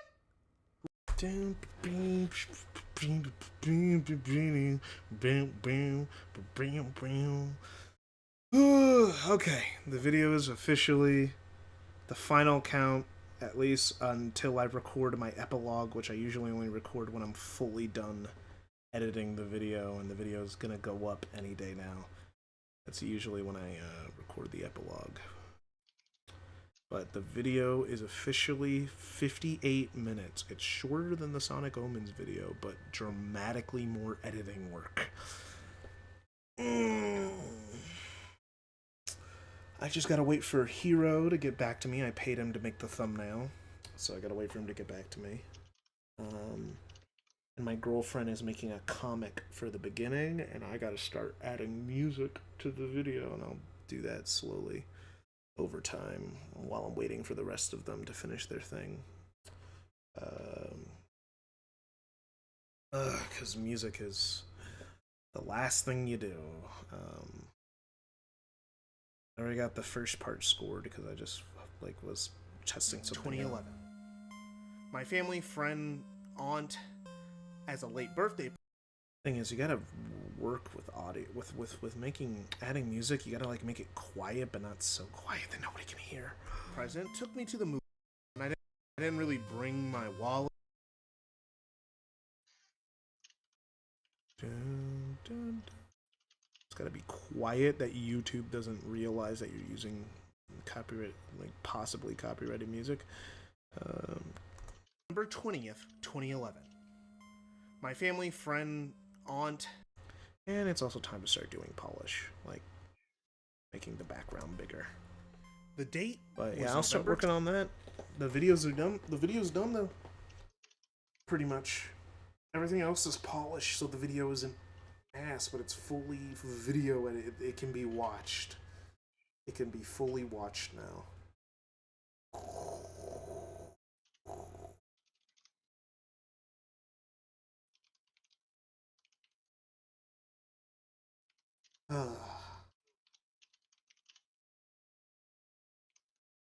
I'm gonna have to make some smaller videos after this before working on part 2. At least it'll be easier to rate. Because I won't have to go over so much preamble, because a lot of this video is just preamble to get into the video, but I should be able to cover Chemical Plant and Sky Sanctuary. Can you talk about the actual preamble in the video? Talk about how long the preamble's going on? Like every YouTuber when they talk? Yeah. I think I say... I mean, you gotta talk about the U.S. Constitution. Oh my god. Just have the most random segue and be like, speaking of preamble, 1776. I have I have a joke. I have a joke, but that would be funny, but also be really stupid. It's just talking about the you could play Sonic 1 in Sonic Generations. Just make a review of that version of Sonic 1 within within the Sonic Generations review. That'd be so stupid. It'd be a good bit, but I already decided I'm not watching Happy Feet 2 for the sake of a bit. I thought about it long and hard, and I just kept going nah, it's not worth it. I'm already spending all this time editing shit. I do not have to go watch Happy Feet 2 just to go it's ass, because it's probably ass, but I haven't watched it since I was a child.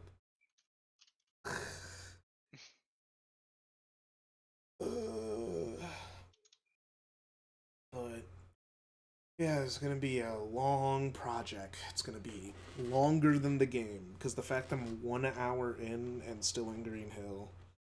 I mean, just finishing Green Hill. The game is, if you watch every cutscene and are kind of bad, it will take you about 4 hours. Yeah, this is gonna be longer than the game.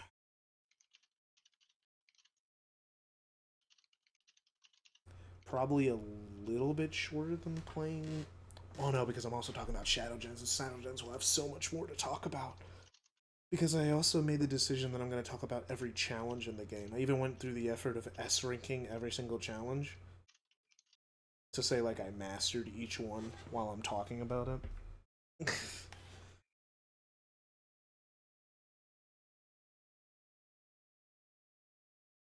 But it's done.